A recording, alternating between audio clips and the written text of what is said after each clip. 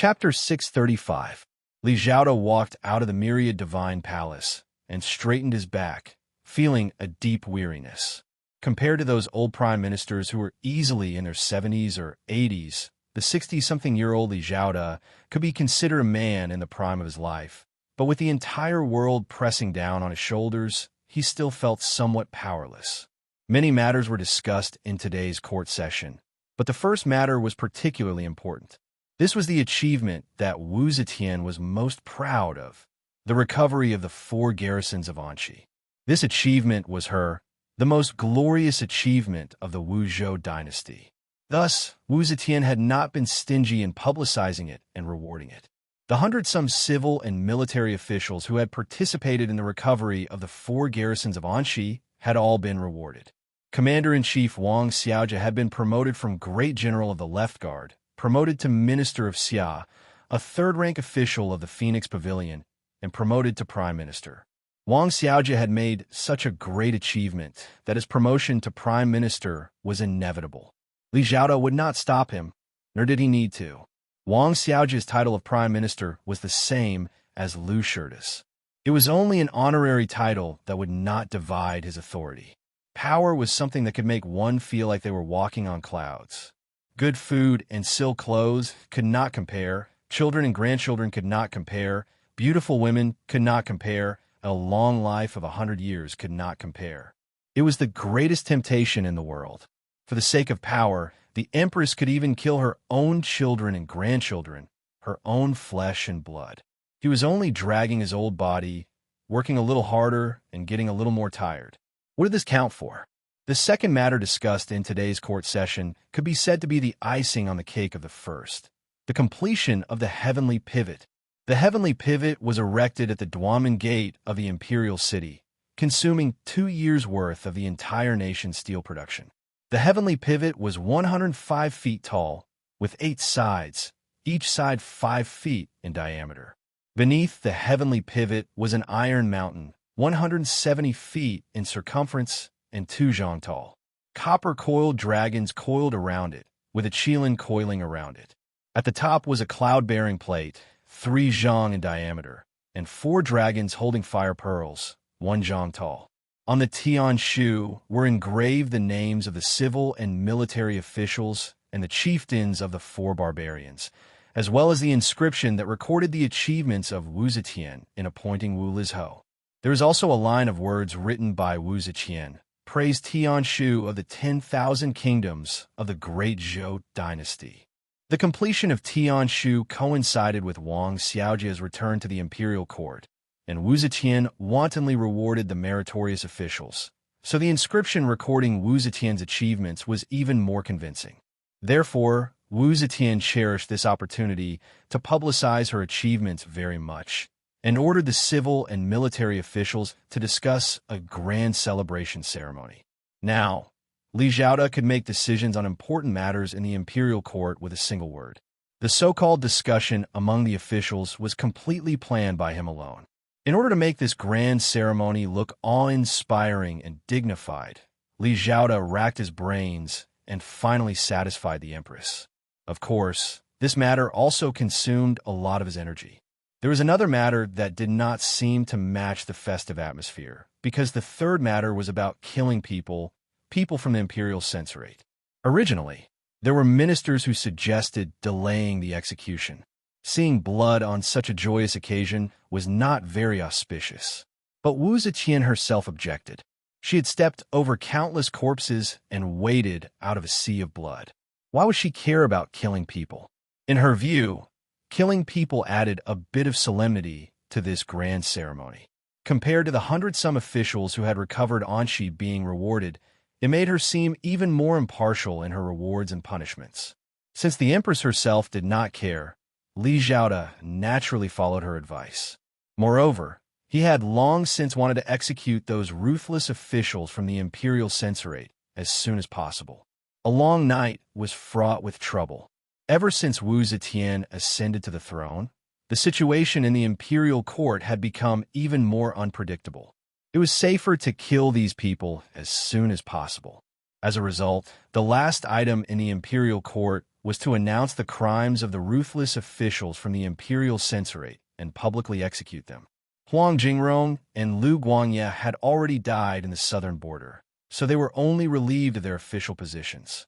The others, such as Wang Guojun, Wu Rang, Zhao Jiulong, and Wang Desho, were all executed.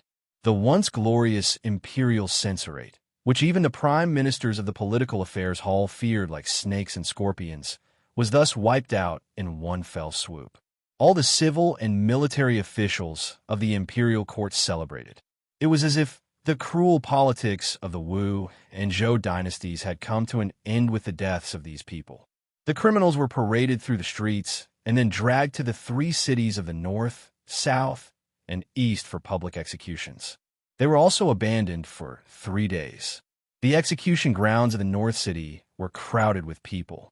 Most of those who had been persecuted by the imperial censorate were from the families of officials. Even though the ruthless officials of the imperial censorate had been executed for extorting the barbarians of the southern border and framing the vagabonds, and their crimes would not be vindicated, some of their family members, relatives, and friends in the capital still surrounded the execution grounds and set up incense tables. They lit incense sticks and burned paper money, waiting for the moment their heads fell to the ground to console the souls of their deceased loved ones in heaven. Among the many incense tables of various sizes set up for the wronged relatives, there was a small and unremarkable incense table. A boy and a girl, dressed in mourning clothes, were kneeling in front of the memorial tablets. They were the son and daughter of the Panzhou provincial governor Feng Juanheng, Feng Yuanyi, and his older sister, Feng Min. Feng Min had originally been imprisoned in the musical house and served as an official slave. Now that Feng Juanheng's case had been vindicated, she was released. She was also taken by Yang Fan and temporarily placed in his home. Today, the imperial court publicly executed a group of ruthless officials. The 2 siblings also came to the execution grounds and set up incense tables for their loved ones. The execution grounds were very quiet. Not a single sound could be heard. Even the cold and stern voice of the executioner could be heard clearly by everyone present. When the executioner raised the executioner's saber high, the entire place was even more silent. It was as if one could hear a pin drop to the ground. The saber rose and fell. A cold light brought a rain of blood. As the saber fell and the rain of blood rose, it was as if the gates of hell had been opened on the 15th day of the 7th month. Shrill and horrible cries quickly filled the entire place. Countless people burst into tears and wailed. They were not crying for the ruthless officials who had been executed, but for their dead relatives. The enemy has finally been beheaded. In the loud wails, they worshipped the deceased and cursed the ruthless officials. Naturally, they also mentioned Yang Fan. If Yang Fan hadn't risked his life, how could the enemy have been beheaded, and how could their relatives rest in peace? However, when they set up the memorial tablets and kowtowed to their benefactor, they didn't expect that Yang Fan was standing among them. Dressed in black, Yang Fan stood behind Feng Yuanyi and his younger brother. When the 2 of them offered incense and worshipped their deceased father, and fell to the ground and wept bitterly, Yang Fan sighed softly, stepped forward, poured a cup of wine, and poured it gently in front of Feng Juanheng's memorial tablet. Then, he turned around to help Feng Yuanyi and his younger brother up, saying in a low voice, "The dead are gone.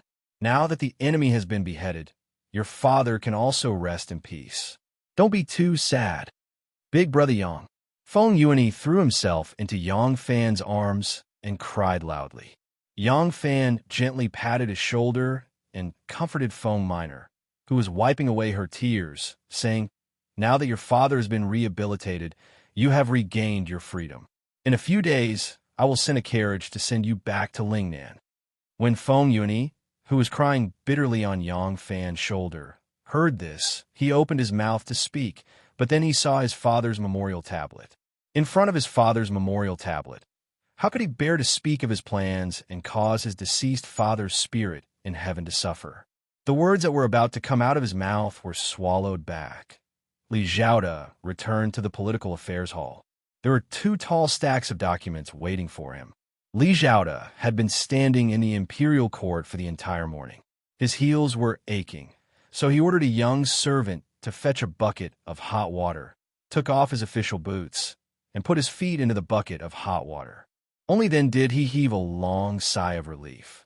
Although there were many documents on the table, he did not feel bored at all. On the contrary, when he saw the high stacks of documents, he felt an inexplicable excitement in his heart. Every document was a piece of power. Perhaps it was someone who had performed meritorious deeds and should be promoted, or someone who had broken the law and should be severely punished, or a place that had suffered a disaster and should be allocated money for disaster relief, or a place that needed to be allocated funds for infrastructure construction. Everything was decided by him. There were medicinal herbs in the water, which seeped into his skin along with the hot water, activating his blood vessels. As he read through the memorials, his mind was also floating, and he felt a strange sense of pleasure. Diligent in politics, daring to take on tasks. He is my right-hand man, and cannot be separated from me even for a moment. This was the Empress's evaluation of him. He did not know how many documents he had read, but Li Zhaoda's presbyopia eyes were already filled with tears, and his old waist was so sore that it was about to break. He had to put down the documents regretfully and asked a young servant to bring a wet towel to wipe his face. He pulled his feet out of the already cold wooden bucket, put on a pair of high-toothed clogs, and wanted to go behind the screen to let the young servant massage his shoulders and back. As soon as Li Zhaoda got up, a young servant walked in lightly, bent down, and reported, "Prime Minister Li, the new imperial officer, Yang Fan, wants to see you." "Oh." Li Zhaoda was not moved at all, as if he had already known that Yang Fan would come. He walked behind the screen as usual and lightly ordered, "Let him in." Yang Fan followed the young servant into the political affairs hall, but did not see Li Zhaoda. Yang Fan slightly raised his eyebrows, and the young servant did not stop walking. He walked to the side of the screen, looked back at him, and gestured for him to follow. Yang Fan smiled knowingly and stepped forward to follow.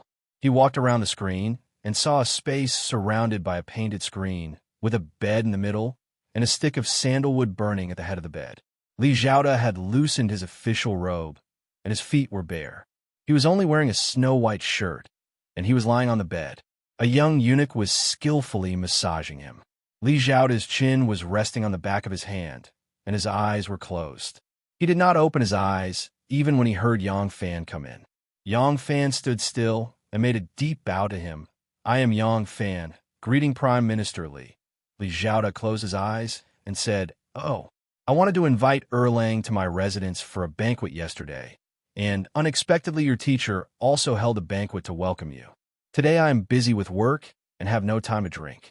I was planning to invite Erlang tomorrow. Why are you here now?" Yang Fan smiled politely and said, "I am not worthy of Prime Minister Li's invitation. I just returned to the capital yesterday, and after seeing His Majesty, I wanted to visit Prime Minister Li. Unexpectedly, my teacher has not seen Yang Fan for a long time, and in his joy, he has already held a banquet at the Drunken Golden Hairpin, so I delay my visit until today." "Ha!" Li Zhaoda laughed loudly, opened his eyes, and looked at Yang Fan with a smile, and said, "Erlang has returned to the capital this time, and has been promoted to Heavenly Official Doctor, and has the right to no Heavenly Official Assistant Minister. Congratulations." When Yang Fan heard this, his face immediately turned bitter. This lowly official's words carry little weight. As a new official, I have no foundation to speak of. This small bamboo raft has to be weighed down with a heavy burden. This lowly official is worried that it will sink. Li Zhaoda raised his white eyebrows and glanced at him with interest. Even the cruel officials of the imperial censorate, who are feared by all the civil and military officials like snakes and scorpions, Erlang is not afraid. Why? Is it difficult to be Heavenly Official Assistant Minister? Yang Fan shook his head and smiled nervously and shook with grievance. The sharp teeth and claws of those cruel officials of the imperial censorate can be seen and can be felt and cannot be considered powerful. But the position of Heavenly Official Doctor is different, especially in this southern border official selection storm. The undercurrent is turbulent, dangerous, and unusual. One careless mistake, and one's body will be smashed to pieces. If not for Prime Minister Li's protection, how would I dare to be the one who rides the waves? Chapter 636. Ha ha ha, Li Xiaoda laughed again. This time, his laughter was much more carefree, and it was clearly different from the laughter just now. He waved his hand, and the young servant behind him retreated to the side. Li Xiaoda turned over and sat up. Yang Fan quickly went forward to support him. The young servant helped Li Xiaoda put on the high-toothed wooden clogs, and Li Xiaoda stood up. His Majesty made you a heavenly official minister, the assistant minister of the heavenly official. His intentions are self-evident. Young people, you should be more responsible. Don't just think of asking others for help when you encounter a problem, Li Xiaoda said with a smile.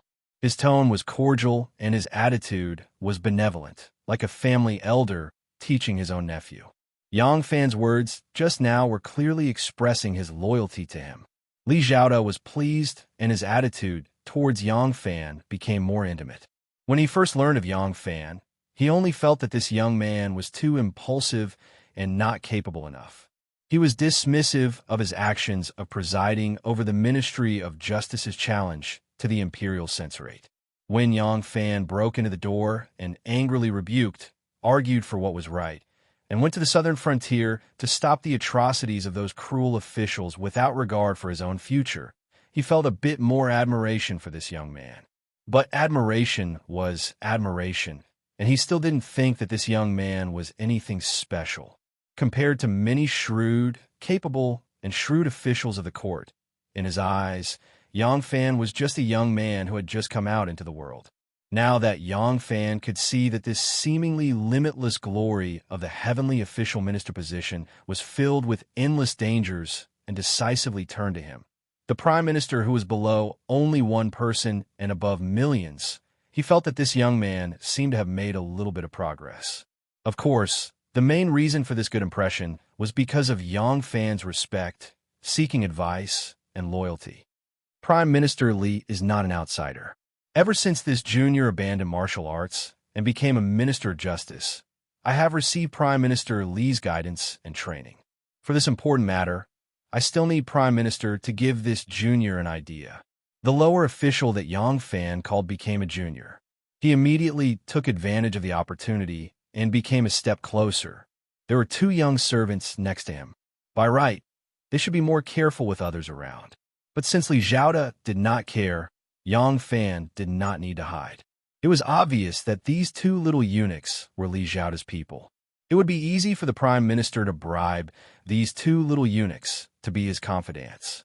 Li Xiaoda walked outside and said with a smile, "It is indeed not easy to choose officials in the southern frontier. If it was easy, the saints would not have specially promoted you to be an official. However, although you are loyal to the imperial court and have the courage to take charge, you are still too young. You do not have enough experience and prestige. I'm afraid that you will not be able to handle some matters. But although you're loyal to the court and you still, there is no position. There, Li Xiaoda said happily. How many scholars, after working hard for half their lives, are still waiting for an official to be elected? There is no vacancy for them to take up. Relatives of meritorious service, nobles in the imperial court, and direct descendants of officials of the 5th rank and above can be appointed. However, you should also understand that most of the officials who are appointed are idle officials, disbanded officials, and some even have official positions and only receive salary." Yang Fan continued to support Li Xiaoda. Li Xiaoda did not want him to let go. He already had the intention to take Yang Fan as his disciple. Since he was his disciple, this attitude was what Yang Fan should have. Now that there is such an opportunity, do you think these people will not dig a thief's hole, seek marriage, rely on friends, and strive for a future with real power? Do you think those meritorious officials and nobles will do their best to fight for a position for them for the sake of their descendants? That's not all. Zhang Yiji, Zhang Changzong, Wu Sanxi, Wu Qingxi, and many other aristocratic families are all staring at this fat piece of meat. If you can satisfy their appetite, it's fine. But if you can't, these people will vent their anger on you. Li Xiaoda stopped and pointed at Yang Fan. At that time, even if you have the ability, you will be torn to pieces by them. Do you think you can deal with the pressure and attacks from so many forces? Yang Fan said solemnly. Prime Minister Li is right. I also understand that if I offend so many forces, I will no longer have a place in the court. Li Zhaoda nodded slowly. Yes. If you want to save your life and ensure your future, you can only satisfy them. But there are only so many vacancies. Everyone wants to fight for one more position. No one will think that the vacancies they have already got can satisfy their appetite. So no matter how you arrange it, it is destined that not everyone will be satisfied. Li Zhaoda glanced at Yang Fan with a faint smile and said, if you want to take care of them all, you don't have so many vacancies to give to them. If you want to weigh the size of the forces and divide this fat piece of meat from big to small, you are destined to offend some people. But these forces, even the weakest among them, are not something you can contend with alone. At that time, you will still be finished. Li Zhaoda patted Yang Fan's arm and said, since you can't go left or right, you might as well be impartial and make a decision. Arrange all the qualified officials according to their qualifications, reputation, status, and talent. It doesn't matter whose camp they belong to. How about this? Not waiting for Yang Fan to answer, Li Zhaoda smiled coldly. If you do this, it will be even more stupid.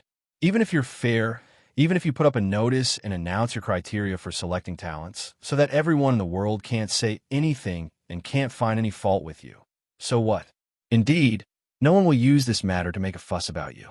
But from now on, you will be unable to move a single step. In the open and in the dark, you will make countless enemies. As long as they get hold of a weakness, a chance, open spears, and hidden arrows will swarm over and crush you to pieces. Li Zhaoda smiled faintly and said, if it is not so troublesome, why would the saint entrust this matter to you? Because the southern border barbarians are close to you. You are the most suitable candidate. However, once this matter is done, you will no longer be an indispensable person. Do you understand? Li Zhaoda said it in a slightly implicit way, but this implicit way was only to contain some words that could not be said directly. Those with a little bit of experience in officialdom would be able to understand. If Yang Fan could not even understand such a clear hint, then he would be a real fool, and it would be fine if he did not become an official. Put Yang Fan in an important position, let him take charge of the matter, and concentrate all the conflicts on him. When the matter was resolved according to her wishes, then she would get rid of Yang Fan to quell the resentment and conflicts from all levels. As the saying goes, once the cunning hare is killed, the hound is cooked. Her Majesty the Empress had always done this. At the beginning, the 6 scholars of the Northern Gate. Later, she used the Shandong noble families to suppress the Guanlong aristocratic families. After succeeding, she vigorously promoted the Han families to suppress the Shandong aristocratic families. Even Xiao Xinji, Lai Junshun, Zhou Xing, and the others to help her eliminate the obstacles to her ascension to the throne. Yang Fan blushed and said, to tell you the truth, Prime Minister Li, Jr. did not sleep last night. I thought over and over again. I feel that no matter if this matter is handled well or not, it will be a disaster for Jr. No matter which direction I go, Jr. has nowhere to go. I can only ask Prime Minister Li to point out the right path. Power! Li Zhaoda patted Yang Fan's arm in a friendly manner. He was like a benevolent elder who was patiently and inculcating his junior. Because you do not have enough power to protect yourself. If the saint does not use you for this matter, and does it himself, how about it? Of course, it will cause some forces to be dissatisfied, and it will cause some interference to the saint, but it will not be a big problem.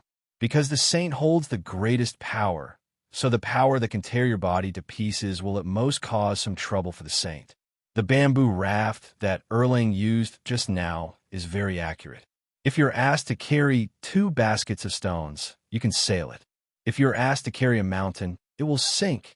Yang Fan let go of Li Zhaoda's arm and took 3 steps back. He bowed deeply to the ground and said respectfully, a small bamboo raft cannot carry a mountain. I need to borrow Prime Minister Li's huge ship that can carry a mountain. Yang Fan exited the political affairs hall. He subconsciously looked in the direction of the palace. The 9-layered palace was like it was in the clouds, magnificent and majestic. Ming Tang and Heaven were two towering buildings that seemed to be as tall as the sky. They went straight into the clouds. In Heaven, there was a huge Buddha with a mysterious smile that looked down on all living beings. It still carried a kind of high and mighty serenity. Yang Fan smiled slightly and said, "Can Li Zhaoda's ship really carry this huge Buddha that is even more majestic than a mountain? It is easy to know others, but difficult to know oneself. The most important thing for a person is to know himself." Li Zhaoda was a person with talent, ability, influence, and prestige. The only thing he lacked now was self-awareness, right? Unfortunately, his thirst for power has already completely blinded his eyes. Yang Fan did not try to get close to the Hall of History. As expected, Warner was busy in the Hall of Martial Attainment. She needed to finish all the things on hand. Tomorrow, she would start her 3-day leave to visit her mother. Of course, she would also visit him. Yang Fan only glanced in the direction of the Hall of Martial Attainment and then walked out of the palace. At the same time that he held the position of heavenly official, he had also become the master of the Xian sect. The selection of officials in the southern border was not only a major test in the court, but also a major test of whether he could sit firmly on the throne of the Xian sect. In order to perform this play well and burn the first 3 fires of a new official beautifully, he had long discussed with Ning Ku and Duguyu when he was in Chang'an. Now the entire plan was being carried out step by step. As expected with Li Zhaoda, next he had to deal with the demon Wu Sansi. "Sect Master, we still have not found young Master Zhang's whereabouts." When they were about to reach the Tianjin Bridge, a guard next to Yang Fan quietly reported the latest news to him. Yang Fan smiled faintly and said, "There is no need to waste too much energy on him. It would be strange if he could be easily found. When I rinse the water dry, this rock, will come out on his own. The urgent matter at hand is for our people to disassociate themselves from Taoist Si Fong and the old nun of Hanoi." Yang Fan had started digging a hole for young Master Jiang a long time ago in Luoyang. At that time, young Master Jiang was the sect master of the Xian sect. Yang Fan's goal was to dig out all of the power of the Xian sect in the capital, and on the surface, it was not him who had done it. Right now, the plan had to continue, but he had to make subtle adjustments. He had to remove the power that belonged to him without arousing young Master Zhang's suspicions. He could not have any more connections with those 3 swindlers. Governing a great country was like cooking a small fish, but cooking a small fish was not just governing a country. The play in Luoyang was much harder to sing than the play in Chang'an. Chapter 637. In the afternoon, Yang Fan returned to the Liang household.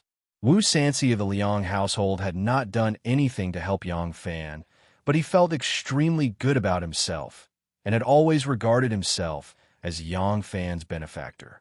Although he had never taken the initiative to provide any help to Yang Fan, objectively speaking, he had indeed played the role of covering for Yang Fan. He and his 5 dogs had always regarded Yang Fan as one of their own. Because of this, Empress Wu Zetian mistakenly thought that although Yang Fan did not get along with Wu Qingxi, he had an extremely close relationship with Wu Sansi.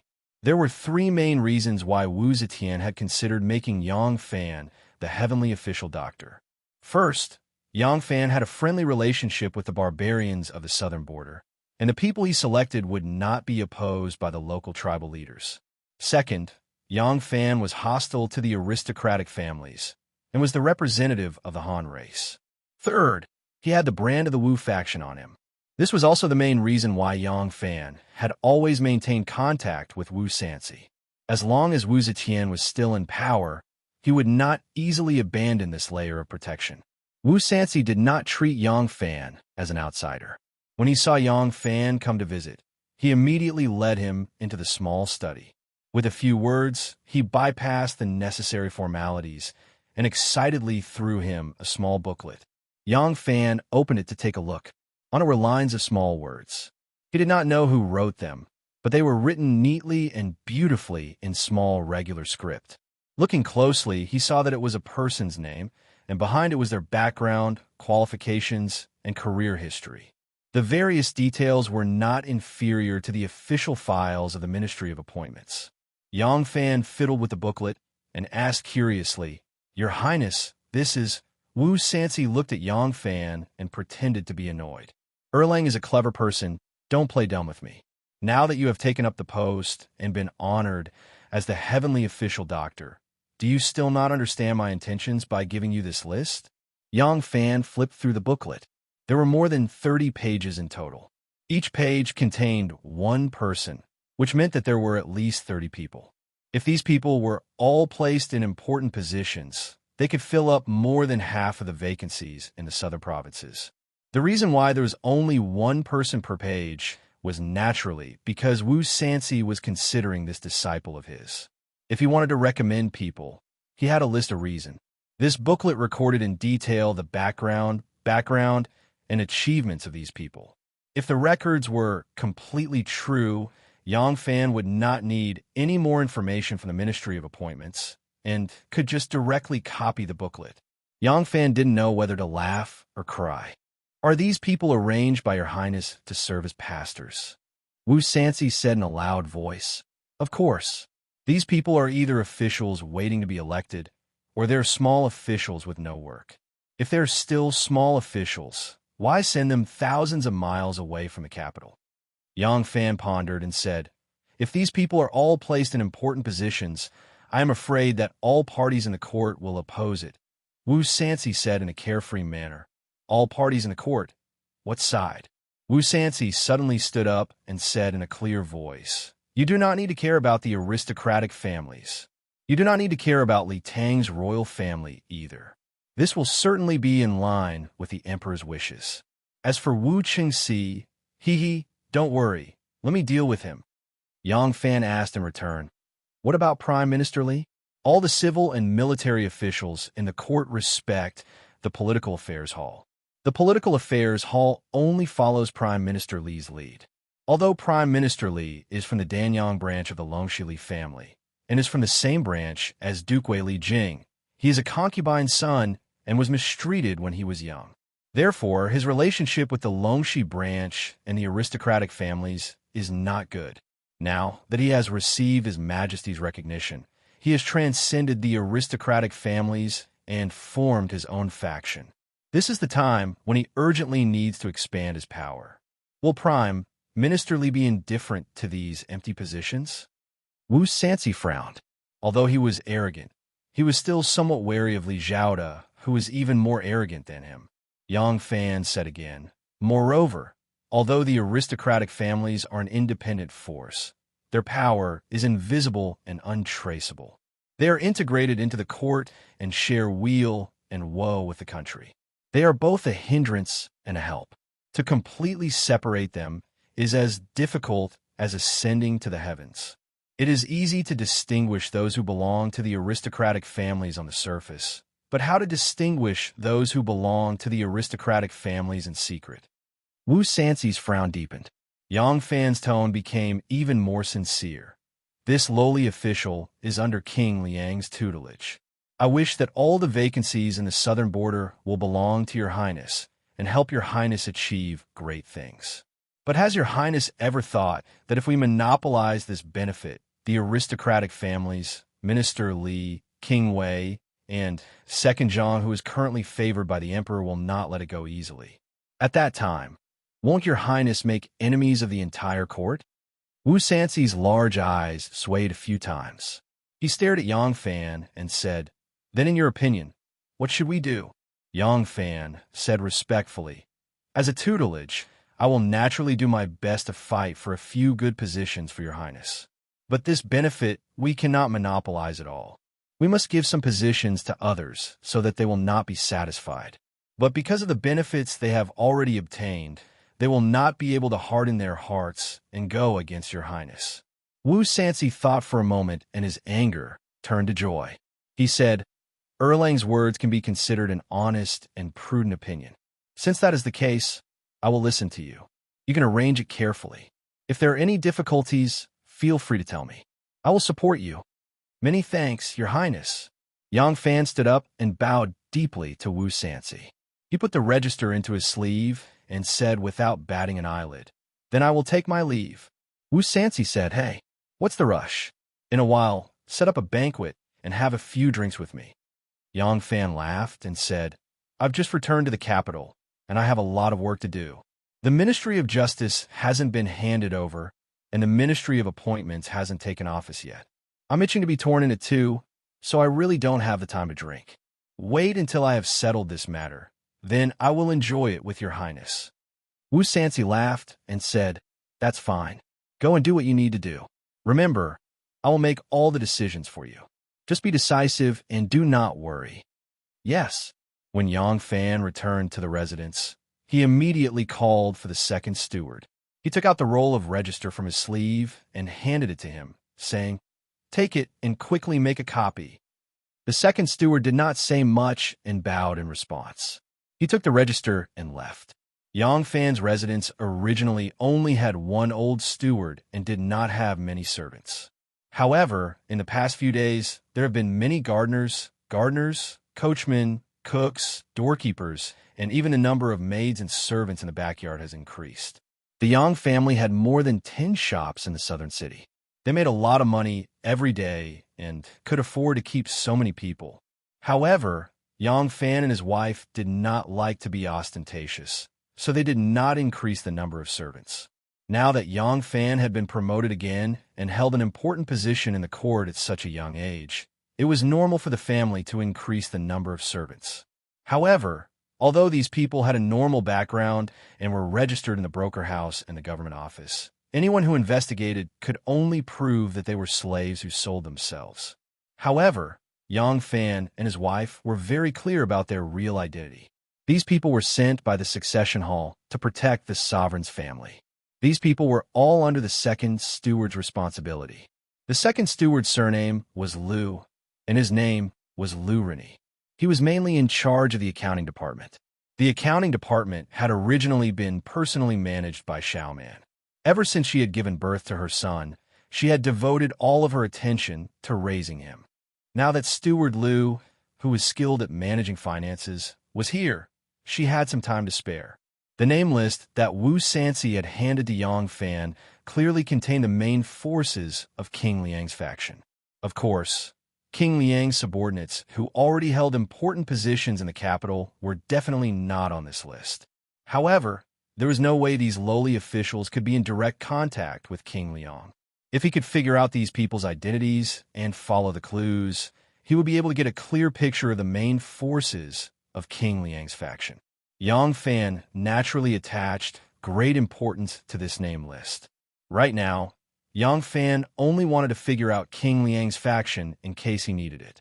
Before Wu Qingxi and Er Zhang's strength was exposed and severely weakened, Yang Fan wouldn't make a move against Wu Sansi's faction.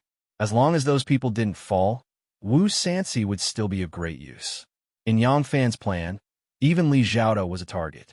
This was a request that Grandpa Li had personally made, so he had no choice but to agree. Moreover, based on his own understanding of the situation, he also felt that he should consider Li Xiaoda as an opponent. When Di Renjia, Ren Jigu, and the others were prime ministers, Li Xiaoda was only a lowly person in the political affairs hall, and his words carried little weight. He had the least seniority among them. These prime ministers had fallen one after another in the struggle against Zhou Xing, Lai Junxin, and the other ruthless officials. Zhou Xing and Lai Junxin had also fallen from power, and the outstanding figures of both factions had been swept clean. This power vacuum had been smoothly filled by Li Xiaoda. Li Xiaoda was now second only to the emperor, and his mentality had also changed. Back then, he could have put in a few words for Di Renjia, Ren Jigu, and the others, and kept them in the capital. However, because he was unwilling to relinquish the power in his hands, he cleverly advised the emperor to make the decision to demote these prime ministers to county magistrates and expel them from the capital. Now, he was highly regarded by the empress, and his desire to oppose the empress was growing weaker. Perhaps he still favored Li Tang, but this desire couldn't surpass his desire for fame and fortune. If one said that his insistence on making Li Tang's heir crown prince was due to his loyalty to the Li clan as an old subject of Li Tang's. One might as well say that it was because he coveted the merit of ascending to the throne so that he could continue to wield power in the court. Whether it was Wu Chengxi or Wu Sanxi, putting aside their old grudges with Li Zhaoda, even if Li Zhaoda was willing to submit to them, given their domineering personalities, once they became emperor, they would never listen to Li Zhaoda's every word. Li Zhaoda had already changed from a supporter of the Li clan to a supporter of the emperor. As long as Wu Zetian did not die, he would do his utmost to support her.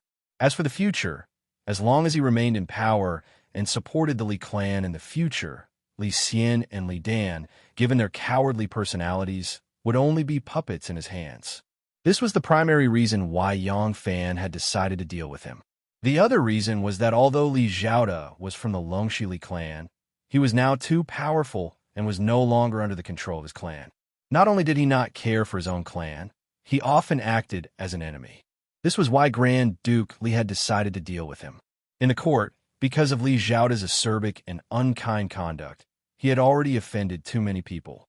Yang Fan knew that even if he did not deal with Li Zhaoda, the resentment that had accumulated in the hearts of the civil and military officials had already reached the point where they would explode. At that time, Li Zhaoda would still fall. Li Zhaoda's possessiveness was too strong.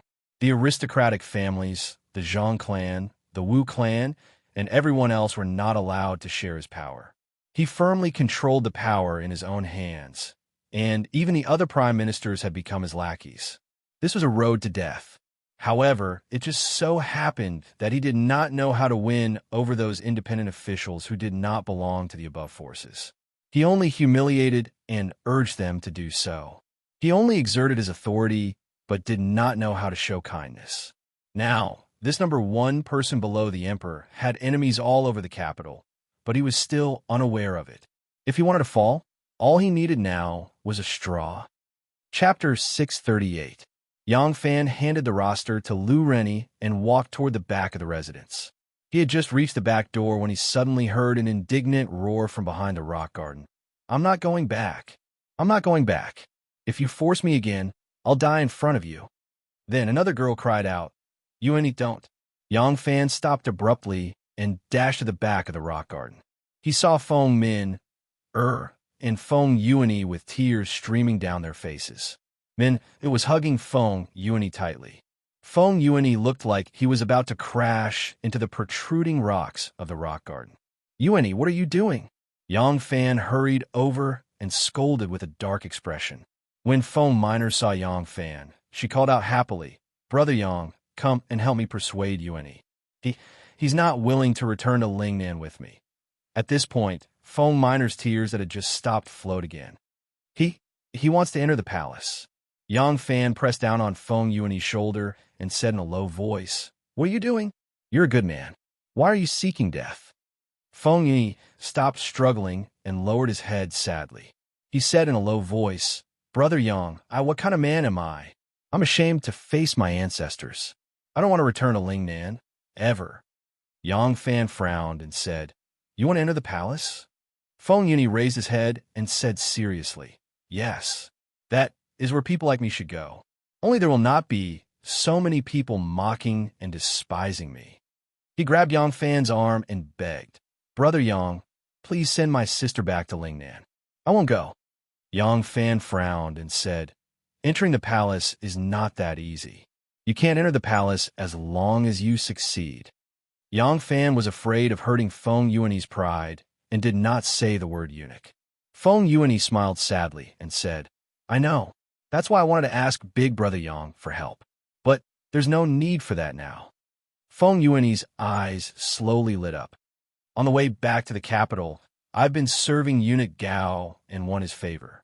Now, I've already acknowledged Eunuch Gao as my adoptive father. He promised me that as long as I'm willing to enter the palace, he'll bring me in. He said that as long as he nodded, it would be very easy for me to enter the palace and become a little eunuch." Yang Fan stared fixedly at Feng Yuani. This child's figure was far more mature than his peers. His eyes shone with an indescribable air of maturity. Perhaps this was the greatest humiliation for a man, causing him to mature prematurely. Yang Fan could read his pain and fear. After a long time, he finally nodded and said slowly, "All right, if you insist, I won't stop you." Feng Yuanyi was overjoyed and quickly said, "Thank you, big brother Yang." Yang Fan nodded and said, "Go back to your room first. Men don't cry easily. Don't cry again in the future. I'll have a few words with your sister." Okay. Feng Yuanyi knew that Yang Fan wanted to persuade his sister, so he quickly nodded. Looking at his sister's tear-stained face, he bit his lip and ran back to his room. Right now, he didn't even have the courage to speak to his own sister. Yang Fan used his large sleeves to sweep away the fallen leaves on the rocks beside the pond. He gestured to Foam Miner and said, "Minor, sit down and talk." Yang Fan sat down first. Foam Miner gently wiped away her tears and sat down beside him. Yang Fan thought for a moment and said softly, "Minor, this kind of thing is indeed a great harm to a man." Yuanyi is still young and didn't understand at first.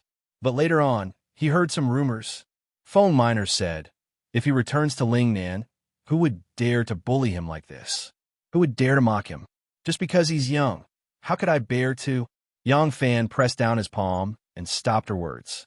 Sometimes, humiliation doesn't come from other people's words or attitudes, but from his own inner demons. The more he sees his relatives and old friends, the more he feels humiliated. He feels like he can't lift his head. You're not a man. You don't understand that kind of feeling. Foam Miner's tears widened and she asked, "Then should I let him enter the palace?" At this point, she couldn't help but cry again. He's still so young, and he's never served anyone before. Yang Fan said, now, in his heart, only the palace is where he should be. There won't be so many people looking at him strangely. Perhaps returning to his hometown is a kind of torture, a kind of harm to him. Don't worry, the people in the palace will be released every few years. His identity is special. As long as he wants to leave the palace, he can leave at any time. In this situation, it's better to let him enter the palace first and wait until his emotions have calmed down. Yang Fan then said to Foam Miner, "Unit Gao has a very high status in the palace. Since he has adopted Yuanyi as his son, Yuanyi won't be bullied in the palace, and he won't have a bad life. I will also take care of him in the capital." Foam Miner was only a young girl and didn't have so many ideas. Her younger brother insisted on entering the palace, and now that Yang Fan said the same, Foam Miner couldn't insist anymore. She lowered her head and thought for a while. Suddenly, she raised her head and said to Yang Fan firmly, "If my younger brother doesn't leave, I won't leave either. I will take care of him in the capital." Yang Fan said in shock, "You just came out of the palace. Don't tell me you're going back. There are many rules in the palace. The palace maids and internal attendants all have their own duties. Even if you and Yuan live in two adjacent palaces, separated only by a palace wall, you might not be able to see each other every day." Foam Miner didn't understand the situation in the palace. When she heard Yang Fan say this, she couldn't help but ask blankly, "Then, what if I live outside the palace?" Yang Fan smiled bitterly and said, "How can people outside the palace enter the palace as they please? Don't think that I can go to the palace every day, but I only go to the outer court. Unless the emperor gives an edict to summon me, I can't enter the inner gardens of the inner palace. Unless it's someone as favored as Princess Taiping, then she can enter the palace without being summoned, but she can't enter the palace all the time." At this point, Yang Fan's voice suddenly stopped, as if he had thought of something. Foam Miner was quite quick-witted. Her almond-shaped eyes immediately brightened, and she said happily, "Brother Yang, you have an idea?" Yang Fan thought for a moment. His gaze slowly moved to Foam Miner, and he asked, "Can you sing?"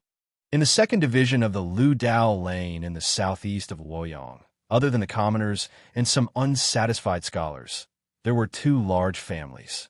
One was the residence of Scholar Xiang Jun, who had retired and retired. The other family's mansion was much more luxurious than Scholar Xiang's. The name on the lintel of this mansion's door was not the owner's surname. Generally speaking, the residence that the owner often lived in would be named after the owner's surname, such as the Lu Mansion, the Zhang Mansion, or the Li Mansion. This made it easier for others to find and identify it. However, this magnificent mansion's hanging inscribed board seemed to indicate that it was a residence of a lower courtyard. Just like Princess Taiping's villa in Golden Grain Garden was called Zizhe Yuan, this mansion was called Luzhou. Luzhou was a very elegant and beautiful mansion. The sunlight bathed it warmly. On the crisscrossing bluestone paths, a few sparse leaves of the parasol tree floated in the air. Not only did the path not look desolate, it looked even more clean and tidy. Upon entering this mansion, it was difficult to see a man. All that came and went were women, young and beautiful women. Most of them were like the herons in the name of the mansion. They had a pair of slender and elegant legs. They strolled on the pavilions in the forest, between the long corridors and the winding bridges, like egrets moving their long legs. Fairy flowers fluttered, fragrant orchids filled the air, lotus robes fluttered, rings and ornaments clanged, peaches in spring, and slender waists. This was clearly a den of beauties. If there were so many young and beautiful women in a mansion, and the sound of stringed instruments could be heard from time to time, and a few melodious voices could be heard from there, the first word that people would think of would be a brothel. But in fact, compared with the deserted mansion of Grand Secretary Xiang, this Luzhou was also rarely visited by guests. Moreover, the hustle and bustle here only belonged to the daytime, and at night, it was as quiet as ordinary people's homes. Because this was actually the residence of great Minister Rume of the musical house, and many beautiful girls in this mansion were her disciples. The status of a kabuki was not high, but once it was promoted to the level of master, it would be completely different. All the dignitaries, princes, and ministers in the imperial court would be respectful and courteous to Rume. Occasionally, they would hold some grand banquets, and if they could invite Rume to perform, it would be a supreme honor. Because the princes, marquises, and ministers treated Rume as a distinguished guest, so although there were many young and beautiful girls in the mansion of the great minister of the musical house, no rascal dared to make trouble. In the back garden, the red maples were like fire, and the green pines were still there. Rume sat beside the stone table, with a futon covered with soft feathers under her buttocks. On the edge of her lotus skirt, there stood a bright and beautiful rose, competing with the late autumn for the last glimmer of spring. Not far behind her, a rattan swing was still swaying gently. Yang Fan sat on the other side of the stone table and said to Rume with a smile, Miss Min is from the south of the Nine Ridges. Since she was a child, she has sung a good mountain song and practiced a good voice. Her foundation is not bad. If you accept her as a disciple and give her a good training, she will definitely become a great person in the future. Rume smiled and said, Miss Min just wants to take care of my brother and go in and out of the palace more conveniently. She is not sincere in learning. Since Yang Longzhong has asked, how can I not give you face? Although everyone can learn singing and dancing, to become a great person, they also have to pay a lot of hard work. If Miss Min is not interested in this, you can just live in a mansion and you don't have to be my disciple. Min who stood in front of the two, bowed to Rume and said respectfully, I want to take care of my brother nearby, but since I am a disciple of a master, I also sincerely want to learn. Ever since I became your disciple, I have thrown away all the past. From now on, I'm only a disciple of your master. Please teach me. Rume's clear eyes stared deeply at her, and she smiled. Good. If you have this thought, I will not give you special care and will treat you the same as other disciples in the future. She pondered for a moment and said, Since you are my disciple, it is naturally easy for you to go in and out of the palace.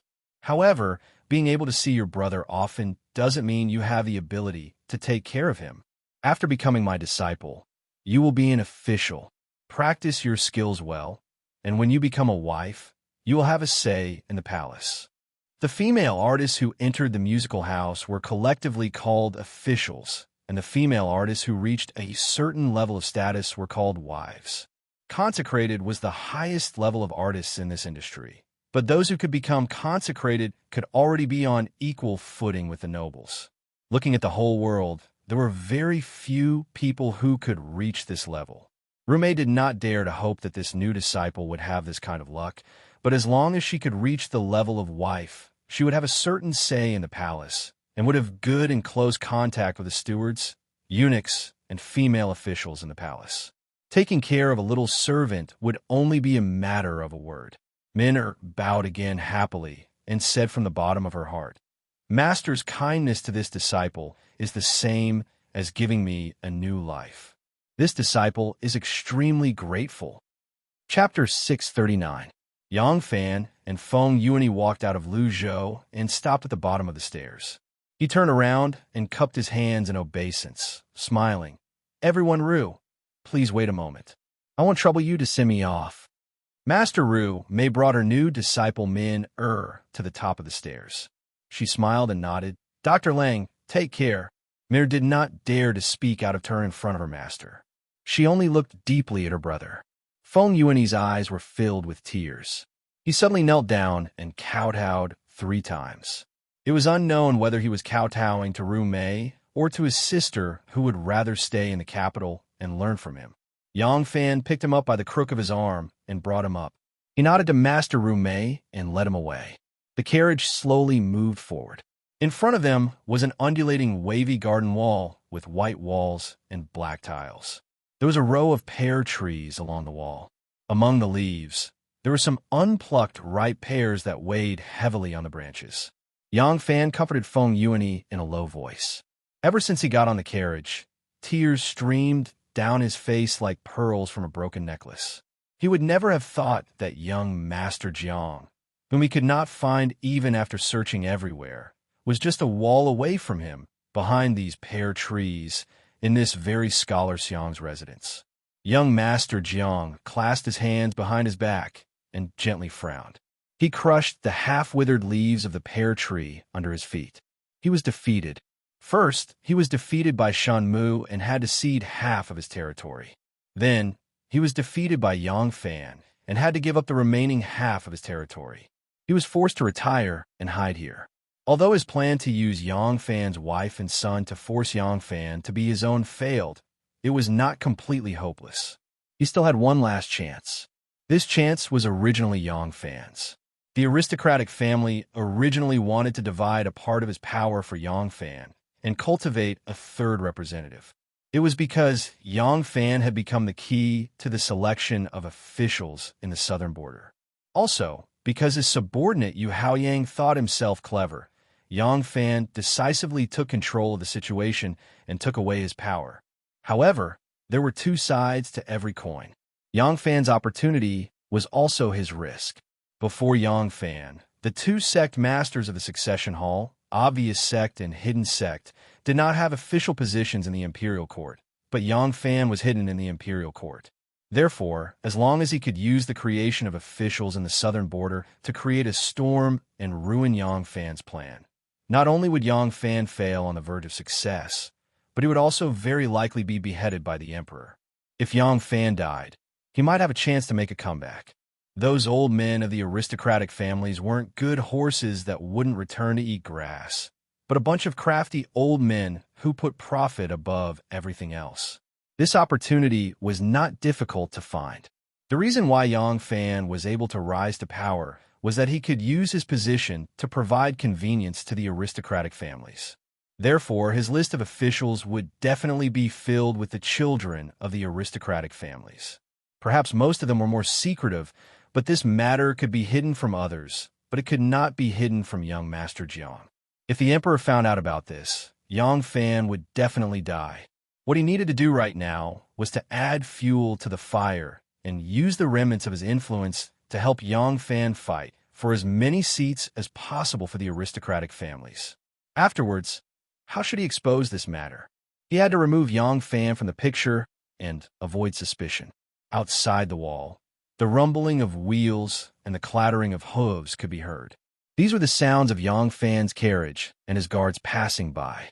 Young Master Jiang was lost in thought.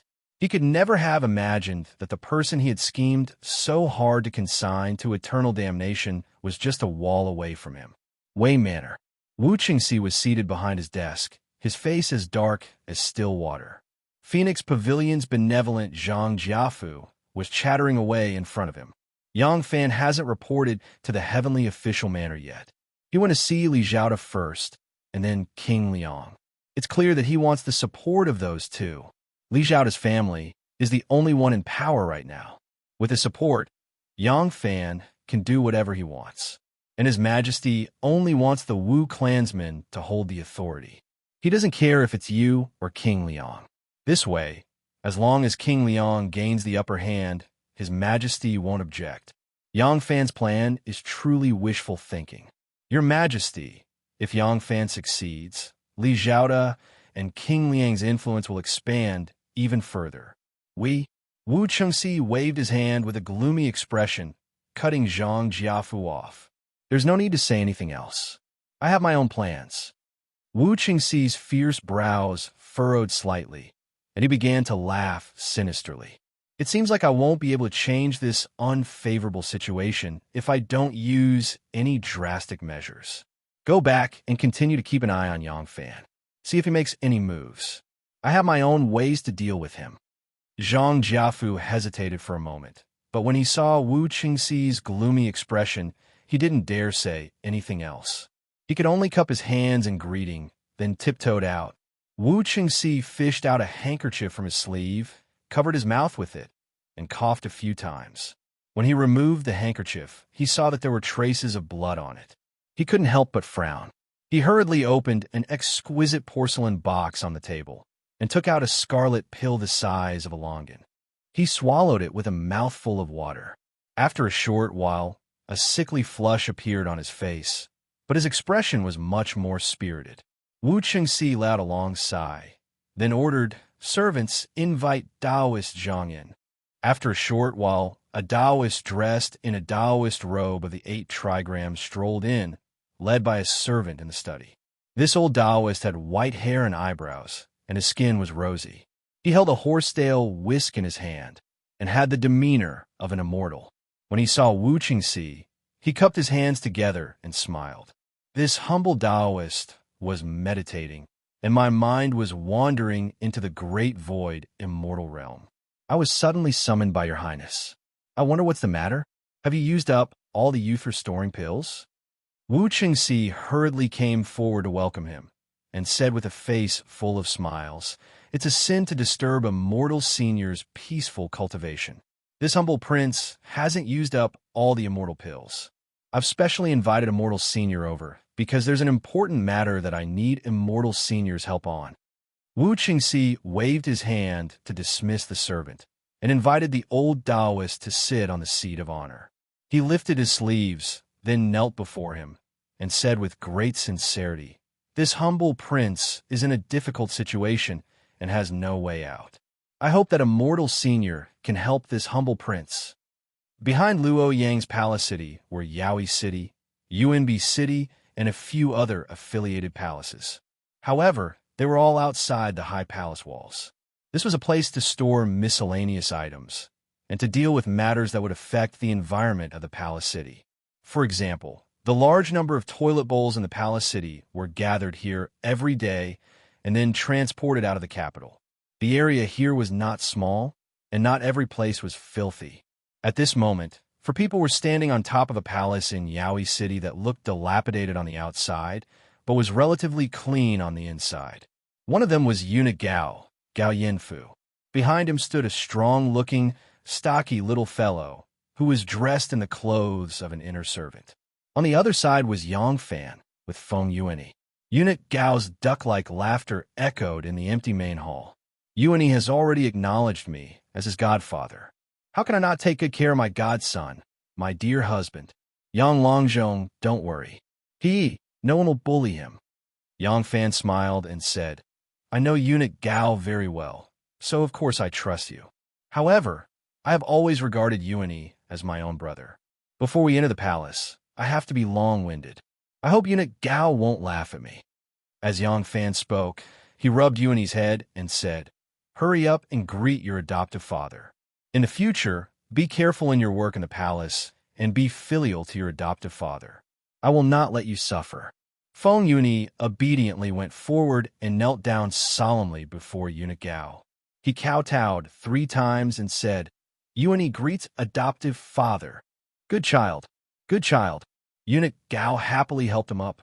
He looked at the dark-skinned, quick-eyed youth behind him and said to Feng Yuani, General Li Qianli has just sent a batch of people to the palace from Lingnan. I could have chosen 2 people to serve by my side, but I purposely chose him and left the other position for you. With you by my side, no one will dare to bully you. Eunuch Gao pointed at the youth and said, This child has also acknowledged me as his adoptive father. My surname is Gao, and I have already given him a name, Gao Jingang. Now that you're my adoptive son, I cannot favor one and discriminate against the other, so I will also give you a name. You will be called Jingang, and you will be called Strongman. From now on, you will be called Gao Li Shi. What do you think? Feng Yuani crossed his arms and bowed respectfully. Thank you, adoptive father, for giving me a name. Eunuch Gao laughed and shook his buttocks like a duck. He brought his 2 adoptive sons, Jingang and Strongman, back to the inner palace. Yang Fan looked at their backs. The son of the former provincial governor of Panzhou followed behind Eunuch Gao and never looked back. Yang Fan looked at his stiff neck and let out a deep sigh, which echoed in the empty palace. Gao Li Shi still had to undergo a physical examination and be registered by the Yamen. As for his identity, origin, and arrangements, with Eunuch Gao's status and power in the inner palace, it was naturally up to him to decide. There was no need for Yang Fan to worry. Yang Fan left Yaoi City, passed through the Round Wall, and arrived at the northern city wall. Because this area was adjacent to the back of the palace, it was the city wall. People entering the city could not enter from this direction, so the palace gate was almost permanently closed. The road between the city wall and the palace wall was extremely wide, at least 100 paces wide. This was to prevent enemies from attacking the palace with catapults if they came under the city wall. With such a wide road and the obstruction of the Round Wall City in Yaoi City, no long-range weapons would be able to land in the palace. There were no pedestrians on this road. Although it was cleaned every day, there was still an air of old decay. Yang Fan's entourage and carriage were parked at the right side of the Xuanwu Gate, 2 miles away. Yang Fan could only walk there. Yang Fan walked as he deliberated his plan. The high city wall and the palace wall were as quiet as the wilderness, allowing his thoughts to quickly calm down. In the 2 days back in the city, he was really busy.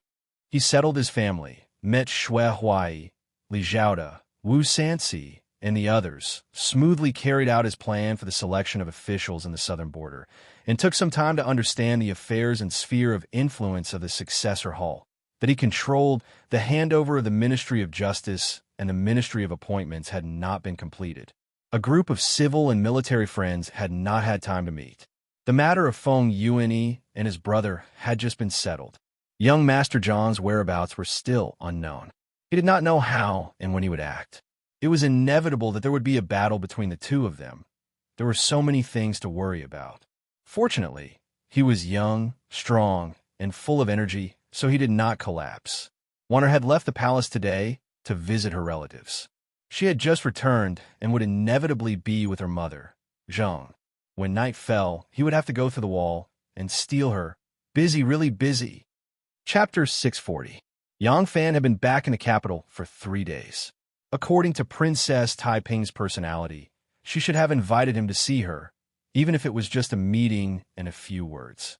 But this time, the princess did not send anyone to see him, which inevitably made Yang Fan think, is it true that the princess is pregnant? So, she is ashamed to see me?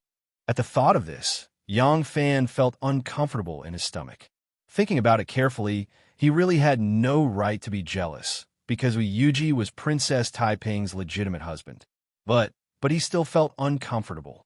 Perhaps the only reason he could stand was that Princess Taiping once told him that she never let Wu Yuji touch her. Although it was only a few words that Princess Taiping had said to him on the bow of the ship that year on the Double Seventh Festival, she had only told him about the situation between husband and wife up to now. It could not be considered a promise. It was only about the past and not the future, but in his heart he had already taken it as a promise, an implicit promise. Especially when they had untied the knot in their hearts on the way to Chang, and how could the princess, This princess really could not help but think, and as soon as he thought of this, she quickly appeared. When Yang Fan thought of her, he had already walked to the Xuanwu Gate, where his bodyguard was waiting. The general stationed at the Xuanwu Gate was Zhang Shitong, who had once fought with him in the western regions. Zhang Shitong had been promoted to brigade commander, and the two met very affectionately. After chatting with Zhang Shitong for a while at the palace gate, Yang Fan cupped his hands to bid farewell.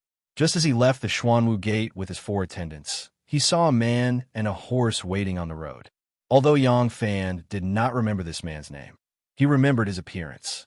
After Princess Taiping's original groom, Su Haod, was sent to Zizia Garden to be a steward, this man replaced him and became Princess Taiping's groom. Naturally, he was also one of her trusted aides. When Yang Fan saw him, he subconsciously pulled the reins. The palace was not a place to talk, and the man did not dismount. He only smiled at Yang Fan, turned the horse's head, and said, "Doctor, please follow me." That man took the lead, leading Yang Fan around the palace, and galloped straight ahead. The Tianjin Bridge was not directly facing the palace, but the man did not turn to go around the Tianjin Bridge. Instead, he rode straight to the willow embankment in front of him, flipped over and dismounted. Pulling on the reins, he smiled and pointed to the riverside. Yang Fan suddenly understood and ordered his 4 subordinates, "Follow the ship." With that, Yang Fan jumped off his horse and hurried to the riverside. A large ship was currently anchored by the riverside. The steps had already been set up. The sailors and boatmen on the ship were all busy, arranging the sails and winding the ropes. No one looked at him, but Yang Fan quickly descended the embankment. Just as he stepped onto the deck, the boatman appeared out of nowhere. With a shout, the sailors all began to move, untied the ropes, put away the steps, and the boat slowly drifted downstream with the Luo River. This process was extremely fast. If there were people watching Yang Fan, they would not be able to follow him into the palace. After following him to the Tianjin Bridge, they could only guard the other side, waiting for Yang Fan to come out of the palace. This was because that was the path that Yang Fan had to take. Therefore, they were destined to not be able to see this tryst. Yang Fan lifted the cabin curtain. There were tables and chairs inside, but there was no one in the hall. Yang Fan slowed down his steps and probingly asked, "Princess, come in." A sweet voice called out from inside the cabin. The voice was gentle and magnetic, containing a kind of intoxicating magic. Yang Fan walked over and lifted the cabin curtain. What came into view was a bed, a curtain, a dressing table, and a screen. It was a boudoir that was beautifully decorated. An alluring fragrance wafted into his nose. Immediately, Yang Fan saw that Princess Taiping, who was said to be several months pregnant, was wearing a thin, soft, and revealing underwear. She was sitting in front of the dressing table. Behind the dressing table was a window. The sunlight shone through the water, then reflected on her body sitting in the cabin. Finally, it was reflected in the delicate mirror. Her appearance was as soft and beautiful as water. When Yang Fan lifted the cabin curtain and walked in, she was putting down her eyebrow pencil. She looked back at Yang Fan with a sweet smile. Her slender waist gently twisted, showing a charming curve. Her towering breasts were full and round like 2 bright moons. How could such a charming seductress be a woman who was several months pregnant? Yang Fan was stunned. He rolled his eyes and did not come back to his senses for a while. Princess Taiping automatically regarded his confusion as amazement.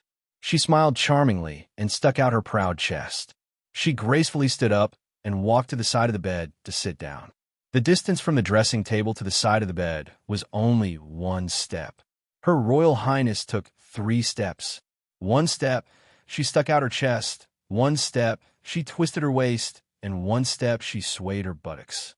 She presented her 3 most charming and seductive parts in front of Yang Fan one by one.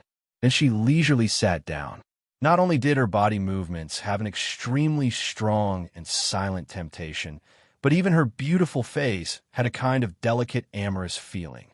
Yang Fan was angry and amused at the same time. Princess Taiping obviously put on an inviting posture, but he did not go over.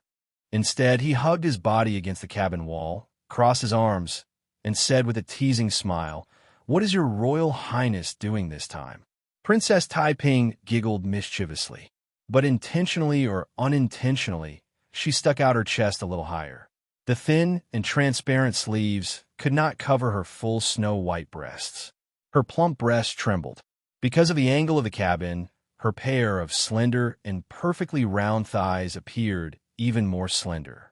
The part of her calves that was exposed under her skirt, because of the reflection of the gentle sunlight on the water surface, exuded a kind of seductive brilliance that made men drool.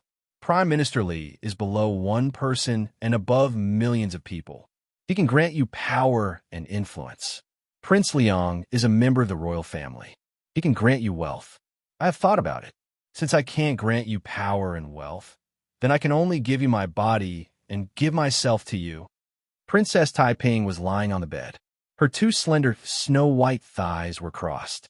Her pair of snow-white, jade-like skin was as white as frost. Her delicate feet were swaying gently. She was so beautiful that there was no flaw.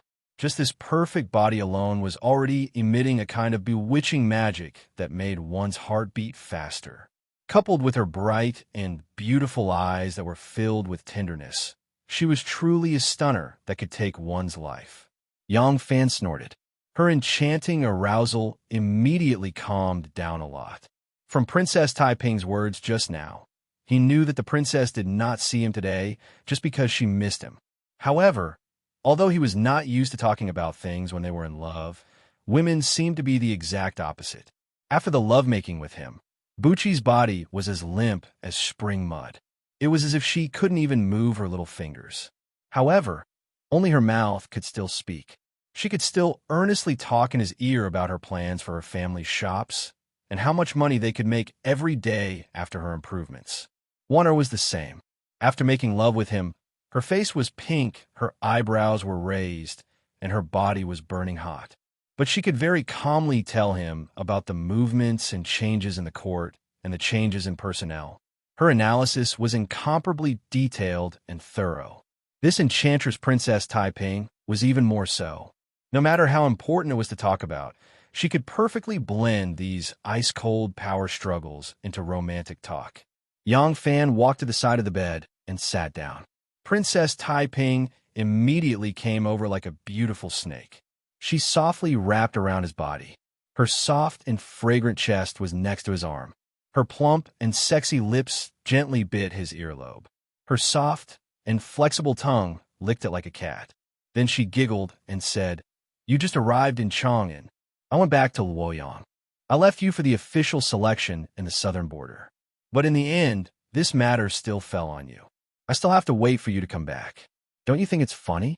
Yang Fan did not want to talk business with her immediately. He still had a knot in his heart that had not been solved. His tone was stiff. "Aren't you already pregnant?" Princess Taiping prettily rolled her eyes at him.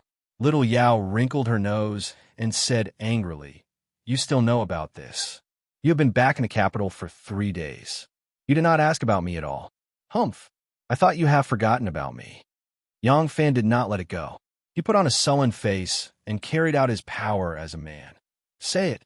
What is going on?" Princess Taiping giggled. Seeing that he cared, she was very proud and happy in her heart. "Lang Jun, do you remember that I have once said that I have solved the problem with Wu Yuji and he will not trouble you in the future?" Yang Fan frowned and thought for a while. He nodded and said, "Yes." "What did you do?" Princess Taiping snorted and said, "He is from the Wu family. What extreme means can I use?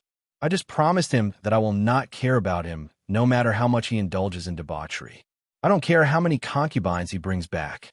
If his concubines have children, they can count on me. In the future, they can give his children a good birth. In exchange for my freedom." Hearing this, Yang Fan's heart was moved, and he couldn't help holding her hand. Is his concubine pregnant?" "Yes, but I have to pretend for a few months. I can't even leave the mansion easily. Moreover, pretending to be pregnant is more difficult than really being pregnant," Princess Taiping said pitifully. She suddenly sat up happily and threw herself into Yang Fan's arms. She said happily, "How about, we really have one?" Yang Fan was shocked. He quickly coughed and said, "Let's talk about business first." Princess Taiping began to giggle again. Yang Fan was very helpless. This was the ship, and the people outside were all sailors. Moreover, it was still daytime. He knew that Princess Taiping was just teasing him, but he did not dare to take the bait. If this woman really went crazy, perhaps she really would not care about the daytime obscenity. Women are like springs. If you are weak, they will be strong. Therefore, Yang Fan, who showed his manly power in front of Wanner, suffered a setback in front of Princess Taiping. Princess Taiping sat up. Her plump, slender, and pink thighs were wrapped around Yang Fan's body. Her hands were around his neck. She was like a coquettish little girl asking for candy. She pouted her mouth and said, "I am determined to get the vacancies in the southern border. Since you're in charge of this matter now, tell me, how many vacancies are you going to leave for your women?" A strange light suddenly appeared in Yang Fan's eyes. He asked in a strange tone, "These vacancies, do you really want them?" Chapter 641. Princess Taiping was a smart girl who could understand the meaning of a person's words. Moreover, the person in front of her was Yang Fan. She knew Yang Fan very well. Therefore, when Yang Fan's tone was a little strange, she could feel the meaning behind it. She moved her body and fixed her bright eyes on Yang Fan's face. After a long time, she put on a faint smile and asked softly, "This time, who is going to be unlucky?" Yang Fan raised his eyebrows and asked, "Do you know what I'm going to do?" Princess Taiping smiled and shook her head. "I am not a worm in your stomach. How would I know what you were going to do? But since you said so, I know you're digging a pit, and then someone will jump into it." Princess Taiping's charming eyes rippled, and she giggled. "Maybe even the pit is not dug by you. You just pointed to a place and said there's treasure down there, and then someone will go and dig a big pit and jump into it." Princess Taiping sighed softly and said, "I am afraid that even the person who dug the pit is not you." Yang Fan's shoulders gently shook, and then his movements became more and more intense. He was laughing silently. Speaking of a bosom friend, it must be Taiping. Unexpectedly, she could sum it up so concisely and clearly. Princess Taiping's plump leg was still straddling Yang Fan's body. When Yang Fan laughed, her soft body also trembled. Yang Fan laughed very intensely, but he did not laugh at all. After laughing silently for a long time, he slowly stopped laughing and said while panting, "Since you know it, do you still want to participate?" Princess Taiping hurriedly shook her head with a very obedient expression. "Of course not." But her eyes showed a touch of mischievousness. "At least, you should tell me how big the pit is so that I can avoid it. Don't you think so?" As she spoke, she wrapped her arms around Yang Fan's neck in an attempt to please him. She moved her sexy and plump lips closer and gently kissed Yang Fan on the cheek. The aristocratic families had been suppressed by the imperial power these years. Every time they fought for an official position, they had to spend a lot of manpower and material resources. This time, there were a lot of official vacancies in the southern border provinces. They naturally cared about it, because every position they had in the government meant more influence. Although the border provinces did not have much influence on the imperial court, the risk was not small. But because the mountains were high and the emperor was far away, they would not be suppressed and excluded as soon as they entered the officialdom. Moreover, the aristocratic family's plans were quite grand. They were determined to overthrow Wu Zetian's rule, and if there really came a day when they controlled more of the provinces and counties in the outer regions, the chances of the world falling into chaos would be smaller. From this long-term goal, they were determined to obtain these positions. Right now, Zhang Changzong and Zhang Yiji's biggest reliance was the emperor's trust. They were eager to establish their own power and had no interest in the prefectures and counties of the border provinces. However, the imperial court needed to fill the vacancies in the officials, so it was impossible to appoint the governor, provincial governor, and other high-ranking official from the candidates. Whether it was qualifications, experience, or talent, these officials who were waiting to be elected had never held such a high position. They were afraid that they would not be able to do it. These officials could only be selected from the existing officials in the imperial court to be stationed there. Once they left, there would be a vacancy in the imperial court. Second Zhang valued this vacancy in the imperial court. On the other hand, Wu Sanxi, Wu Qingxi, and Princess Taiping wanted to expand their power in a roundabout way. It was not easy to become an official in the imperial court. They wanted to get their trusted aides to become officials in the southern border provinces. Using their superior position in front of the emperor, these trusted aides would only need to work there for a year or two. After that, through their manipulation, it would be much easier to transfer them back to the capital. Simply put, becoming an official in the capital, especially an official with real power, was no different from leaping over the Dragon's Gate. It was too difficult. Not everyone was as lucky as Yang Fan. However, they first sent their trusted aides to the local areas. With the capital as a springboard, it would be much easier to transfer them back to the capital from Fuzhou County. Therefore, Wu Erwu and Princess Taiping paid special attention to these vacancies. Li Zhaoda undoubtedly had the same wishful thinking.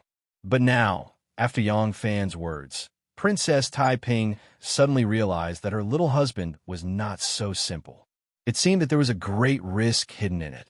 Yang Fan thought for a moment and then gently patted her soft and bouncy bottom. He slowly asked, "Your power has not been exposed yet, right?" Princess Taiping's eyebrows rose, and she said proudly, "Of course. While I have recommended some officials to the Mother Empress, it is just a recommendation. It is to choose talents for the country. The people I recommend are not all my people, so it has never been exposed that I actually control force. You know, the Mother Empress has always opposed me interfering in politics." Yang Fan nodded and said, "That's good. Now that you are pregnant, you can focus on nurturing the fetus. This is a very good cover. It's even more impossible for you to interfere in the selection of officials in the southern border." Princess Taiping's heart itched, and she begged, "Good husband, tell me, what do you plan to do?" Yang Fan could not tell Princess Taiping that he was the leader of the Xian sect. After all, she was a member of the imperial family. Princess Taiping knew that the aristocratic families were also opposing the Mother Empress. She herself had some contact with the aristocratic families, but she did not know that the aristocratic families had created an organization just for this. The existence of this organization was a great help to the Li Tang imperial family. But once the Li Tang imperial family regained power, they would also have to view the existence of such an organization as a threat. The honeymoon period would eventually pass. No matter who became the imperial family, they could not tolerate a force subtly influencing them and controlling them. Therefore, Yang Fan described the whole plan as his own design and didn't mention the involvement of the aristocratic families. He explained in detail the parts that he could explain to Princess Taiping. Princess Taiping opened her mouth wide in astonishment and said in surprise, "If you do this, I'm afraid that you will also be trapped in it." Yang Fan shook his head and said, "I have thought very clearly. In reality, no matter what I do, I will have to offend a power and be deeply involved. At that time, if the goal is not achieved, the angered side will retaliate without regard for anything else. Do you think that Li Zhaoda or Wu Sanxi will do their best to protect me?" Yang Fan smiled coldly and said in a deep voice, "In order to show the imperial censorate what they are made of, in order to attack their arrogance, Li Zhaoda could watch as Su Weiwei, Cui Yuanzong, and Zhang Shi, the three prime ministers, were imprisoned and exiled. If he had been willing to compromise, Ho Siji would not have died, and these three people could have been used in exchange to clear their names." What was the result? Yang Fan took a deep breath and slowly said, "In his bones, Li Zhaoda is a cold-blooded politician who will do anything to achieve his goals. Do you feel that his promises are reliable? When his goal is achieved, he will definitely hand me over to appease the anger of the rebels." Princess Taiping's brow furrowed slightly, and her expression became serious. Yang Fan continued, "As to Wu Sanxi, he is of the Wu Zhou imperial family. As long as the empress does not fall, he has nothing to fear. So his greatest support is the emperor, and he does not pay attention to the management of his subordinates. The five hounds are loyal to him. Have you seen how much effort he has put into cultivating the five hounds? He has always treated me as his disciple. But how has he ever helped me?" Yang Fan said. Therefore, he won't hand me over. But once I'm attacked by the powerful forces, he won't give me much help, either. He's still the supreme, carefree lord. Losing me won't be a big deal for him.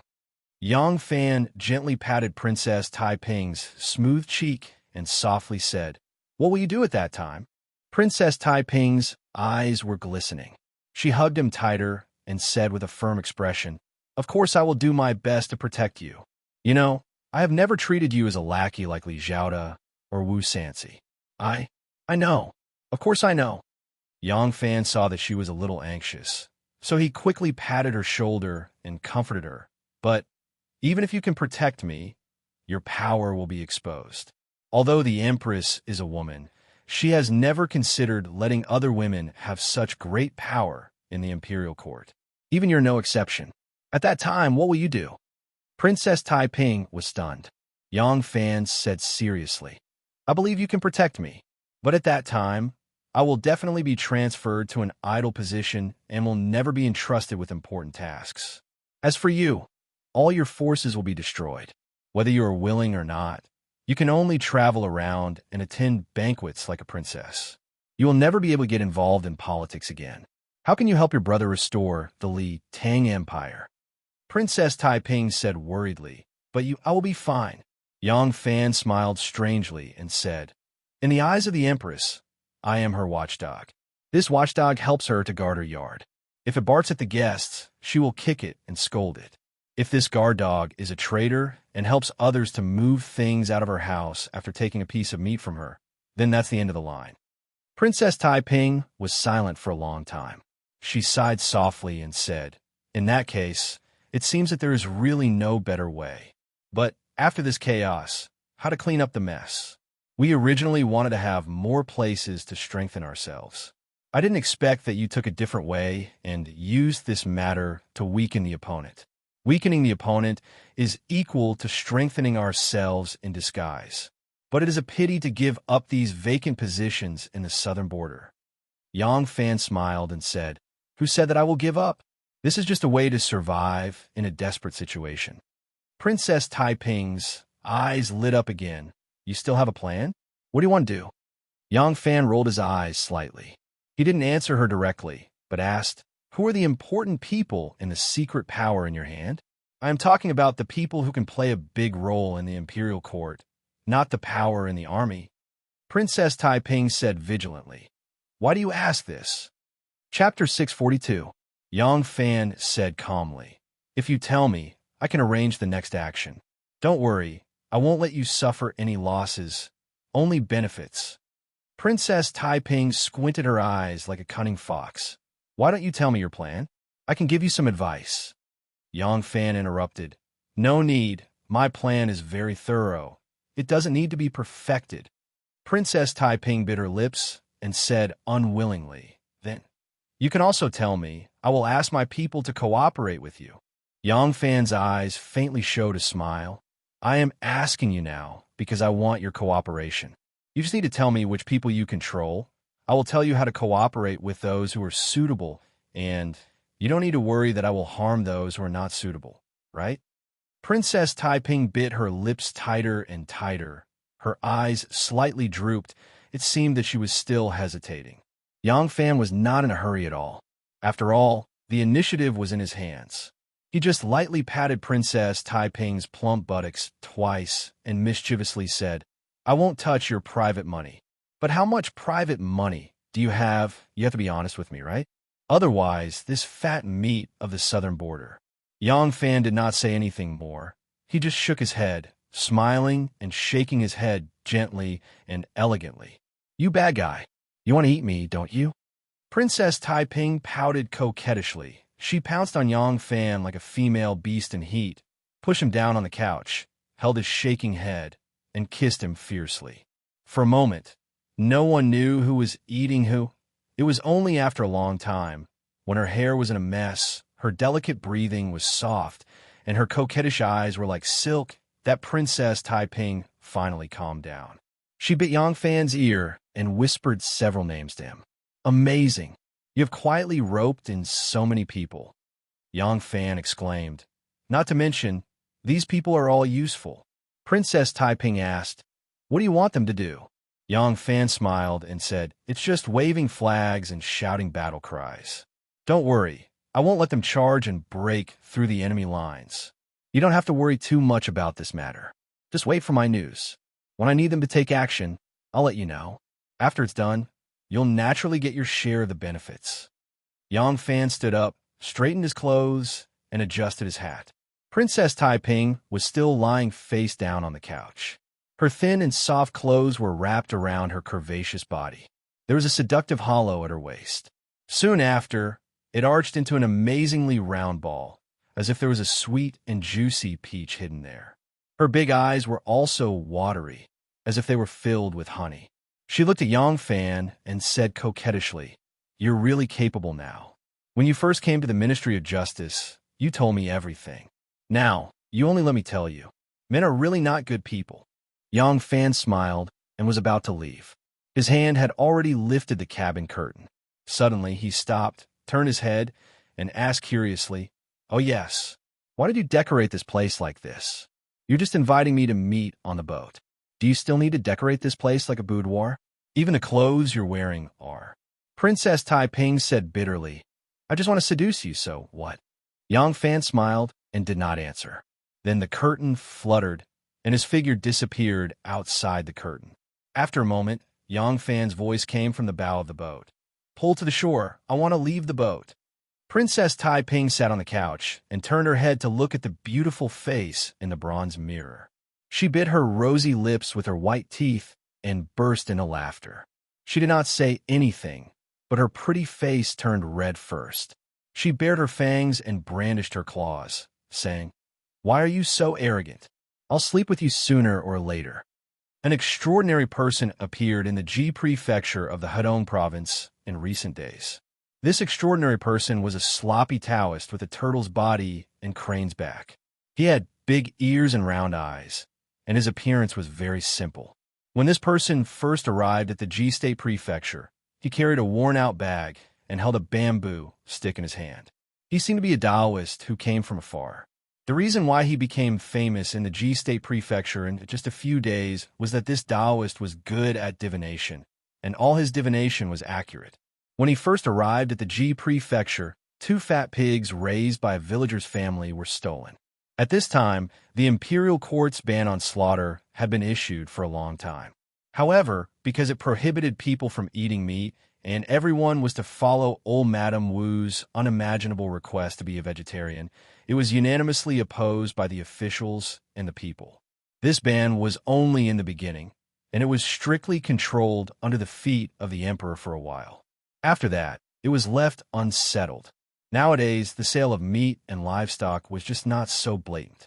The 2 fat pigs raised by the villager's family were a year's worth of expenses for the whole family. Now that they were stolen, to him, it was no different from a big hole in the sky. While the villager was crying, he was coincidentally seen by the traveling Taoist. In a moment of compassion, he performed a divination and gave the villager some advice. The villager led his relatives and friends to search according to the Taoist's instructions. Sure enough, they found the family that had stolen the pigs. The family had secretly slaughtered 2 fat pigs in their backyard, but before they could carry the meat to the city to sell, they were caught by the owner in stolen goods. He was very familiar with the livestock that he raised. From the skin that was peeled off, the villager recognized that it was the 2 pigs that his family had lost. In addition, the family that had stolen the pigs was originally a scoundrel in the village. They usually swindled and did not produce at all. Everyone knew that they did not raise livestock at home. Even if they wanted to explain, they could not explain the origin of the 2 pigs. Because of this, the Taoist reputation for being accurate became famous. After the Taoists settled down at the Ji prefecture's mysterious temple, there happened to be a local man who suddenly became rich and wanted to move his parents' graves. When he heard about this, he asked the Taoist to help him look at the feng shui and choose an auspicious day. Actually, the poor do not change their homes. The rich do not move their graves. Since the family suddenly became rich, didn't that mean that the feng shui of the ancestral graves was good? But this nouveau riche did not even understand this logic. After suddenly becoming rich, He felt that it was too undignified to bury his ancestors' graves on a barren mountain. So he found the Taoist. The Taoist accepted the money and naturally helped him choose a good feng shui place. He also chose an auspicious day and arranged for the grave to be moved. The rich man heard the Taoist divination saying, at an auspicious time to move the grave, go out and see water. Water was wealth, and after moving the grave, he would become even richer. He could not help but be skeptical of the Taoist's supernatural powers. This was because his family's ancestral graves were buried on a barren slope. From there to the new feng shui place chosen by the Taoist, there were no lakes or rivers. There was no water on the ground. Originally, rootless water could also be considered water, but it was already late autumn and there was little rain. The chance of it raining was extremely slim. Who knew that on the day of moving the grave, the ditch at the bottom of the slope, which had been dry for who knew how many years and had long been overgrown with weeds, would suddenly have water flowing. It flowed for a full day before stopping. The rich man was surprised and delighted. After asking around, he heard that there had just been an autumn rain in the neighboring county. It turned out that the river and the mountains had been destroyed by the local villagers digging up soil to make bricks. The mountain torrent spread to this ancient road, and in the end, it flowed all the way to the bottom of the hill in front of his ancestral graves. All kinds of strange things happened one after another. That Taoist Zhang's reputation became more and more famous in the area. Many people did not hesitate to spend a lot of money to find this old Taoist to have their fortunes read. The status of the customers also became higher and higher. Gradually, this old Taoist reputation spread to the ears of Lu Sili in Ji Prefecture. Lu Biche usually believed in these things the most. He even made a lot of tortoise shells and often held the Book of Changes to make deductions. Even though 80 to 90% of the divinations he made were not accurate, he still enjoyed it. Now that such an extraordinary person had appeared in the area, naturally, there were people who catered to his interest and told him about this matter. Lu Sili was very curious about this Taoist. He specially picked a day, dressed in casual clothes, and only brought along a young manservant. He dressed as his own nephew and hurried to find that Taoist Zhang to have his fortune read. Unexpectedly, as soon as that Taoist Zhang saw his face, he saw through his identity and exclaimed that a noble person had arrived. He quickly greeted Lu Sili with courtesy, making Lu Sili suspicious. The Taoist did not ask for his date of birth and 8 characters. He only felt his bones and looked at his face. Afterwards, he confidently told Lu Sili that Lu Sili would be very rich and noble in this life. Not to mention the distant future, there would be a joyous occasion in the near future. He would be promoted to Ji Prefecture's provincial governor. When Lu Sili heard this, the idea that he had some trust in this Taoist faded away. He only thought that this Taoist was a swindler. He did not even pay for the divination and left with a big laugh. As it turned out, although Lu Sili was a provincial governor's assistant official and was only one step away from becoming a provincial governor, but from assistant official to provincial governor, from assistant official to chief official, it was an extremely difficult hurdle to climb in the officialdom. Although Lu Sili was the nephew of the founder of the Tang dynasty, Lu Yijie, even Lu Yijie himself had been demoted to a commoner in the early years of Jingguan for accepting bribes and was exiled to Lingnan. He had passed away long ago.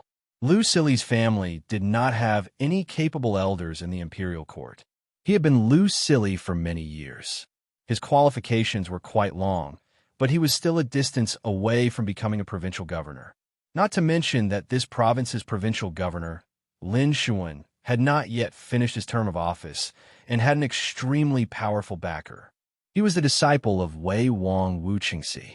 The successive provincial governors of Ji Prefecture were all Wei Wang's people. What did Lu Sili, this rotten egg, have to go against such a hard rock? No one knew what Lu Sili had come to read today, and no one knew what Zhang Xian had predicted for him. Lu Sili was not stupid enough to let the provincial governor know that he coveted his position. Zhang Xian was also not stupid enough to let the provincial governor know that he had predicted that he would pack up and leave. The fortune tellers waiting outside Taoist Zhang's residence only saw Lu Sili come out laughing, his face full of disdain.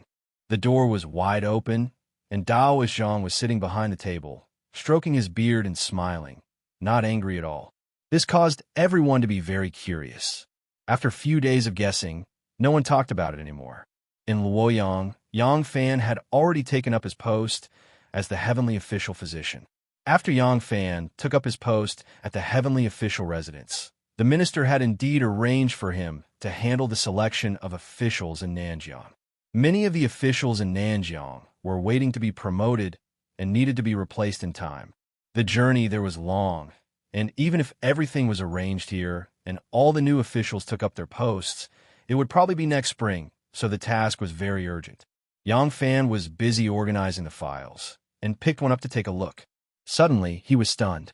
This document was not the resumes of the officials in Nanjiang, but the report of Ji Prefecture's provincial governor, Lin Xuan, who had suddenly contracted a serious illness and was unable to manage affairs. He requested to resign and return to his hometown to rest. Yang Fan was suspicious. This official letter, was it sent wrongly? Chapter 643. Ever since Yang Fan took office, there was an endless stream of people stuffing him notes, sending visiting cards, and handing handwritten letters. Some were sent to his home, and some were sent to the yamen.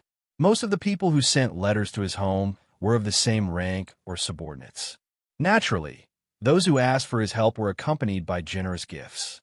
Fortunately, these people did not have large appetites and did not ask for high positions. Yang Fan did not refuse any of them and accepted them all with a smile. Those who handed letters to the yamen were naturally people of high status and power. They felt that they could control Yang Fan and that they were giving him face by asking him to do things for them, such as Li Zhaoda and Wu Sansi. When these people handed letters over, Yang Fan naturally had no reason to refuse.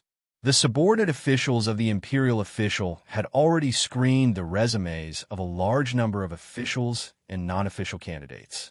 Yang Fan followed the map and made a list according to the handwritten letter. He asked the officials to first pick out the resumes of the officials on the list.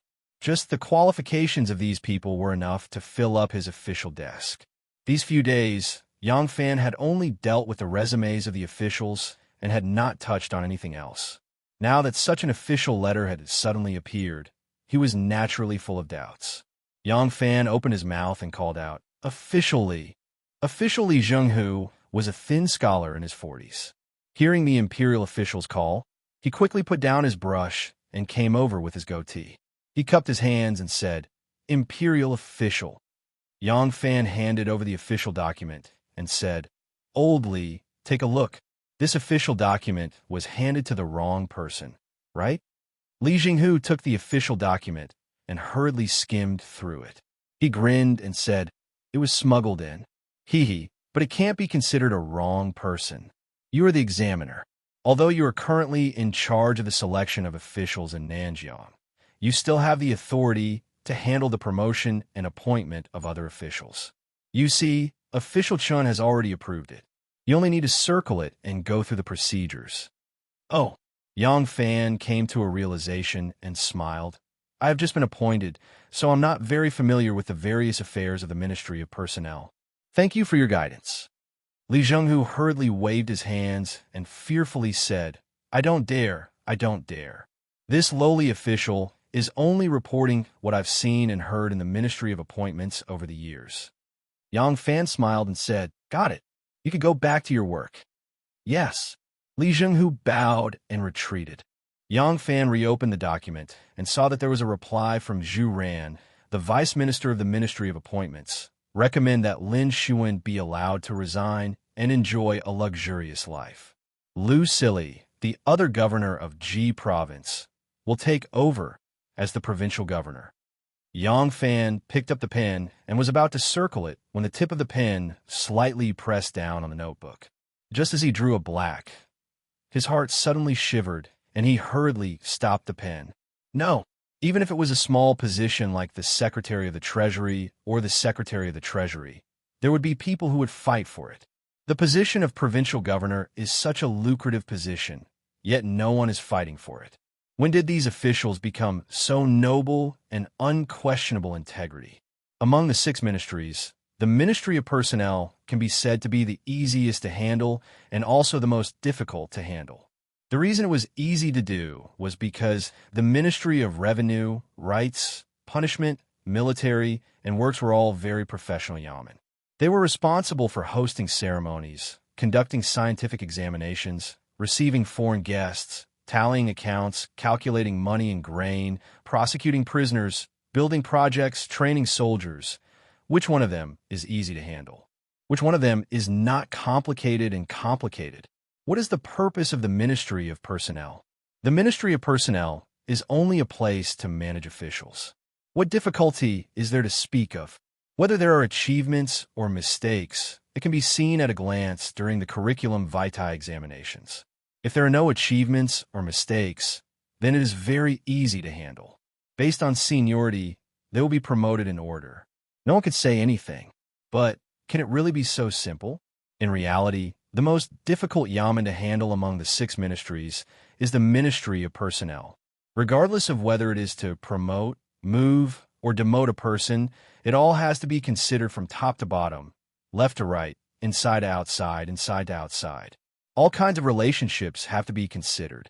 All kinds of interference, requests, and pressure have to be skillful and skillful, balancing the balance. Now, the position of provincial governor changing hands is actually as simple as changing a gatekeeper. Yang Fan slightly shifted his gaze. Behind a desk in the side room, Li Lingshi was fiddling with his wolf hairbrush and pretending to look at something. However, that pair of eyes was clearly looking at his movements. Although Yang Fan still doesn't understand what is strange about this document, he knows that there is definitely something strange about it. Yang Fan secretly smirked. He gently put down his brush and smoothly tucked the document into his sleeve. When Li Zhenghu saw Yang Fan raise his head, he quickly lowered his head and seriously wrote on the document in small regular script. However, even he himself didn't know what he was writing. He was looking at Yang Fan's movements. When he saw Yang Fan stand up and walk out, he quickly stood up and said, if Minister Lang has any matters, you can just send this lowly official to go.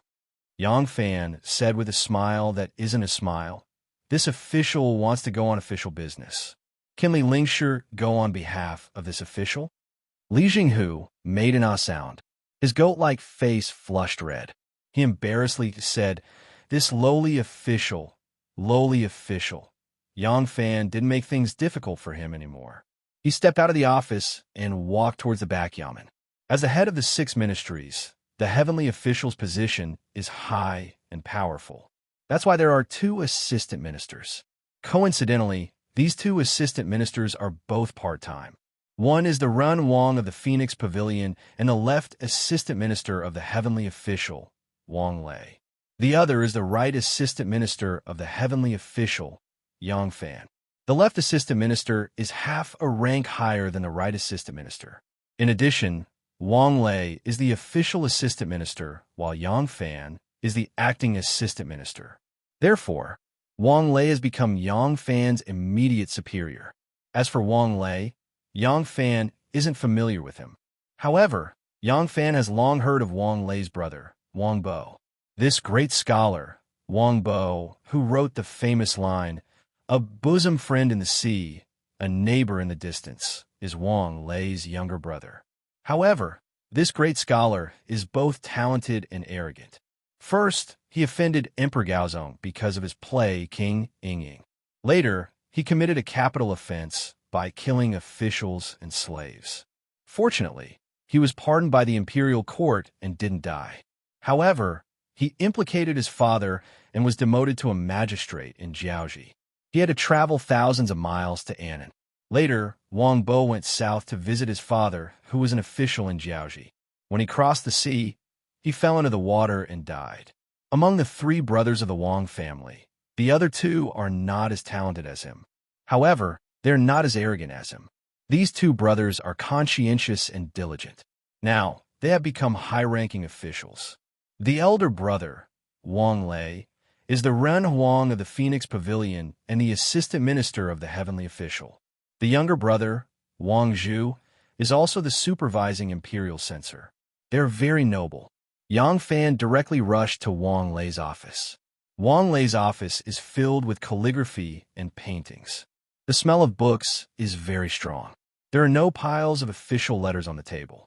When Yang Fan walked into his office, this old man, who is already over 50 years old, is waving his brush and splashing ink, drawing a painting. An ink bamboo has just taken shape. Assistant Minister Wang is concentrating on drawing the bamboo leaves. Suddenly, he saw Yang Fan rushing in. He can't help but look slightly surprised. He hurriedly pulled a piece of paper to cover the half-finished painting. He warmly greeted, "Yang Longzhong is here. Sit, sit, sit. Is there anything I can help you with?" Yang Fan did not beat around the bush. He took out the official letter from his sleeve and handed it to Assistant Minister Wang. He said, "Assistant Minister, please take a look." Wang Lei opened the official letter and looked at it. He raised his head and asked, "What is it?" Yang Fan said, "This lowly official is looking for talented and virtuous people to fill the positions of the Nanjiang government. I didn't expect to find this file among the piles of official letters. Therefore, I especially sent it to Assistant Minister Wang for Assistant Minister to handle." Wang Lei laughed and said, "Yang Longzhong, don't stand on ceremony. You are now the Assistant Minister of the Heavenly Official.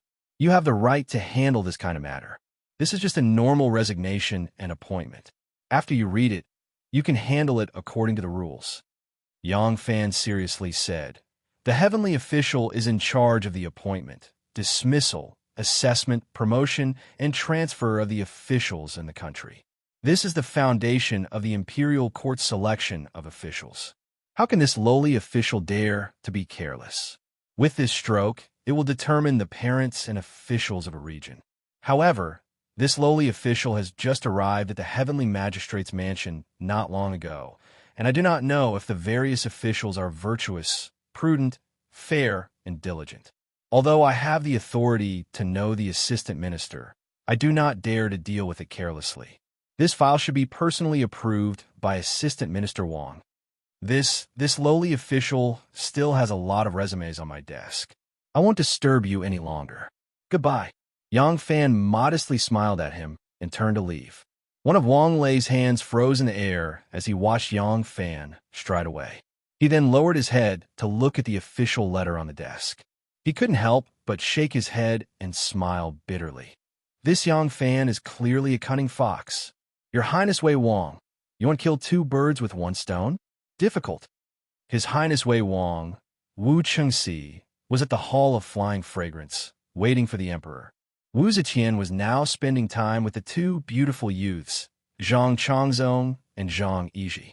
When they were out, they were in the same carriage, when they were in the same room, when they were eating, when they were sleeping, they were very close.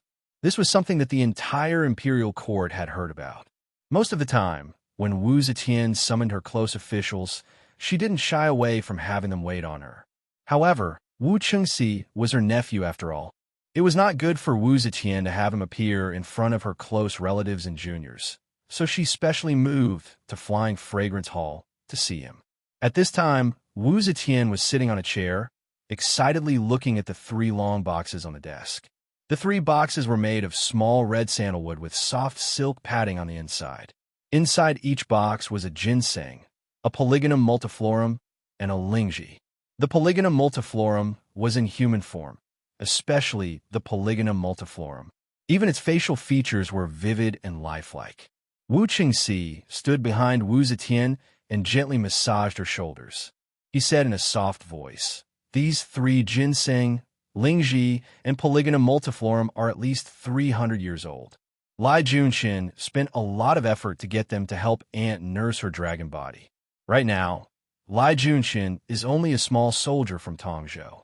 How could he have the right to directly present the three treasures to the palace? Fortunately, he is quick-witted and thought of this long ago. Instead, he sent the three treasures to Nephew's mansion and let Nephew present them to Aunt.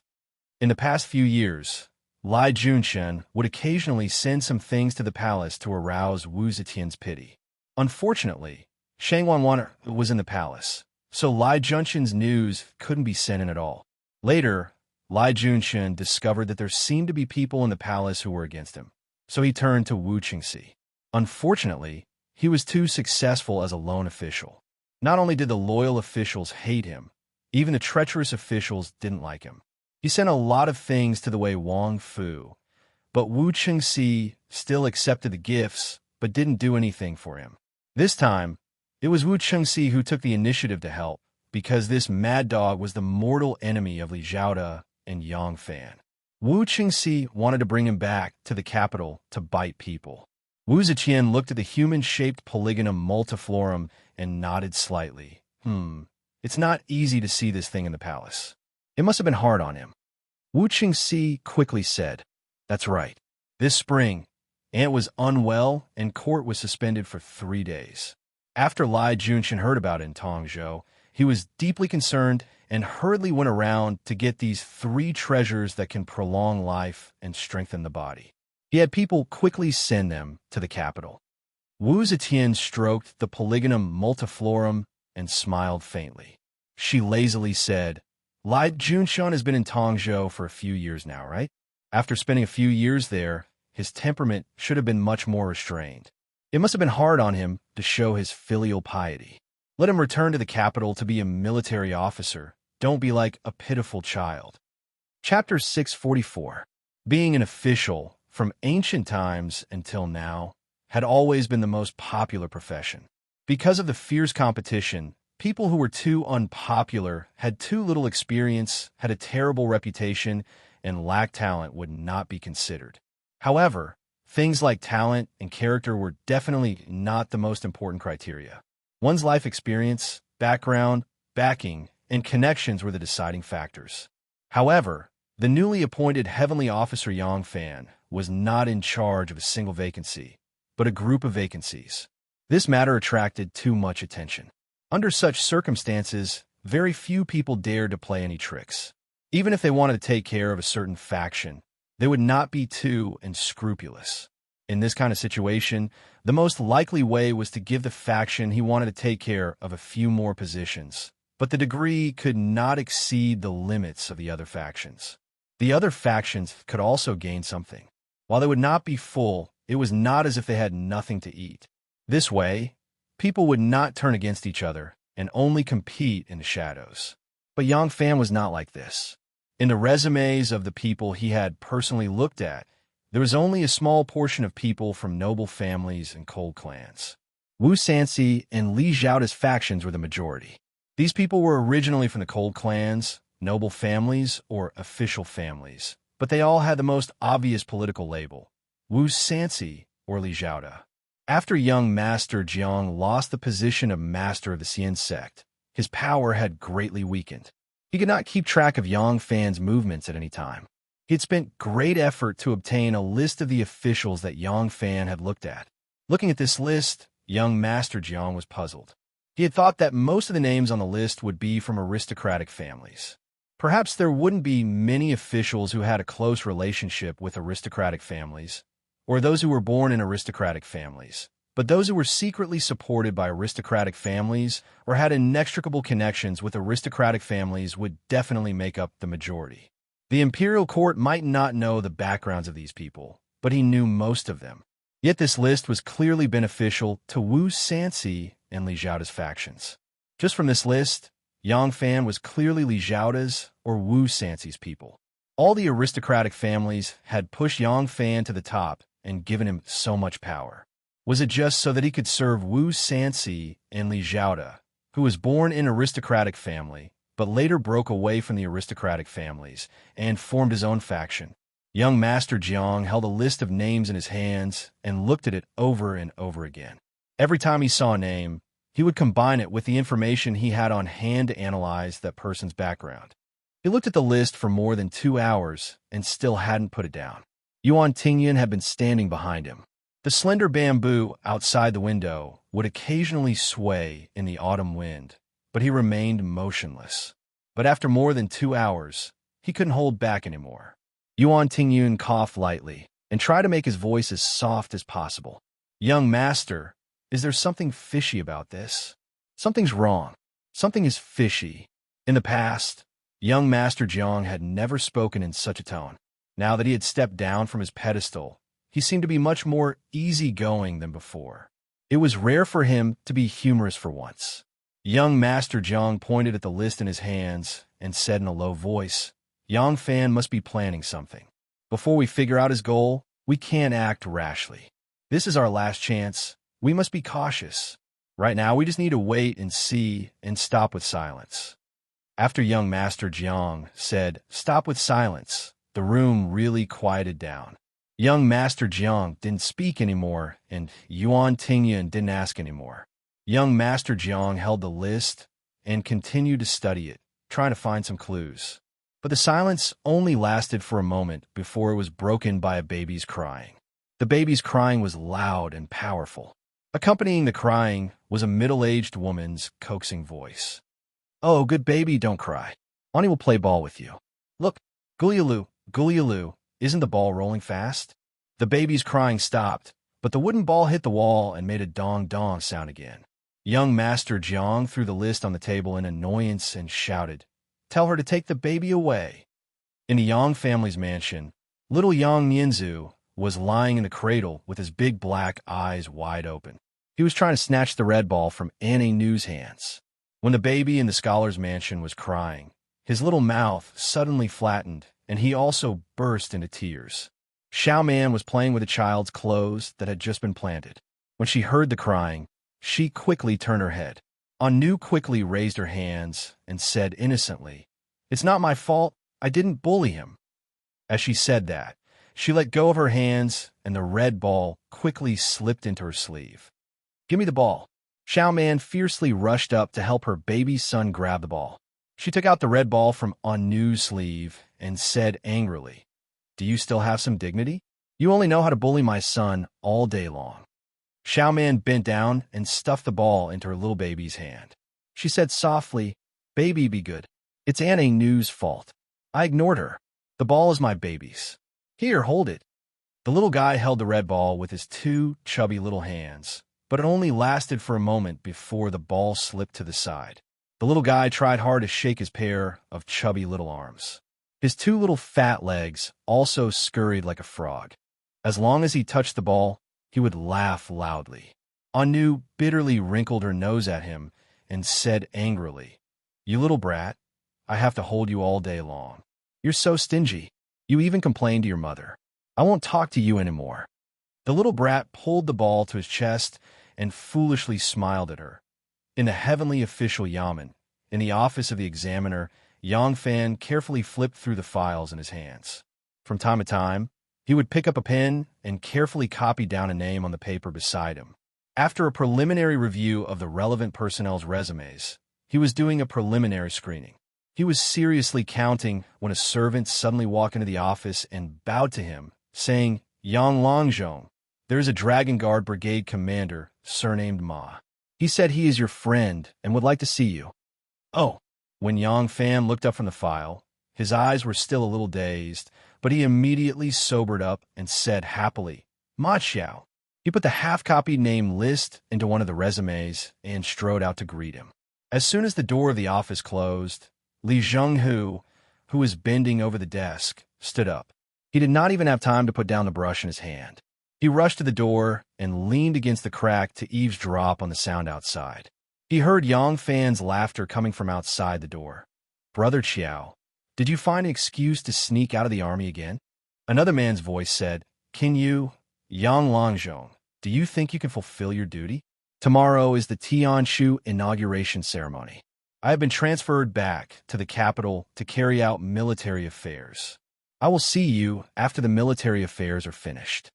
Yang Fan let out an ah and said, "Tomorrow is the Tianshu inauguration ceremony? I am so busy that I am dizzy." "Haha, you came at the right time.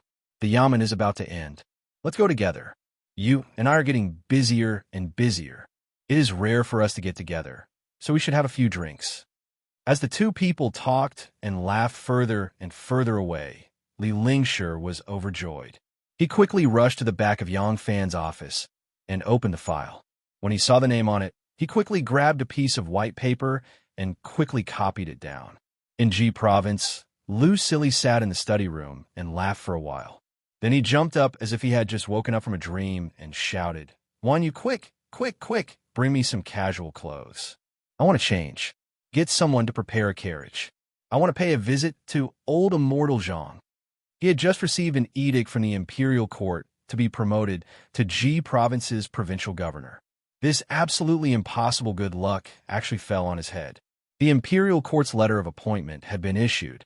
That Taoist Zhang's prophecy had come true. In his heart, Taoist Zhang's divination was accurate, and his physiognomy was a little fake. The various legends about Taoist Zhang that had been circulating in Ji province had a little possibility of being fake. But now, all of it had disappeared with this edict from the imperial court. This Taoist Zhang was a real miracle in the world. If it was fake, this slovenly Taoist would never let the imperial court and the emperor fake it with him no matter what. Provincial Governor Lin Shiwen was originally as lively as a dragon and a tiger, but he actually fell ill overnight. The imperial court actually issued an edict for him to be promoted to provincial governor of Ji province. He had really met a living immortal. Lu Silly was still dressed the same as last time. The manservant in the study room, Wan Yu, was still disguised as a junior in his family. The old and the young left the residence in a hurry and went to Xuanmiao Temple, where Taoist Zhang was staying. Xuanmiao Temple. It's mysterious and mysterious. It's wonderful. Lu Silly looked at the tattered horizontal board on the lintel of the Taoist temple. He clapped his hands and sighed. He secretly made up his mind to reconstruct the golden body of the three pure Taoists and renovate the Taoist temple. After making the great vow, he couldn't wait to enter the Taoist temple. When Lu Silly entered the Taoist temple, Taoist Zhang had already finished his daily 3 divinations. There was no one waiting at the door. This Taoist temple usually didn't have many incense offerings. It was originally quiet and secluded. Taoist Zhang's residence was also quite secluded. At this time, there was no one there. Lu Silly arrived at the door. He tidied his clothes and gave a look to the manservant. The manservant hurried forward and called out, "Is old deity Zhang in? My master wants to see you." Lu Silly hurriedly pulled the manservant away and glared at him.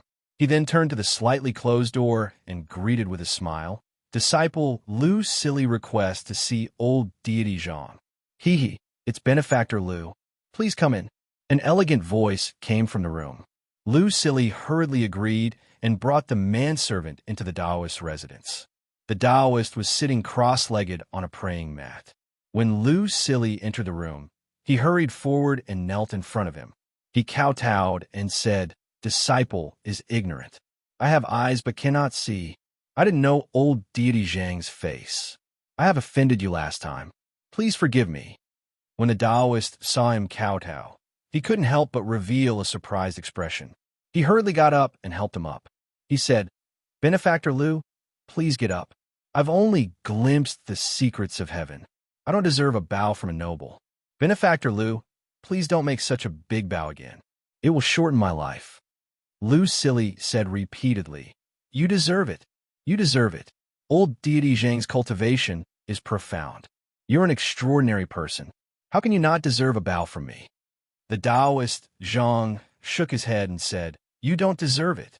Benefactor Lu, you're the descendant of the Wenchang star. In the future, you'll be the supreme grand preceptor. You'll be below one person and above millions of people. I'm just a rogue cultivator. How can I deserve a bow from you?" Lu Silly had just stood up. When he heard this, his knees went soft. He knelt down again. Chapter 645. On the day of the completion of Tianshu, the imperial court would hold a grand celebration, which had been arranged a long time ago. The whole ceremony was personally arranged by Prime Minister Li Zhaoda, and the scene was very grand. In addition to the civil and military officials, famous ministers in the capital, relatives of the emperor, and meritorious ministers, many chiefs of the 4 barbarians also came to congratulate. At this moment, the towering and spectacular Tianshu stood outside the Duanmen Gate, which could be seen by the whole city. It was a pillar supporting the sky. The golden coiling dragon and the qilin were vivid and lifelike, as if they were riding on clouds and mist. ascending the pillars.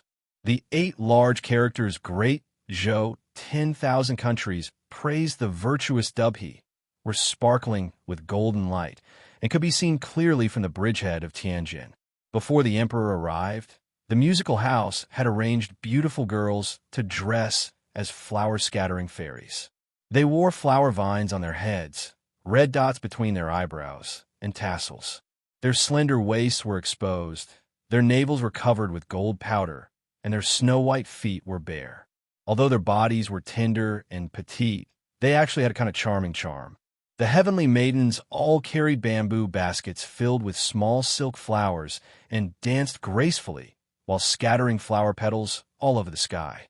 There were also some teenagers of the musical house who were dressed like golden boys, holding incense burners in their hands. They were distributed throughout the celebration site so that the entire square was filled with sandalwood. A group of solemn, eminent monks in kasayas stood orderly in front of the magnificent Tian Shu, and the chanting converged into a heart-shaking airwave.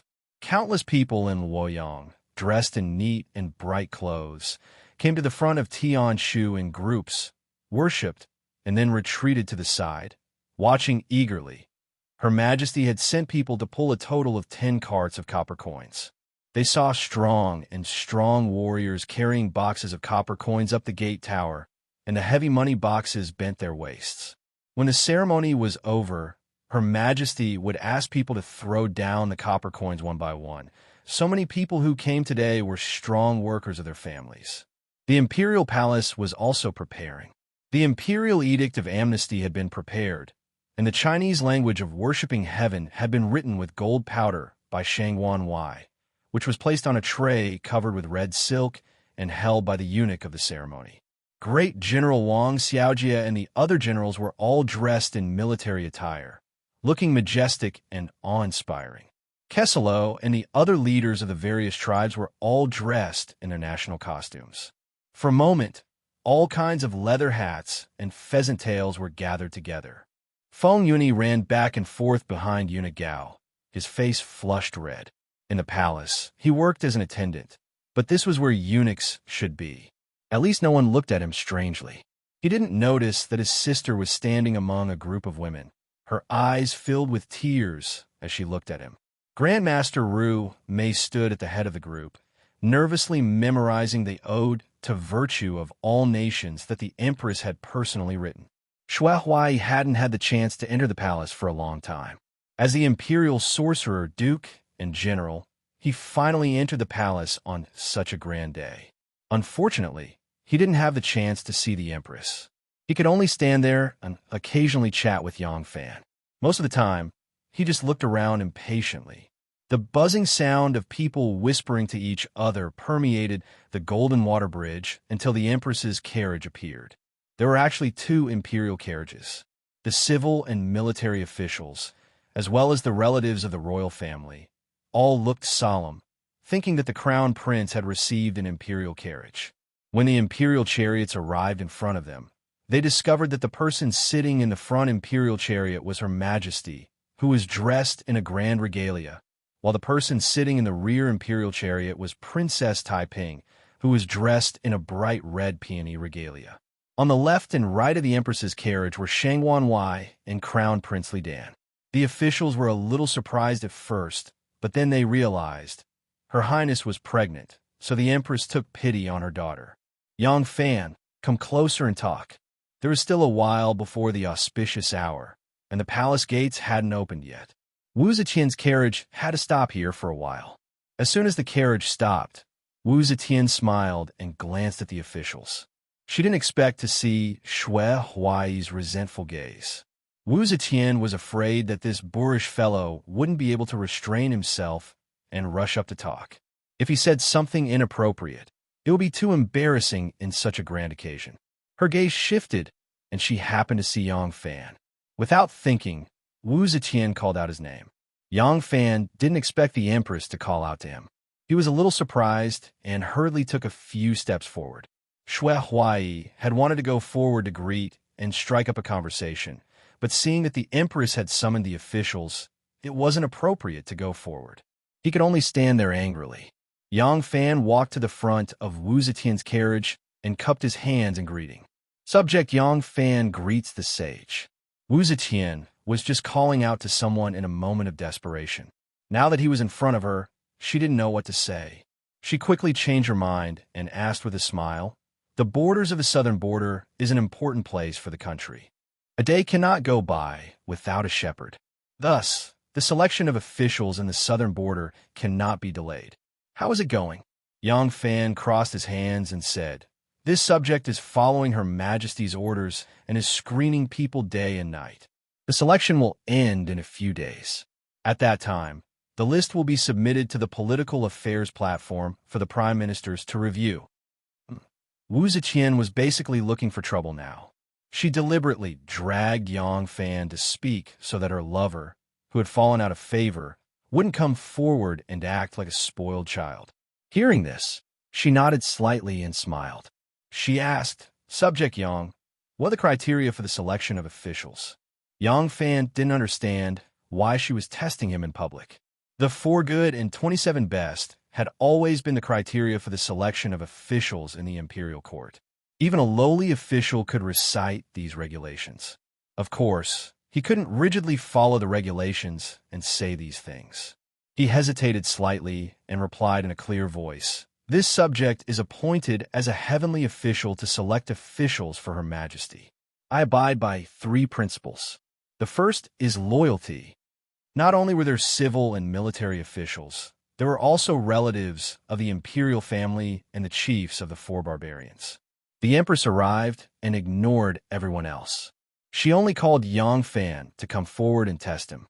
In the hearts of the officials, they naturally had their own interpretations. They all thought that the Empress had given such an important and lucrative task, like the selection of officials in the southern border, to Yang Fan, which was enough to show the Empress's favor and trust in him. Now that she was testing him in public, it was probably because of the Empress's favor and trust. They were jealous and envious in their hearts, and couldn't help but listen attentively. For a moment, there was absolute silence. Yang Fan said, "This subject believes that, as an official, the most important thing is loyalty. With loyalty, even if one's ability is slightly lacking, there won't be any big problems. On the contrary, the stronger the ability, the greater the disaster." These words really hit home with Wu Zetian's heart. The Empress had originally been casually testing him in order to stall for time. At this moment, she couldn't help but nod repeatedly, a joyful expression appearing on her face. Yang Fan said, "This subject selects officials for Her Majesty, and the second criterion is talent. Her Majesty is wise and mighty, and is a rare and brilliant ruler in the Golden Age. All the officials and common people are loyal and devoted to Her Majesty. If you want to talk about loyal officials, they can be found everywhere. On this basis, there must be people with official reputation, political achievements, and talent." Wu Zetian nodded and said, "And then what is the third criterion?" Yang Fan said, "There were originally officials in the southern border, and many of them were dismissed because of incompetence. Investigating the reason, it wasn't because they were disloyal to Her Majesty, nor was it because they didn't have talent." This subject carefully pondered. The reason why they didn't do their job well was because they were completely unfamiliar with the place, and because of their temperament, they couldn't put down their pride and communicate with the local chiefs of the southern border. Among Her Majesty's officials, there are many talented people, and there are many who are qualified to hold the position of a pastor. Therefore, this subject first selected many officials, and from these people, I chose those who have traveled extensively, have rich experience in governing, and have a candid temperament, and are good with words, for Her Majesty to choose." Wu Zetian laughed, turned her head, and asked Li Zhaoda, who was standing at the head of the hundreds of officials, "What does Ministerly think?" Li Zhaoda already knew that among the officials selected by Yang Fan, his people and Wu Sanxi's people were divided equally, and they were the ones with the most influence. He was extremely satisfied with Yang Fan, and when he heard the Empress's inquiry, he immediately cupped his hands and replied, "Although Yang Longzhong is young, he is a capable and experienced person. This subject congratulates Her Majesty." Wu Zetian laughed loudly. Li Zhaoda twirled his beard with his hand. He was also immensely proud of himself.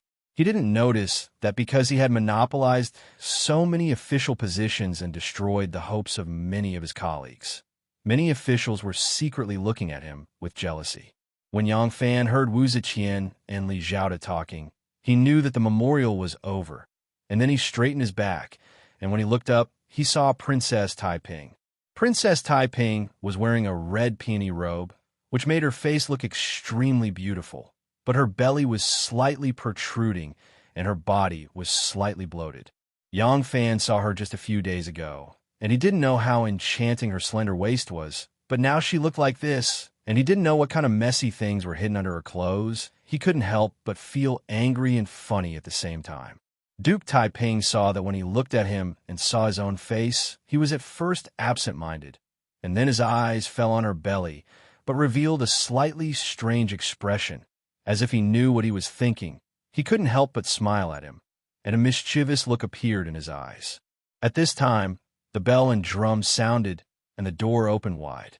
Wu Ziqian sat up straight and ordered, "Let's go." Xue Huai finally waited until Li Zhaoda's voice stopped, and just squeezed 2 steps forward, and the time for the ceremony was up. The Empress was already sitting in the imperial carriage, looking straight ahead, and passed in front of him. Xue Huai stopped, and all the officials passed by him. Xue Huai was in a trance and actually didn't move. Xue Huai only brought his 2 favorite disciples, Hong 1 and Hong 6, into the palace this time. The 2 disciples were also wearing monastic robes and stood in the distance. Both of them saw their master's actions and felt sad for him. The 2 squeezed to Xue Huai's side, and Hong 1 scratched his head and said awkwardly, "Master, let's go." Hong 6's eyes turned and said to Xue Huai, "Master, the Empress likes crowds very much. Our White Horse Temple hasn't held a grand ceremony for a long time." Hearing him mention the Empress, Xue Huai came back to his senses and hurriedly said, "Brat, if you have something to say, just say it. Don't be so wishy-washy." Hong 6 whispered a few words into his ear, and Xue Huai's gloomy expression was swept away, and he said excitedly, "Good idea. Let's go back and prepare." Xue Huai smiled widely and chased after the officials. Hong 1 hurriedly grabbed Hong 6 and asked, "Old 6, quickly tell me, what did you say to Master?" Chapter 646. The entire ceremony to complete the Dubhe was complicated and lengthy. Everyone who attended the ceremony had different feelings. For the busy eunuchs and serving girls, what they looked forward to the most was the moment the ceremony ended. For the countless people of Luoyang who had gathered, they looked forward to the spectacle of countless copper coins pouring down from the top of the city walls. The scholars and legendary figures who were familiar with the rites of Zhou kept pursing their lips and nitpicking at which parts of the ceremony did not conform to the ancient rites or the Zhou system. Some members of the royal family would only become excited when Ru Mei and the other high priests of the internal court performed their skills. The Empress cared about the most when she ascended the Iron Mountain and read out the decree of amnesty to the world. When she read the Chinese language of offering sacrifices to heaven, she would appear solemn, respectful, and meticulous. Xue Huai had been thinking about how to organize a grand ceremony.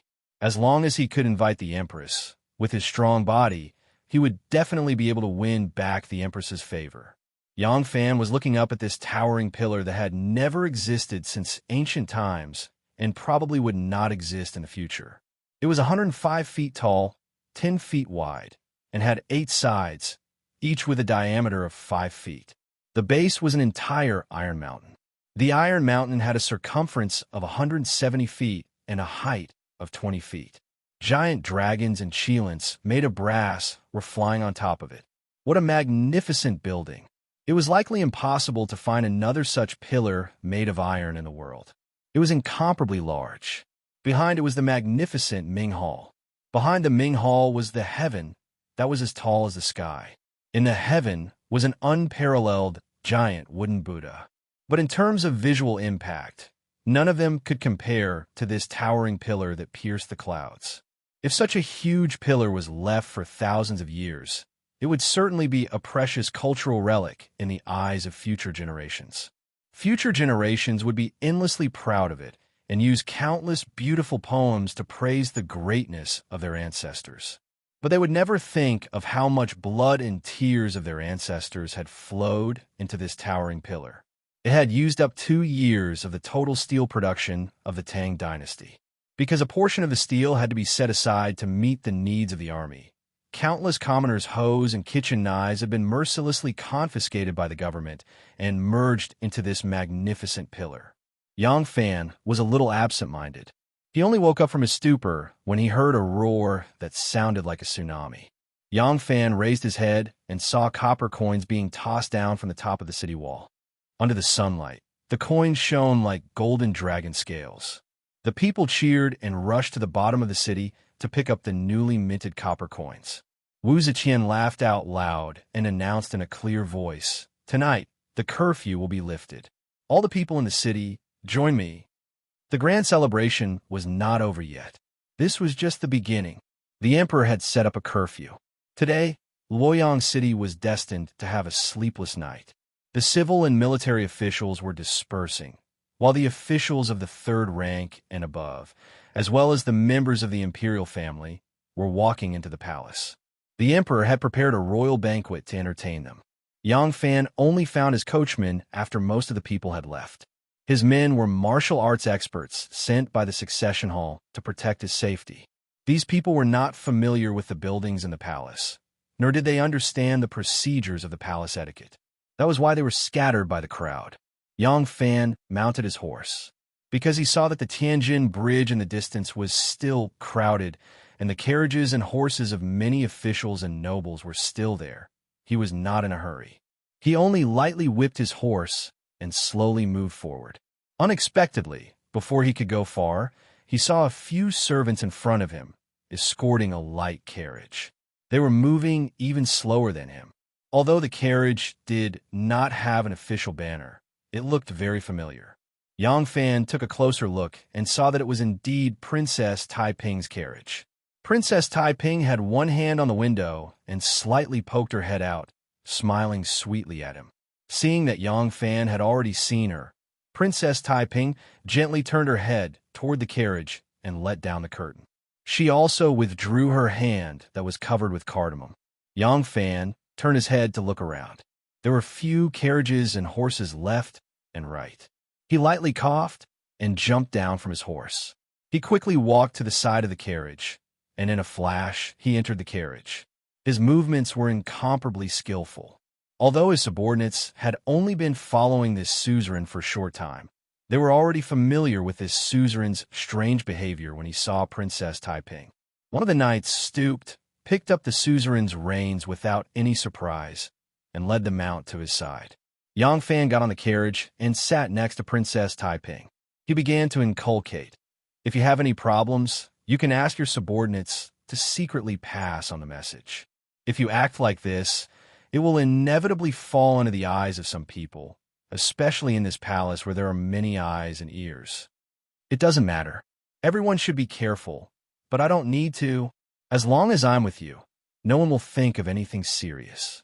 This can be considered this consort's unique ability, Princess Taiping said proudly. She cutely hugged one of his arms and simply ignored his sullen face. Yang Fan did not know whether to laugh or cry. He had to say, "Things are going according to plan. You just need to wait for the news. Now you are looking for me. Is there anything else?" Princess Taiping rolled her eyes at him and said, "If I look for you, can I only talk about serious matters?" Yang Fan helplessly said, "Well, then why is your highness looking for me? Is there anything improper?" As soon as the words came out, he also could not help but laugh. Princess Taiping humphed. "Now, I'm not telling you." She kicked the pedals, and the carriage sped up. Through the bamboo curtain, Yang Fan saw the carriage drive past the Tianjin Bridge. It did not follow the large group of officials and nobles to cross the bridge. Instead, it drove across the street in front of Chengfu Lane. He could not help but wonder, where are they going? Princess Taiping gently put her cheek on his broad shoulder and satisfyingly sniffed his scent. Then she said, "Today the curfew is lifted. The people of Luoyang City are having a party all night long. Yang Fan was somewhat surprised. Ah, you want me to accompany you? He turned his head and was stunned to find that Princess Taiping, who was smiling sweetly a moment ago, was now weakly leaning on his shoulder with 2 lines of tears on her cheeks. Taiping, Princess Taiping gently closed her eyes and faintly said, "You said it yourself. Since that year's Chinese Valentine's Day, have you ever accompanied me for a day?" Yang Fan was silent. Princess Taiping still closed her eyes. Her tears fell down and wet her clothes. Yang Fan gently sighed. He opened his arms and gently hugged her. The carriage continued to move forward. There was only the rumbling of the wheels on the road in the carriage. After a long time, Yang Fan let go of her and gently wiped the tears on her cheeks. He lifted a corner of the curtain and loudly ordered the guards outside. "Tell my family that I will not go back tonight." One of the 4 bodyguards accompanying the carriage immediately reined in his horse, nodded slightly to him, and turned his horse to leave. Yang Fan put down the curtain. As soon as he turned around, Princess Taiping cheered and threw herself into his arms. Full of joy and affection, she kissed him. The carriage drove past Chengfu Lane. When it was about to reach Yuji Lane, it turned right and drove on Xinsha Bridge. Inside the carriage, 2 people's voices faintly came out. "Touch it. Does it look like it?" "Oh, it really does look like it. What did you put in?" "How can I scare people with stuff? I first patted something on my stomach and then wrapped it with layers of white cloth. Does it look like it?" "Fortunately, the weather is not hot now. Otherwise, it would really be fatal." "You are really good at lying." "What are you talking about? Have I ever lied to you?" "Let me think, humph." As the 2 people bickered, the carriage shuttled through the streets like a fish and finally drove out of Jianshan Gate. The bumpy road made Yang Fan feel that they were out of the city. He lifted the curtain and looked outside. The carriage was indeed out of the city. He could not help but ask Princess Taiping, "Where are we going?" Princess Taiping smiled but did not reply. She lifted the curtain and walked out of the sedan chair. She said a few words to the driver, and the driver somersaulted down to the ground. He chased after Yang Fan's horse for 2 steps, and then he pulled the saddle and leaped up. Princess Taiping sat on the carriage driver's seat. She grabbed the big whip and shook in the air with a crisp sound. She shouted majestically, "Go!" At this time, Taiping was like when she appeared in front of the emperor and empress in men's clothes for the first time when she was 15 years old. She gracefully told the 2 highest rulers of the empire that she wanted a son-in-law. She was a little playful, a little valiant, and a little manly. Yang Fan smiled and shook his head. He simply laid down on the spacious couch. The 3 guards of the succession hall rode their horses and followed him. They were secretly shocked.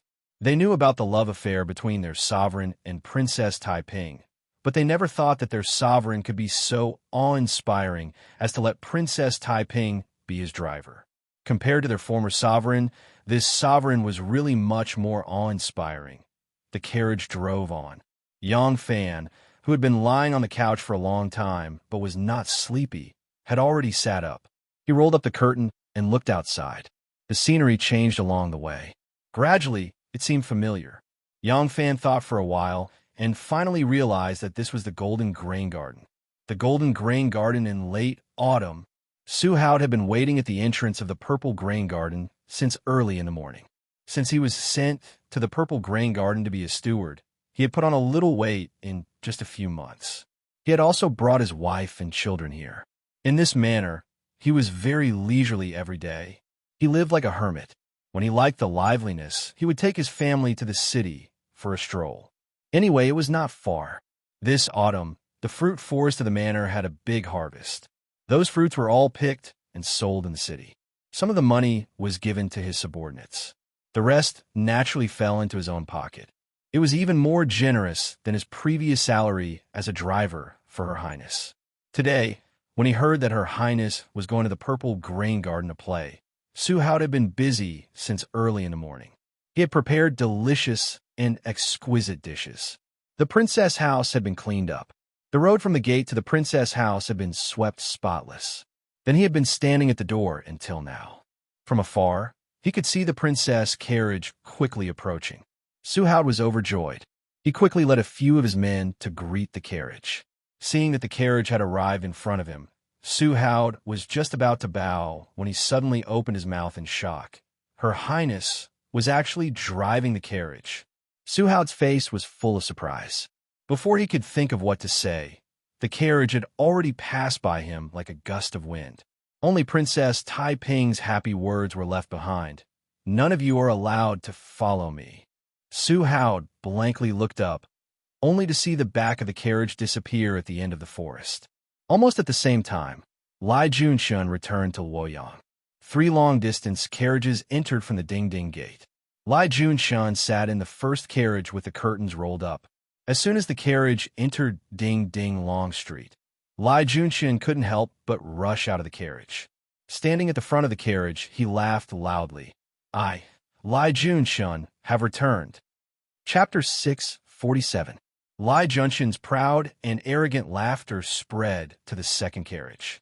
A beautiful young woman with a slender waist and fair skin couldn't help but turn pale. She was really afraid of this devil's laughter. This beautiful young woman looked extremely dignified and intelligent, but she was not Mrs. Wang from the Wang family of Taiyuan. A pair of white hands reached out and gently held her hands. The young woman's body trembled, and she turned her head pitifully. It was Mrs. Wang of Taiyuan sitting next to her with a face full of concern. "Yanji, don't be afraid. He is like this. As long as you are docile, he won't abuse you." Madame Wang comforted her in a gentle voice. The beautiful young woman lowered her head when she heard this, and 2 streams of tears rolled down her cheeks. This beautiful young woman's surname was Xiao Yunji. She was the wife of Xia Yulong, the military advisor of Tongzhou. After Lai Junshun was demoted to Tongzhou, he still didn't change his habit of loving beautiful young women. When he accidentally saw Xia Yulong's wife, he immediately coveted her. When Lai Junshun came to Tongzhou, he held the post of military advisor. In a prefecture's territory, the merit officer was in charge of military affairs, finance, criminal law, farmland, household grain, and other kinds of affairs. In prefectures without a sima, the record officer was in charge of the assistant prefectural governor, in charge of supervising the merit officer. In the Tang dynasty, the military advisor was far less important than in the Han dynasty and gradually became an empty title. Therefore, among all the military advisor Xia had the least power. But even if his position was lower than Lai Junshun's, he couldn't let Lai Junshun kidnap his wife. Lai Junshun used the same trick again. Since he took office, the first thing he did was to find fault with military advisor Xia. Military advisor Xia didn't know how he had offended him. His position was originally a dispensable one that no one cared about. But military advisor Xia didn't let him go. How could all the officials be clean? Military advisor Xia's position was not as rich as others, and he didn't have as much power as others. He had done a few things for others, so it was hard to say that he was secretive. Finally, Lai Junshun had something on him. With this evidence, although Lai Junshun couldn't kill him, he could report it to the provincial governor and have him removed from office and exiled to the border. With the evidence in hand, Lai Junshun decided to lay his cards on the table with Adjunct Xia. Finally, on a summer night, Adjunct Xia drugged his wife's wine and gave up the spot that should have belonged to him on the bed with tears streaming down his face. Adjunct Xia's wife first lost her chastity to Lai Junshun. Later on, her husband found another reason to divorce her. In desperation, she could only become his concubine. Today, she had followed Lai Junshun back to the capital and walked past the Ding-Ding Gate. She knew that she would never be able to turn back for the rest of her life. She could not restrain her tears. Madame Wang saw that she was crying nonstop and was secretly worried. She quickly persuaded her in a low voice, "Don't cry. He is feeling happy. Once he sees it, you'll have a lot of trouble." Madame Wang timidly looked towards the carriage in front of her and lowered her voice to speak to Miss Xiao. "He usually looks no different from an ordinary person, but when he really goes crazy, he is like a demon. You must not make him angry." Xiao Nyangzi was using a handkerchief to wipe her tears. When she heard this, she could not help but look at Madame Wang in shock.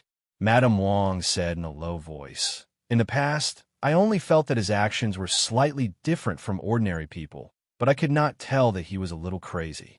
Ever since he was banished from the capital, he would occasionally reveal even more bizarre actions. If not for the fact that I was the person by his bedside, accompanying him year after year, only noticing it after a long period of time, I would not have been able to tell. As Madame Wang spoke, she suddenly shuddered. It was unknown what terrifying thing she had thought of. Xiao Nyangzi was even more afraid and did not even dare to cry anymore. The moment Lai Junshin entered the Ding-Ding Gate, he could not suppress his joy.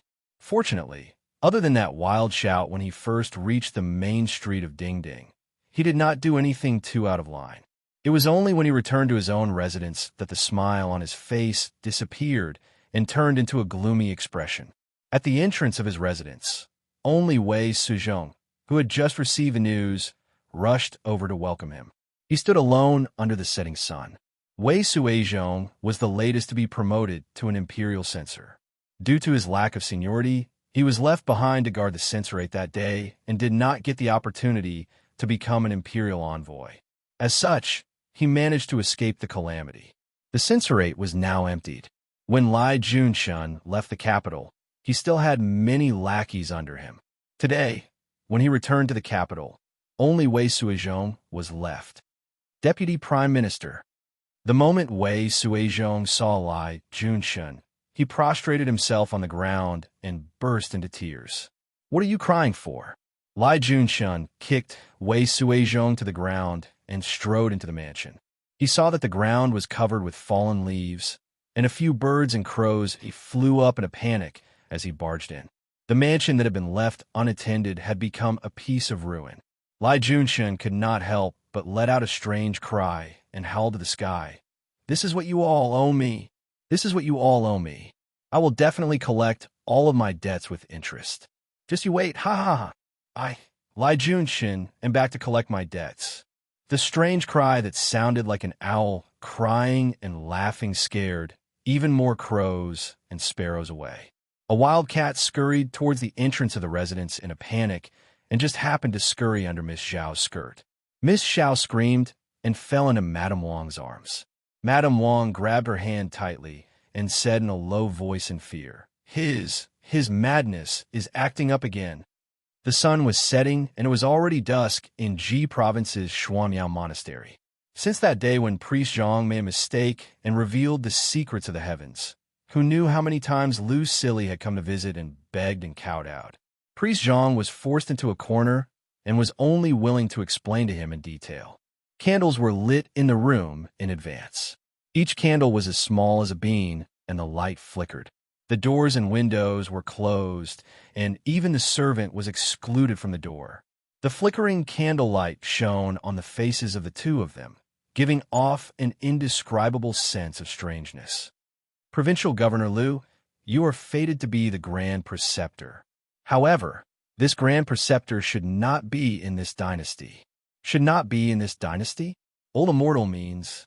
Lu Silly's expression changed, and he cried out, "Is the Wuzhou dynasty about to change?" Silence. Taoist Zhang quickly stopped him. He got up and looked around before returning to sit down. His sneaky actions made Lu Silly even more nervous. Taoist Zhang lowered his voice and said, "That's right. The world is about to change." Lu Silly muttered, "How can it be?" Taoist Zhang laughed coldly and said, "When Emperor Wen of Sui was still alive, how strong was great Sui? The country was vast, the people were strong, the soldiers were strong, and there were many talents. Since the Qin and Han dynasties, how many times has there been such a golden age? What was the result? Emperor Wen of Sui died, and Yang Guang took over the throne. In just a few years, there were 18 rebellions and 72 wars. The seemingly indestructible Great Sui Empire was destroyed, and Li Yuan, who drove the carriage for Yang Guang, is now in the imperial court. Can the current Wuzhou dynasty compare to the Great Sui dynasty of the past?" Lu Silly swallowed his saliva nervously and said with difficulty, "Old Immortal, you mean, once the Empress passes away, the world will be in chaos?" Taoist Zhang nodded his head heavily and said mysteriously, "Provincial governor should know more about the situation in the world than I do. The Empress is old and will pass away soon. Once she dies, the Wu and Li families will rise up, and the world will be like the end of Sui dynasty. Heroes will fight for the throne, and the flames of war will rise everywhere." The situation that Daoist Zhang described was really easy to happen. The Li Tang and the Wuzhou clansmen were now fighting for the throne to the death. Once the empress passed away, the Li Tang would have the hearts of the people, and the Wuzhou would have the military power. The two sides would fight for it, and the world would be in chaos. Lu Sili's eyes froze, and his eyes seemed to have turned into two stones. After a while, his eyes flickered, and he said excitedly, "I understand. Then, is it the Li family or the Wu family who will rule the world? Who should I lean towards and be loyal to? Old immortal, please enlighten me." Daoist Zhang chuckled and said, "Qin lost its throne, and the world chased after it. The one who will emerge victorious in the end will not be the Li family, nor will it be the Wu family." Lu Sili's expression tightened, and he hurriedly asked, "Then?" Daoist Zhang's voice deepened, and he moved closer to him and said in a low voice, "The imperial energy is still in Luoyang, but it is not in the Li family or the Wu family." Lu Sili's voice trembled, and he said, Then who has it?" Daoist Zhang stroked his goatee and said in a low voice, "This person is the military advisor of Luoyang Prefecture. His surname is Qi, and his name is Qi Lianhui. Provincial Governor Lu, you should plan early so that you can have the merit of founding the country, assist the emperor, and control the officials." Even though Lu Sili had long believed in Daoist Zhang's words, plotting a rebellion was not a small matter. Lu Sili did not dare to make a sudden decision. He slowly sat down and started to think deeply. Sunset in the forest. Sunset in the forest. The sunset and the autumn forest blended into one color. It was impossible to tell whether the sunset was bathing in the dyed forest or the dyed autumn forest was bathing in the sunset. It was a very warm color. Being in it, it was like being in a fairyland. Maple trees were mixed in the forest of golden leaves. Red clouds lingered and red maple trees bloomed. The carriage had already stopped. Princess Taiping sat at the front of the carriage and gazed at the fairyland scenery in front of her. She was slightly lost in thought. Yang Fan walked out of the carriage and sat next to her. Princess Taiping was still in the long attire she wore when she participated in the grand ceremony. She wore a 9D crown on her head and two golden phoenixes holding pearls in their mouths. Two pearls, emerald peonies, and warm flowers appeared on her left and right side. She wore a large robe and a red cape with a jade leather belt around her waist. The ribbon was tied with a jade pendant. It was very grand, but the grace and demure expression on her face was incompatible with the solemn and gorgeous attire. At this moment, it was as if her whole person had blended into the sunset and the forest. Yang Fan calmly looked at her for a long time. He was also infected by her mood. He turned his head and began to appreciate the beautiful scenery of the mountains and fields. The two of them did not say anything. They just felt the sunlight, the setting sun, the maple leaves that were in full swing, and the refreshing and pleasant breeze that brushed their faces. Forgetting everything, after a long time, Princess Taiping took a deep breath. She turned her head and smiled sweetly at Yang Fan. "Last time, on the boat of the Luo River, there was someone else. But here, there's only you and me. Today, you belong to me alone." Taiping's eyes sparkled, faintly carrying a sense of plunder and capture. For a beauty to have such an aggressive gaze when looking at a man, in all these years, Yang Fan had only seen it in her eyes. The female beast revealed her sharp teeth and claws, preparing to enjoy the meal on her plate. But an amused smile appeared in Yang Fan's eyes. To be her prey, who would not be willing? The Yang Fan who had once struggled and escaped, in the end, could not escape his fate. Chapter 648. The mouth was the most attractive part of a woman's body. With a slight tilt, a slight pursing, a pout, a bite, or an opening and closing of the mouth, there would be a different kind of amorous feelings quietly emerging. At this moment, Princess Taiping's plump and sexy lips were gently licked by a touch of fresh red. That was the tip of her flexible tongue. She was about to capture her prey. Like a man-eating flower, she did not rely on agility and speed, nor did she use her fangs and claws. Instead, she relied on her beautiful seduction. Two pairs of lips gradually kissed each other. They kissed goodbye to the sunset between their lips. Their lips were so tight that nothing else could be tolerated, not even the all-pervasive light. Then, a pair of figures gradually fell under the setting sun. The setting sun, the distant mountains, the treetops, the sunset glow, the withered grass, the magnificent carriage, a man, a woman, and a black horse with a glossy coat. All of these interweaved into a three-dimensional, beautiful picture. A gentle wind brushed past this picture. The horse gnawed the hay on the ground. After eating the grass near its mouth, it would wander a few steps forward. Thus, the carriage would stop and walk aimlessly in the forest. Wherever the grass was lush, the carriage would go there, but the owner of the carriage did not care about it. The 9C bee's crown was too much of a hindrance. Without waiting for Yang Fan to take it off, Li Lingyue took it off first, letting her fine black hair fall like a waterfall.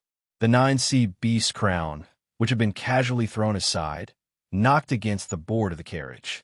The golden phoenix was bent, and the pearl was covered with dust. But no one cared to look at it. Leather belt, big belt, red cape, large gown, even about dress, plain gauze, knee cover, ribbon tie, hanging. The 3 layers of clothing finally made Yang Fan confused. The pretty man could not be considered an expert in undressing people. The undergarments, overcoats, undergarments, and all kinds of leather belts and ribbons were successfully entangled in his hands, wrapping Princess Taiping into a dumpling. This dumpling was like being torn by a naughty child who did not know how to eat it. Half of the clothes revealed a little bit of red here and a trace of white there. Although it could be seen, it could not be eaten. With her eyes closed shyly, Princess Taiping opened her eyes and was shocked by her own appearance. She couldn't help but giggle. Looking at her Longjuan's annoyed look, the considerate princess suddenly straightened her back like a fish on a hook. She jumped up and threw herself at her Langjuan. Then they tangled together again, their mouths and tongues intertwined. Princess Taiping's skillful hands had already unfolded her Longjuan's clothes without her noticing. This time, it was Yang Fan's turn to fall down.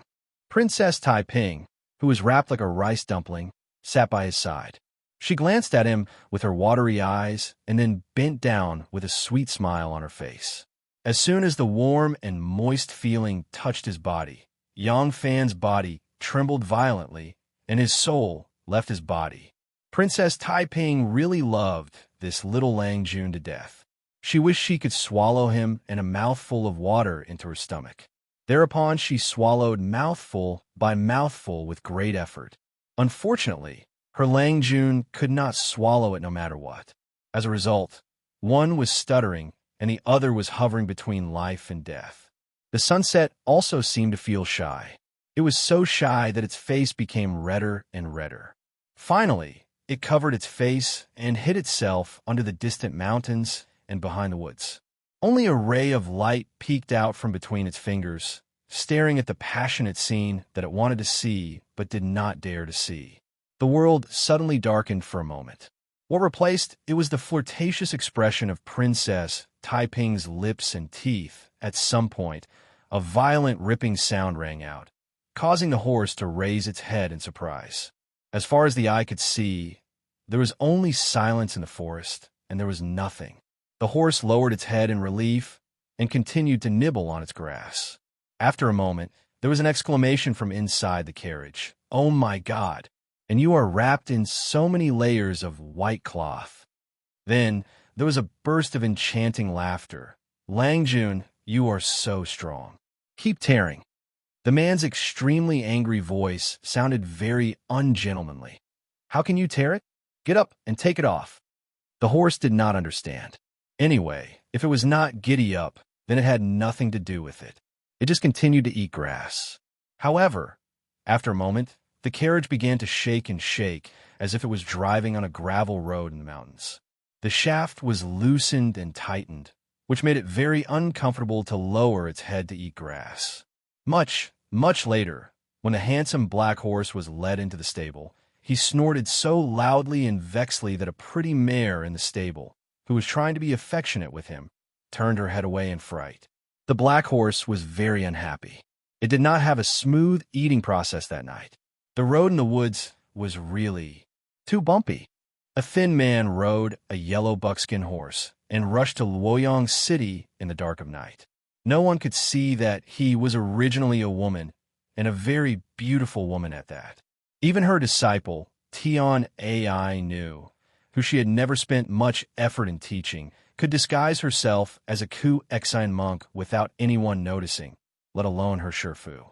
Gu Zhuting disguised herself as a man to make it easier for her to travel. Even though her body wasn't completely healed, with her martial arts, she wasn't afraid of robbers. However, disguising herself as a man would save her a lot of trouble. She was anxious to get to Luoyang, and now that she had finally stepped into Luoyang, she let out a long sigh. Her whole body relaxed, and she felt a kind of exhaustion. She traveled day and night all the way to Luoyang. When she arrived, she thought she would sleep at the city gate and wait until dawn to enter the city. However, when she arrived at the city, she found that the city gate was open and the long street was brightly lit. There was an endless stream of pedestrians. It was as lively as the Lantern Festival, which surprised her very much. Gu Zhuting led the horse into the city and asked an old woman who was playing with her grandson on the street. Only then did she know that the emperor was holding the inauguration ceremony of Tianshu today, so the curfew was lifted to celebrate with the people. She had also heard of Tianshu. It was said that this was a giant pillar that had never existed since the beginning of time. However, when she looked into the distance along Ding Ding Street, she couldn't see that Tianshu. That 100-foot-tall Tianshu had been completely hidden in the darkness of the night. Only the top of Tianshu shone brightly, as if there was a flame hanging in the air. It was a giant cloud disk with a diameter of 3 feet. On top of the cloud disk, there was a bead of fire that was 1 foot tall and 10 feet wide. The shell of the bead of fire was polished to an extremely bright degree. During the day, it shone like the sun and the moon. At night, its light was much dimmer. However, the top of this bead of fire had an opening. The hollow bead of fire was filled with lamp oil. At this moment, the bead of fire had been ignited. The fire raged as if the bead of fire was hanging in the air, spitting out angry flames. Hidden in the heaven, behind it was the giant and majestic Buddha. At this moment, the 99,999 oil lamps in the Ming Hall were all lit. The giant Buddha that shone with golden light was clearly visible. From the Ding Ding Gate along the 4 miles of Long Street, one's line of sight extended all the way to the top of Tianshu. The burning bead of fire at the top of Tianshu was right between the eyebrows of the Buddha statue. This added a bit of mystery to the Buddha statue. Gu Zhuting led the horse and slowly walked forward step by step. She was very hesitant. If she had returned to the capital to report normally, then she would have gone to see her immediate superior first. Under normal circumstances, she didn't need to let the sovereign know that she had come to report. She only needed to report to the chief. When the sovereign had any orders, the chief would naturally assign and make arrangements. But this time, she had rushed to the capital before she had fully recovered. It was to report to the sovereign that he had a biological daughter who was currently in the hands of young Master Jiang. She did not dare to delay along the way. Now that she had reached the capital, of course she should immediately see the sovereign and report the news to him. However, it was currently the middle of the night, and most of the people on the streets would not know where the residence of a heavenly official doctor was. By the time she spent all her effort to find out where the sovereign's residence was and rushed over, it would probably be daybreak. Even if she successfully found the sovereign's residence in the middle of the night, the sovereign wouldn't be able to take any action immediately. Gu Zhuting convinced herself like this, but she was actually a little apprehensive. She didn't understand the sovereign's temperament at all, and this news was definitely not good news to the sovereign. When things came to a head, it was inevitable that she would be a little afraid to see Yang Fan. Even if she could delay for a moment, she would unconsciously find an excuse for herself. I'd better go see the chief first. It's a good opportunity to understand this sovereign. I'll go see him tomorrow. Thinking of this, Gu Zhuting leapt onto the horse and slowly galloped away. With a change of thought, she did a very appropriate thing. The child was the flesh that fell from the mother's body, and the mother and son were connected. Although the man also loved the child, once he heard about this, he would never be as devastated as a woman. Yang Fan was coincidentally not at the residence tonight. If she went to visit at this time, and Xiao Man knew that she had a biological daughter that fell into young Master Zhang's hands, she would probably be deeply worried and wash her face with tears every day. She would never be able to be happy again. Before the child could be rescued, Xiao Man would be tortured until she was thin and weak. And this was still the best situation. Gu Zhuting's change of thought undoubtedly dragged Xiao Man, who was almost pushed into the abyss of hell, back. When Luoyang City's 800th bell rang one after another, Yang Fan was already neatly dressed and riding a horse. He appeared at the top of Luoyang City wall in high spirits. He had always been confused.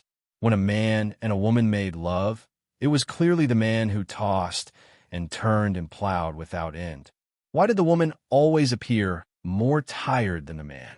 When he got up, his beloved Princess Highness still maintained the limp appearance from last night. Her cheeks were flushed, and she was in a deep sleep. Riding past Enel Square, in front of him was Shoan Square. Yang Fan subconsciously looked towards the first square he lived in after coming to Luoyang. Perhaps if he raised his head, he would see a familiar person. He really did see a familiar person, but this familiar person did not come out of Shoan Square. Instead, he came from Jianshun Street between Shoan Square and Enel Square. He rode a white horse. His face was like jade, his eyes were like bright stars, and there were 3 wisps of beard under his chin. He truly had a good appearance. Lai Junshin also saw him. He immediately reined in the reins, and the 2 enemies stood at the crossroads. Chapter 649. Lai Junshin gazed at Yang Fan for a moment, then suddenly smiled happily. Putting aside Lai Junshin's knowledge and character, just from his appearance alone, Lai Junshin was as handsome as jade. He was indeed a rarely seen handsome man, but when he smiled, there was an evil aura emanating from his bones that made one's heart go cold. Seeing his strange smile, Yang Fan felt very uncomfortable. He was not afraid of Lai Junshin. In terms of martial strength, he could crush Lai Junshin with 1 finger. At most, Lai Junshin's martial strength was at the level of a ruffian fighting in the streets. In terms of power, he was now the highly sought-after heavenly official merit examination officer, while Lai Junshin was only a county officer. The difference between them could not be measured, but the smile that Lai Junshin suddenly revealed was overflowing with evil. It was not the expression of a normal person at all. Yang Fan could not help but feel a chill in his heart. The corner of Lai Junshin's mouth curled higher and higher. Finally, it turned into a loud laugh. Kicking off the horse's hooves, he came to greet Yang Fan. Cupping his hands, he said, "Yang Longzhong, pleased to hear that officer has been promoted to the heavenly official residence. Congratulations, haha." Yang Fan might not know about the transfer of an ordinary official, but how could Yang Fan not know about the transfer of Lai Junshin, who had stirred up countless carnage in Luoyang and killed countless prime ministers? This matter was already known to everyone in the Ministry of Appointments. So seeing him appear, Yang Fan was not surprised. He smiled faintly, his hands still holding onto the reins of the horse. Casually, he replied, "County Officer Lai has finally been transferred back to the capital. The bitterness is over and the sweetness is coming. Making a comeback is something worth celebrating." Lai Junshin waved his hands and put on an extremely frightened expression. "You flatter me. I'm only a lowly county officer now. How can this be considered comeback? It is just that the sage took pity on me for my hard work and transferred me to the foot of the emperor so that I can live a more stable and comfortable life." Ha ha ha! When Lai Junshin was speaking just now, no matter if he was pretending to be respectful or afraid, his facial expressions were unusually rich. No matter what expression he put on, his eyes were smiling and the corners of his mouth were curled up. Together with his conflicting expressions, it seemed inexplicably strange. At this moment, he finally couldn't help but laugh out loud. When Yang Fan heard his laughter, he couldn't help but frown. He could tell that Lai Junxin wasn't trying to show off, nor was he trying to show off. He was truly happy, but Yang Fan really didn't know why Lai Junxin was suddenly so happy while they were talking. Lai Junxin was grinning from ear to ear as he said, "This lowly official has just arrived in the capital today. I must first report to the Luoyang government and see the superior official before I can take up my post. Yang Longzhong, let's meet again when we have time. I'll take my leave now." Yang Fan nodded, but his brows were still slightly furrowed as he watched Lai Junxin turn his horse and leave.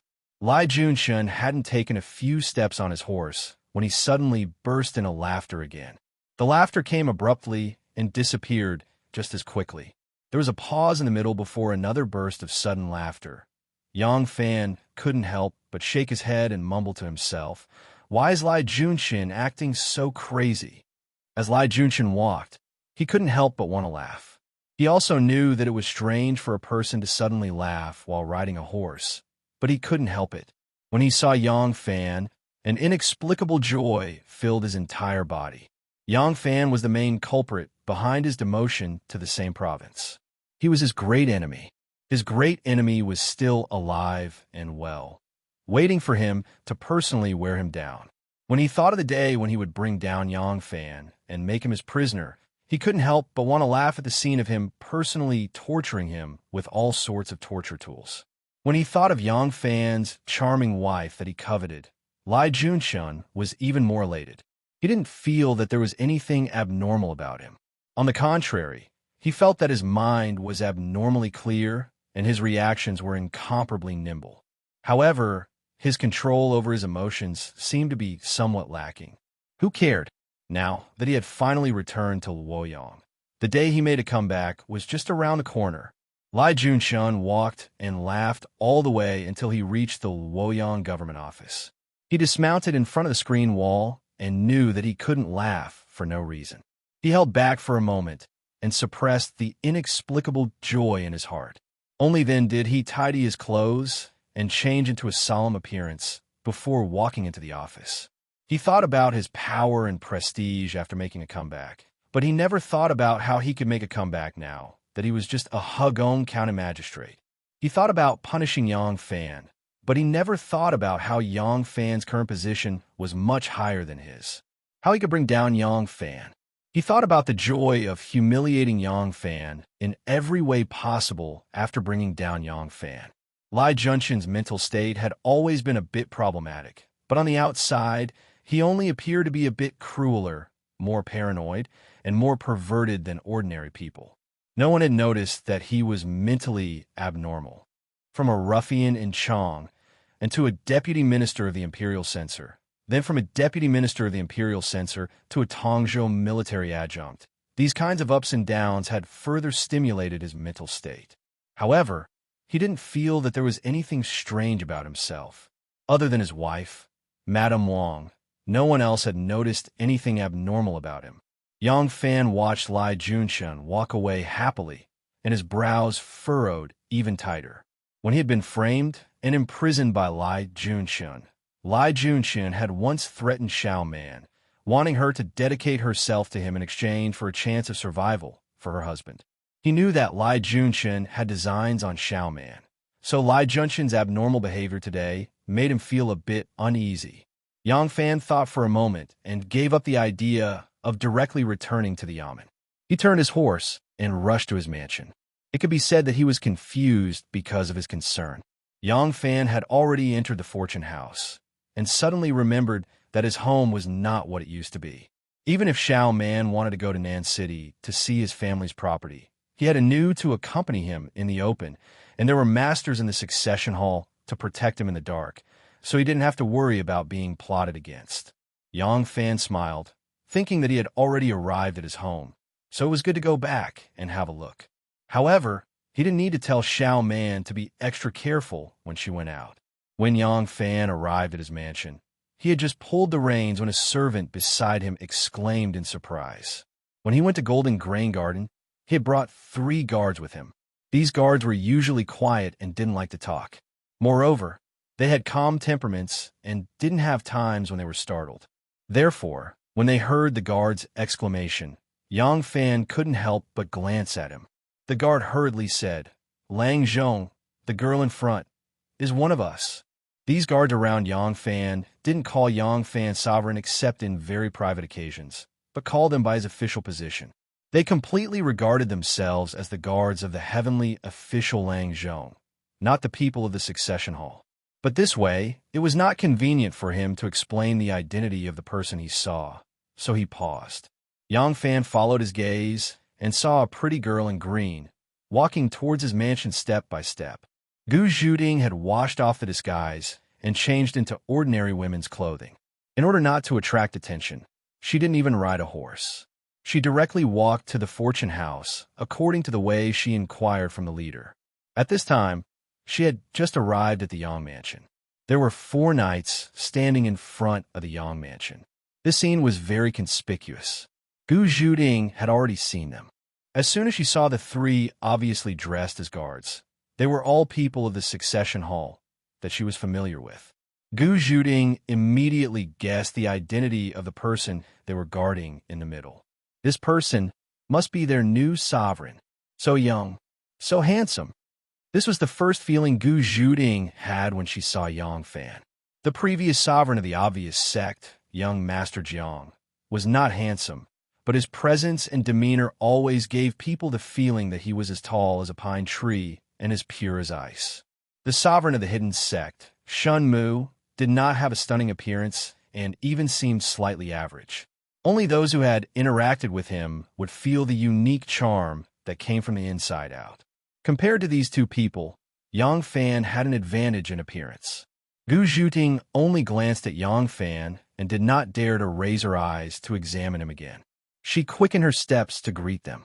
At this time, the guard had already whispered a few words into Yang Fan's ear, explaining Gu Zhuding's identity. Yang Fan knew that she definitely had a matter. This was the entrance, and it was not easy to speak with so many people coming and going. He immediately got off his horse and walked into the mansion. The 3 guards also got off their horses, and one of them went to greet Gu Zhuding. Last night, the entire city was celebrating, and the gatekeeper, Mo Xuanfei, enjoyed the excitement and sneaked out to have fun for half a night. Since the master of the house wasn't in the residence, there was no need to wake up early today.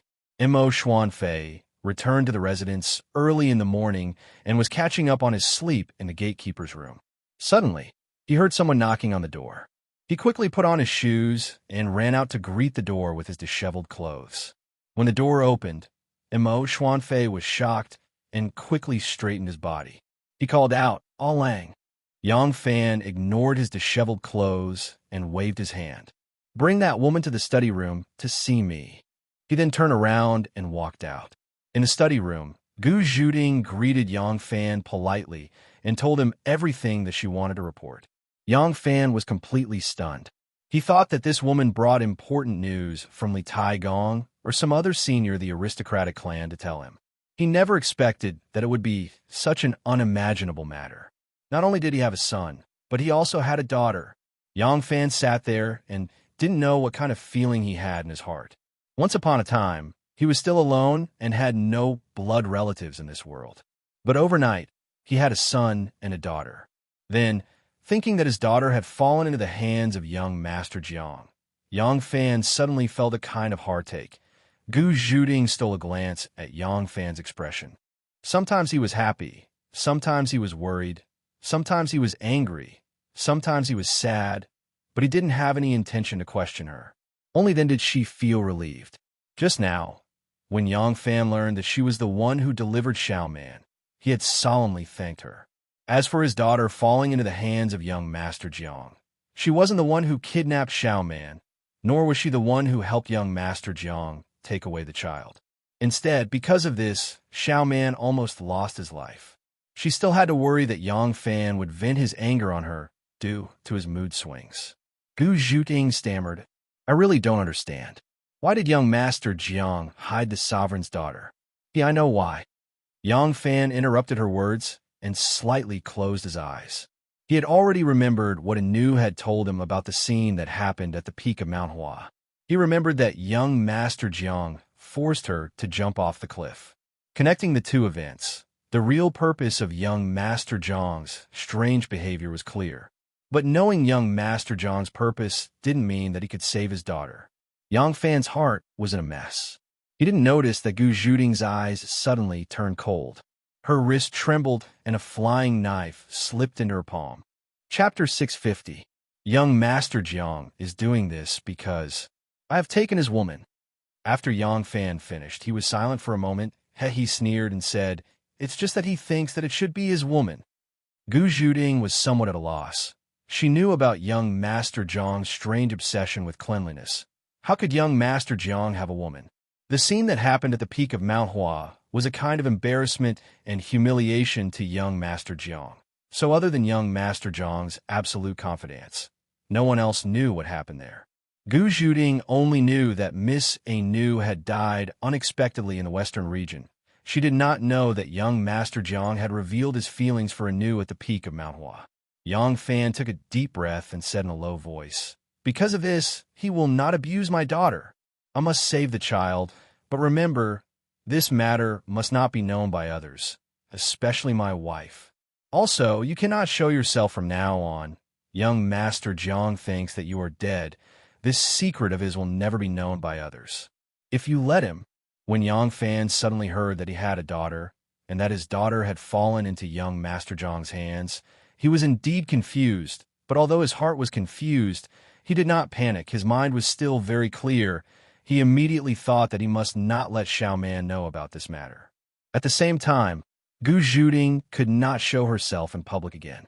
Now that Gu Zhuting continued to maintain her dead state, it would not arouse young Master Jiang's vigilance, and he would not carry out special care for his daughter. It would be easier for him to save his daughter. After nervously analyzing everything, Yang Fan immediately ordered Gu Zhuting. As soon as he raised his head, he saw Gu Zhuting's bright black eyes, carrying a dangerous glint. Her figure was originally plump and soft, graceful like a willow, but right now it was slightly taut, as if she was about to pounce. Her posture was filled with strength and movement, as if she was a dangerous cheetah that was about to pounce on the treetops. When Yang Fan saw the hurried look that Gu Zhuting gave him, he immediately understood.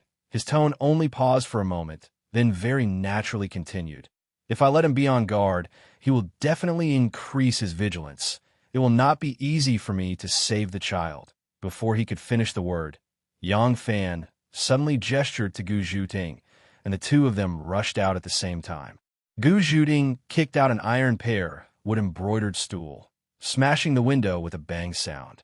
Immediately afterwards, her body was like a real leopard, using an extremely graceful, agile, and ferocious posture to pounce out. Yang Fan turned around and ran to the door. When he reached the door, he took down the scabbard on the wall. He was busy thinking of a countermeasure just now, so he didn't notice the movement outside, but Gu Zhuting heard it. This was the Yang mansion, so if there were servants and maids walking around outside, it would be normal. However, the sound that Gu Zhuting heard was clearly someone quietly approaching. From the light footsteps that were almost inaudible, it could be determined that this person was intentionally eavesdropping, deliberately hiding their tracks. Therefore, when Yang Fan raised his head, Gu Zhuting gave him a look and then pouted her lips towards the outside of the wall. Yang Fan immediately understood her intention and continued to speak to confuse the eavesdropper outside the window, while at the same time looking for an opportunity to rush out with her. Today's Yang mansion, although not said to be a dragon's pool or a tiger's den, it was not far from it. The person who came could actually hide from many guards, both in the open and in the dark, all the way to the study room. Then this person's martial arts might not be inferior to Lu Boyan's. How could Yang Fan dare to be careless? He kicked open the door, and the sword in his hand stabbed out like a bolt of lightning. Lightning suddenly appeared in Yang Fan's hand, and then immediately condensed into a frozen stream of ice. He held the sharp sword in his hand, and stood there, motionless. Gu Zhuting followed closely behind the embroidered stool and rushed out. The moment her figure passed through the window, she spun in mid-air in a strange manner, and the flying knife in her hand was like the sharp teeth of a cheetah, flashing with a cold light. At the same time, her left hand gripped her belt tightly, as if she was going to pull out some kind of weapon. However, her movements suddenly froze when she saw the person outside, so that even with her agile movements, when she landed, there was a thud sound. Anu, Gu Zhuting cried out in shock. The person in front of her was obviously her disciple, Tin Ano, who was said to have died in the western regions. Tin Ano was stunned by the shock coming from the window and the door, until he heard Gu Zhuting's exclamation. Then he answered embarrassedly, "Master Gu." The movement in the study room immediately alerted the guards of Yang Fan's mansion. Suddenly, a few people appeared on top of the wall and at the door of the courtyard. There was an old servant in green holding a broom, a young servant in green holding a basin, and a wet nurse with a blissful face and a sturdy waist. The masters of the succession hall looked like dragons and tigers. If they did not appear at this moment, who would know that they were Wulin masters with unique skills? Yang Fan turned his wrist, and the sword returned to its sheath. "It's fine, you can all leave." Yang Fan ordered the old servant who swept the floor, the young servant who washed the clothes, and the wet nurse. He turned around and walked into the study room, saying at the same time, "Anu, follow me." Gu Zhuting saw Tin Ano who came back from the dead. At first she was very shocked, but then she remembered that she was young Master Zhang's trusted aide, and this time she came to harm the Lord, so she immediately waved the flying knife again. But at this time, Yang Fan's words passed into her ears. Gu Zhuting waved the flying knife in the air, and her left hand clasped the belt, and she was stunned again. Tin Ano looked at Gu Zhuting, turned around, and obediently followed Yang Fan into the study room. Gu Zhuting calmed down, and then followed behind, thinking anxiously in her heart. What's going on? Could it be? Anu was ordered by young master to fake her death and sneak to the Lord as a spy. Very likely. Thinking of this, Gu Zhuting clenched the weapon again, waiting to expose the true identity of Tin Ano to the Lord. Yang Fan returned to the study room, turned around to look at Tin Ano, and then looked at Gu Zhuting, who had a vigilant face, and smiled. "Miss Gu, don't worry, the woman I mentioned just now is her. Anu is definitely not young Master Zhang's spy." Anu, who was always by young Master Zhang's side, actually became the woman of the Lord? So the Lord not only stole young Master Zhang's throne, but also, Yang Fan obviously knew Anu's previous identity, and his words couldn't be disbelieved. Gu Zhuting knew there must be many exciting stories, but now was obviously not the time to satisfy her heart of gossip. She flicked her finger, and the flying knife disappeared again and stood to the side. Yang Fan slightly frowned and asked Tin Ano, "If you want to come over, just come over. Why are you sneaking around?" Tin Ano looked awkward and didn't speak. Her reason for eavesdropping was really not to be known to outsiders. Last night, Yang Fan didn't return to the residence and came back early this morning, but brought a very charming woman to the study room.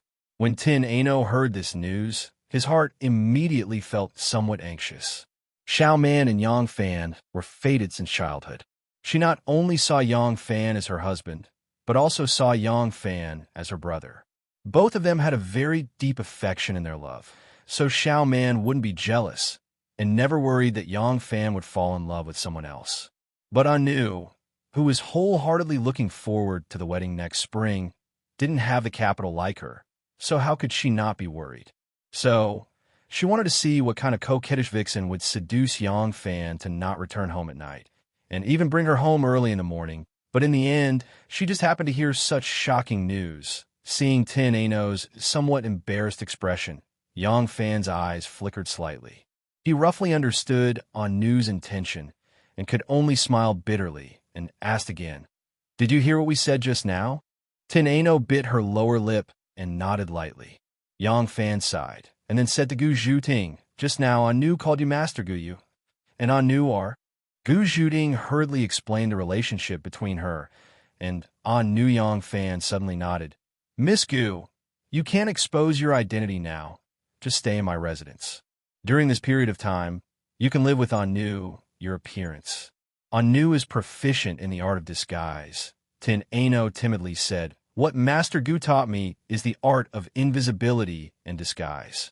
Yang Fan made no sound and said, "Then it's done, Miss Gu. It's best for you to change your appearance. Although my residence is very safe, but just in case," Gu Zhuding hurriedly nodded. "This subordinate understands. Sect head, please rest assured this subordinate will change her appearance in a while." Yang Fan nodded, and after a moment of silence said, "I'm going to the Yamen now. Anu, call someone over to repair the study room." Tin Ano hesitated for a moment, and then plucked up her courage to ask Erlang about the matter of rescuing the child. Yang Fan had already walked past her, and then he stopped, slowly turned around, and gently patted her shoulder, and said softly, "You don't have to worry. The child is in his hands now. There won't be any danger. I also want to rescue the child immediately, but if we act rashly now, we will only alert the enemy, and it will definitely do more harm than good. We don't know where he is, and if we make a big fuss, it will definitely alert him. He still doesn't know that the secret has been leaked, so he won't be too strict with the child. If we make a big fuss, it will be difficult to rescue the child. Don't worry, I will soon lure the snake out of the hole and let him jump out on his own." Yang Fan nodded to Anu firmly and finally said, "Don't let Xiaoman know." After saying that, he strode away. Anu faintly looked at Yang Fan's receding figure, and for a moment, her heart was filled with guilt and self-blame. Originally, since Xiaoman and the child were rescued, her worries were gone, and she was already very happy. But this news was like a heavy stone, pressing heavily on her heart. Seeing that Yang Fan had already gone far, Gu Zhuding couldn't suppress the curiosity in her heart, and asked, "Anu, why are you with Sect Master?" Anu shook her head, and didn't answer the question. "I can't wait here with a clear conscience, Master Gu. I should rescue the child with my own hands." Yang Fan walked out of the mansion, leaped onto his warhorse, and galloped away. He rarely galloped on the long streets of Luoyang, but this time he galloped on his horse. Fortunately, there weren't many people on the widest Ding-Ding Street in the morning. Yang Fan galloped all the way to the Tianjin Bridge, and then suddenly pulled on the reins. The warhorse neighed and stood up. Yang Fan looked back, and couldn't help but look up to the sky and let out a turbid breath. The 100 squares of Luoyang were as orderly as a chessboard. The affairs of the world were like chess pieces, and life was like a game of chess. He, who was immediately at the Tianjin Bridge, was the pawn crossing the river. He could only take it one step at a time. He was clear about his goal, but before he reached his destination, he would never know how many chariots, horses, cannons, and elephant soldiers would be laying layers upon layers of killing traps for him along the way. He advanced without retreating, not to abandon his wife and child, but to reunite. Chapter 651. Yang Fan returned to the Heavenly Magistrate's office. Suppressing his worries and the pain of losing his young daughter, he concentrated on sorting out the preliminary list of officials. He had the right to screen, but not the final decision.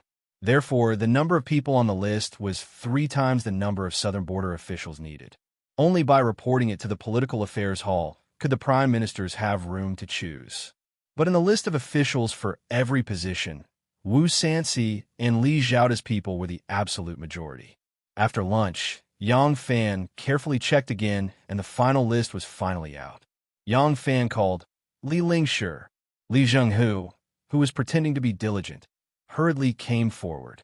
Yang Fan handed Li Zhenghu the name list, which was dotted with dots and ink, to Li Zhenghu and said, "This is the list of officials that I have preliminarily selected. Make a copy of it. After I check it, you must hand it to the Political Affairs Hall before the Yamen is dismissed today." "Yes." Li Zhenghu quickly took the list with both hands. Yang Fan solemnly said, "I will go out for a while. Make a copy of it carefully. Remember, this is a serious matter. Do not spread it out." Li Zhenghu said with a terrified face, "I dare not. Doctor, please rest assured." In the past dynasties, the lightest punishment for officials who leaked government decrees and other confidential information was demoted and exiled. However, The leaking of government decrees and policies had never stopped.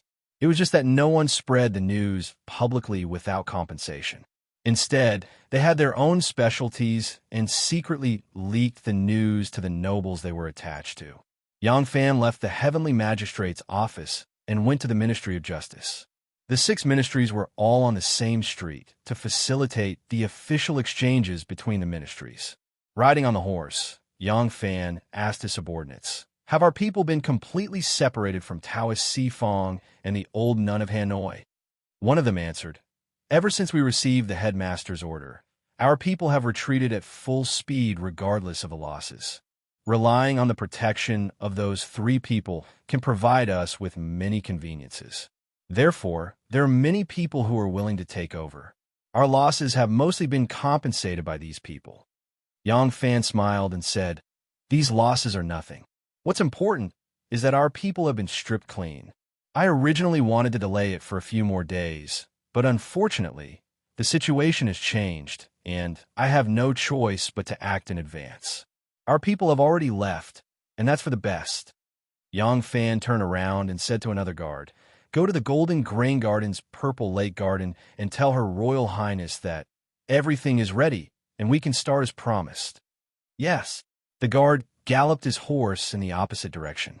The guard who had just spoken to Yang Fan was obviously the leader of the guards, so he knew more inside information and was qualified to speak to Yang Fan.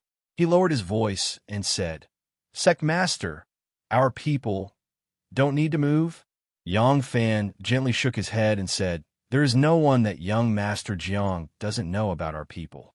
As long as we make a move, he will notice my intentions. Therefore, this time, we cannot move a single one of them. Don't worry, I have my own arrangements for this." "Yes, sir." Li Zhenghu first quickly copied a list of names, and with it in his sleeves, he went to the side room of the recording room. Seeing that there was no one else besides the servant in charge of grinding ink and serving water, he immediately passed the list to him and hurriedly ordered, "Go, send it to the Wei Wang residence immediately."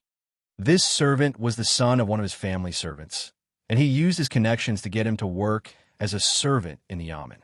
He more or less received a salary to supplement his family's income, and thus became his most trusted errand boy. The manservant took the list and quickly put it away, then rushed out. Li Zhenghu heaved a sigh of relief, then returned to the recording room and began to copy the second copy. This time, he was meticulous, and his brush was extremely serious. Zhao Gan was the imperial official's Sifeng officer. Sifeng officer was mainly in charge of conferring titles of nobility. Titles of nobility were not easily conferred. It was either the death of the father, and the natural succession was only a normal procedure to go through at the imperial official's residence, or it was for military merits or for many years of loyalty to the country, and the emperor rewarded them with the title of nobility. And there was no room for Sifeng officer to maneuver, and there was no profit to be made. Therefore, although Zhao Gan had served in the imperial official's residence for many years, he had always been an insignificant official. Compared to the hot and powerful examiners, when it came to New Year's Day, generous gifts would be piled up like a mountain. It could be said that he was extremely poor. However, Zhao Gan was a man of great forbearance.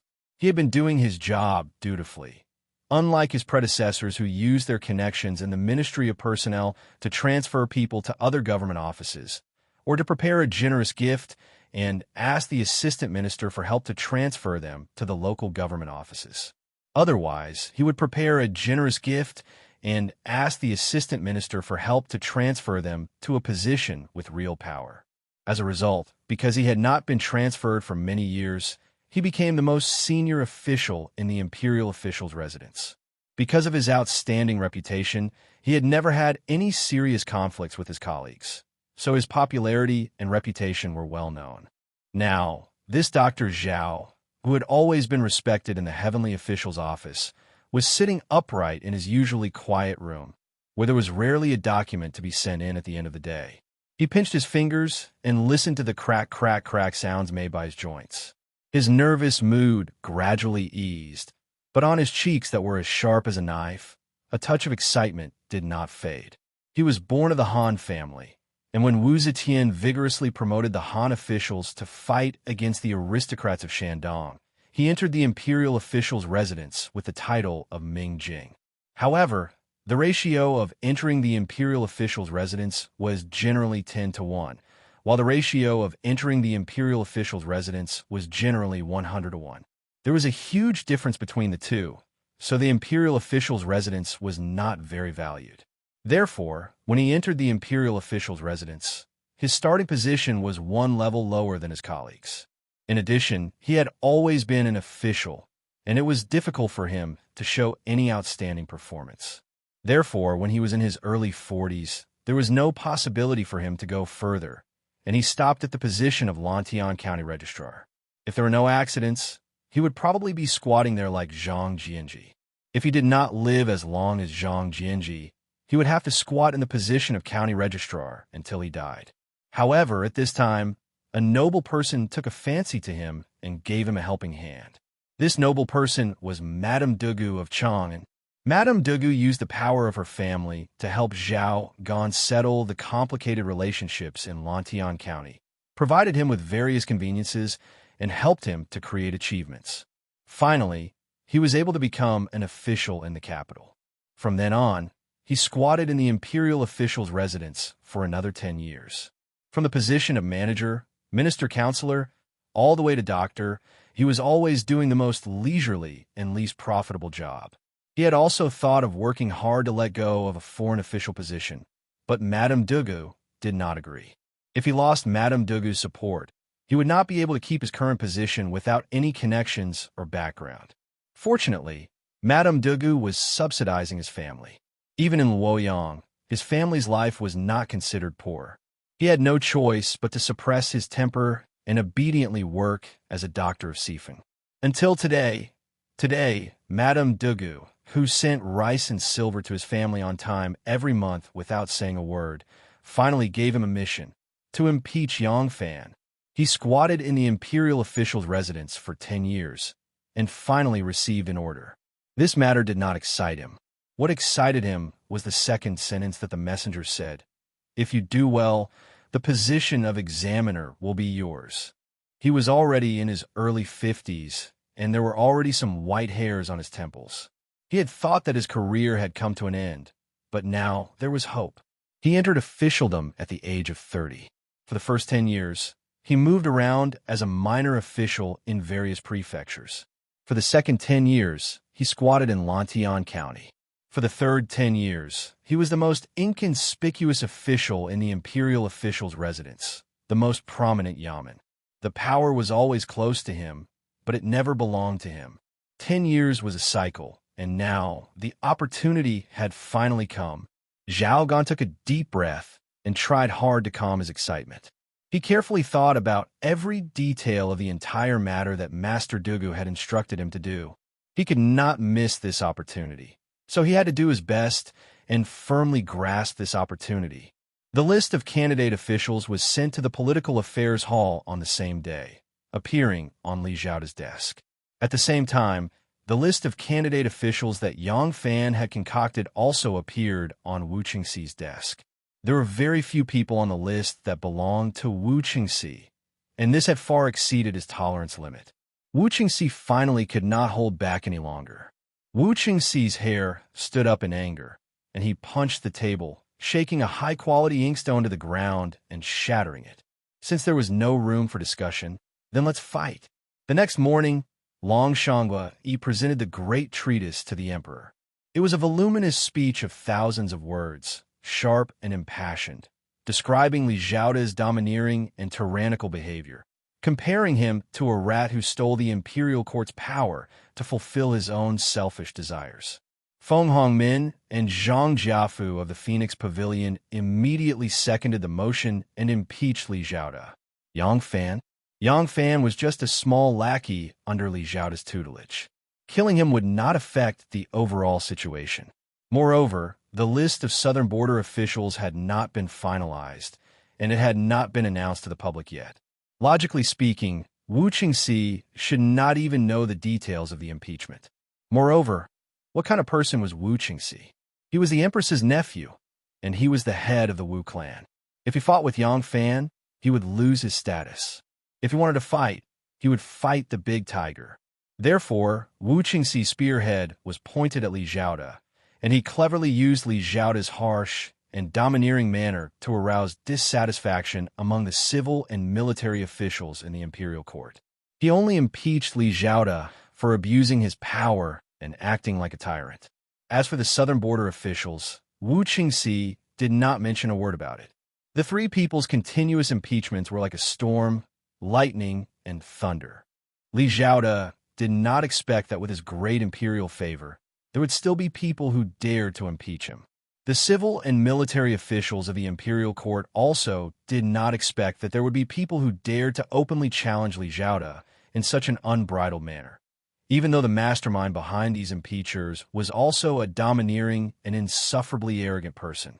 There were two types of impeachment in the imperial court: impeachment by revealing the seal and impeachment by sealing the seal. In this type of impeachment, no matter how high the official position was, no matter whether the person was guilty or not, he had to immediately remove his hat, bow, and leave the office. He had to bow respectfully below the imperial steps and await punishment. Li Xiaoda forcefully suppressed his anger, removed his hat, and bowed before the Pill Emperor. He lowered his head that was always held high. Ever since he took sole control of the imperial court, he had never been in such a sorry state. Chapter 652.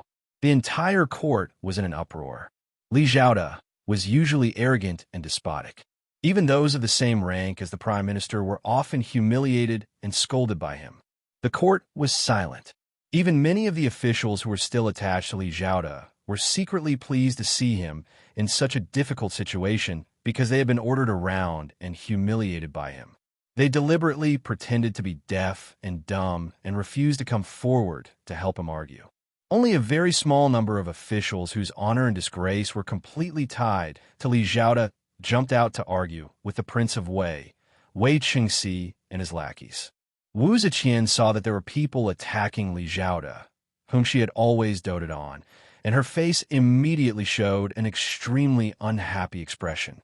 But as the three officials fervently stated their views and continuously listed Li Xiaoda's words and examples, the unhappy expression on Wu Zetian's face gradually disappeared, especially Zhang Jiafu's words.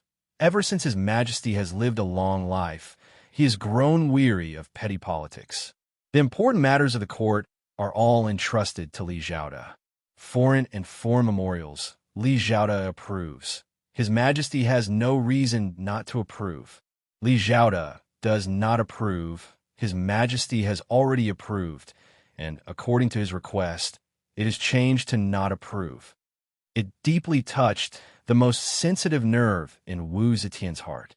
The foundation of Wu Zetian's power was to let herself be in charge of politics. Riches and honor can be given to others, but the dagger to slit one's throat must never be in the hands of others. Zhang Jiafu's words touched Wu Zetian's reverse scale. Wu Zetian opened her mouth coldly and interrupted the arguments of the officials on both sides. "All right, all of you shut up." The court immediately quieted down. Wu Zetian continued, "Have the censorate investigate the memorials of Deng Zhu, Feng Hongmin, and Zhang Jiafu. Dismiss the court." Li Xiaoda bowed deeply and said sorrowfully, "I request that you withdraw and retire from your post." A trace of a smile appeared on Wu Zetian's face. She gently comforted, "Prime Minister Li is my arm. How can the court leave my beloved subject? I do not believe in these accusations, but this is the law of the court. Since there are accusations, naturally we must investigate. This way, my beloved subject's innocence can be restored. Xiaoda, don't worry about it." If these words were used by Wu Zetian in private to comfort an old official, it would be extremely appropriate. However, right now, the people who had impeached Li Xiaoda were still there, and the entire court of civil and military officials were still present. The emperor's words were simply openly biased. Li Xiaoda was so excited that his face turned crimson. He bowed deeply, but his chest was so agitated that he couldn't say any words of thanks.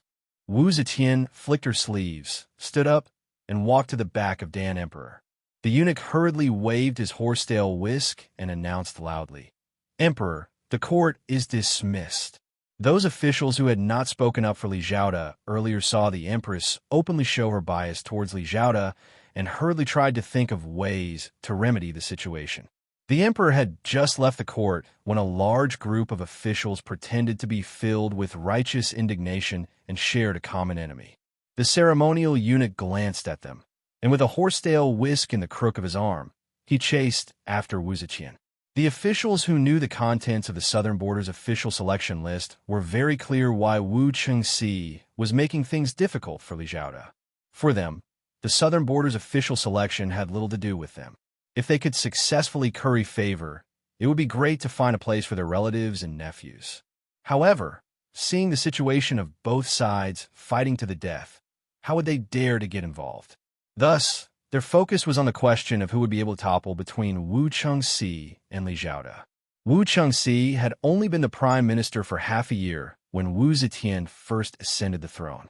His evil deeds weren't obvious. Although the officials were afraid of the Wu clan, they didn't have too much disgust towards Wu Chengxi. On the other hand, Li Zhaoda's reputation was already in tatters. Most of the civil and military officials didn't have a good impression of him. In this current situation, it was already very good of them to not throw stones at him while he was down. How could they still wholeheartedly protect Li Zhaoda? Li Zhaoda wasn't worth protecting, and Wu Chengxi was even more so not to be offended. This rare political storm in the court also spread to the imperial court at the fastest speed. Once the Minister of Defense, Zhao Gan, was informed of what had happened in the court, he immediately realized that the reason why these two influential figures had come to blows was because of the Southern Border's official selection, and this matter was specifically handled by Yang Fan. The clan lord has just sent an order for me to gather evidence and prepare to impeach Yang Fan. Wei Wang has already started to make things difficult for Yang Fan's backer. Could it be that the clan lord has already joined forces with Wei Wang? Zhao Gan's eyes suddenly lit up. He had always believed in the clan lord's ability, and the first person to make things difficult for him was a colossus like Wu Chengxi. This gave him boundless confidence. That night, Minister Zhao stayed up all night in his study. For the sake of his bright future, he busied himself just like he did for the imperial examinations back then. He lit the lamp and boiled the oil to prepare dirt on Yang Fan. There was no morning court the next day. Wu Zetian woke up early and had her breakfast. She was chatting and laughing with Zhang Yizhi and Zhang Changzong as they sat on the lovely spring terrace. Suddenly, the eunuch came over with a memorial wrapped in yellow silk. He came to Wu Zetian's side and whispered in her ear, "Everyone, the Shangwan Imperial Court has sent an urgent messenger to impeach." The Shangwan Wanderer could read and approve ordinary memorials, but military and national affairs had to be forwarded to Empress Wu. The other thing was the impeachment of impeachment. This kind of memorial had to be opened by the emperor himself, and the content of the memorial could only be known by the emperor alone. If the emperor felt that it was insignificant and left the memorial unpublished, then no one else would ever know about it. Wu Zetian casually took the memorial and handed it over to Zhang Changzong with a smile, saying, "Sixth Lang, open it for me." Zhang Changzong complied and examined the wax seal. He took out a jade knife and opened the memorial. He did not hand it over to Wu Zetian, but sat on the side of Wu Zetian's bed and read it. Wu Zetian laughed and said, "Sixth Lang has crossed the line. He deserves to be punished." She raised her hand and patted his buttocks affectionately. "Ouch!" Zhang Changzong pretended to be in pain and cried out in alarm. He jumped up and handed the memorial to Wu Zetian. He said with a smile, "Sage, take a look. This man has eaten a bear's heart and a leopard's gall. He dares to impeach Prime Minister Li." Oh, the smile on Wu Zetian's face turned cold. She took the memorial from his hand. After Wu Chengxi, Princess Taiping's men also made their move. However, no one knew that he was Princess Taiping's man because this man was not an official of the imperial court, but an official of the former imperial court. His name was Qiu Ming, and he was a military officer of the Lu Palace. The king of Lu, Li Lingkue, was the 19th son of the Tang Gaozu, Li Yuan, and the brother of Li Shimin. After the king of Yu, Li Zhen's rebellion failed. Li Lingkue was also implicated and exiled to Zhenzhou, where he committed suicide. Most of the officials in the Prince of Lu's household were implicated, but this Xiao Ming was originally an official sent by the court to monitor the Prince of Lu. Strictly speaking, he was not one of the Prince of Lu's people. In addition, he had an outstanding reputation in the scholarly community. Therefore, he was only relieved of his official position and stayed at home. He used to be an official of the imperial court, so he always had the right to submit memorials to the emperor. Therefore, this secret memorial was sent to the palace. In terms of literary talent, Old Master Qiu was much more brilliant than Deng Zhu, Feng Hongmin, and Zhang Jiafu. Every word in the memorial was as sharp as a sword. This subject has heard of the mistakes of 100 kings, and all authority belongs to you. When the prime minister was in charge of politics, his power was often the bane of his life. Wei Rant's execution of the commoners to appease Qin was not a sign of disloyalty. It was also a meritorious deed for a weak feudal lord to strengthen a strong state. However, he acted on his own, broke Wuji, awed the ruler, and did not hear of a king. Zhao's temperament was arrogant, unyielding, blind and deaf people were like dogs in straw. He was harsh and unjust. The country relied on little, but the harm was great. The world was silent. No one dared to speak a word. His prestige was impressive, and the sun was blazing. Han Guang's generals favored Pang Ming and could entrust him with an orphan. Emperor Ming of Wei wanted Sima Yi to pacify the country, but dared to rape back. Today Zhao De is ruling the country, dominating the court. Love, hate, and plunder, as if there is no one else around. His Majesty's kindness is deep, and his cover is very thick. This subject has heard of ants burying a dam, and needles writing qi, trickling without end, will become a river. After Wu Zetian finished reading the memorial, she was stunned speechless.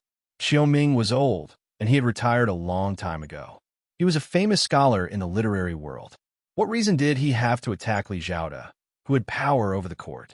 It was impossible for him to have any connections with the various factions in the court. There could only be one motive. He was sincerely serving the country. However, Li Zhaoda, had he really become so domineering?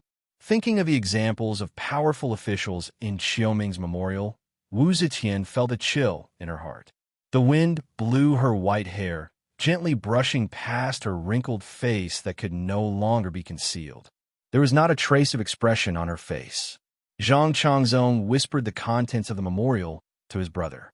Zhang Yizhi rolled his eyes and laughed. This surnamed Qiu is really bold.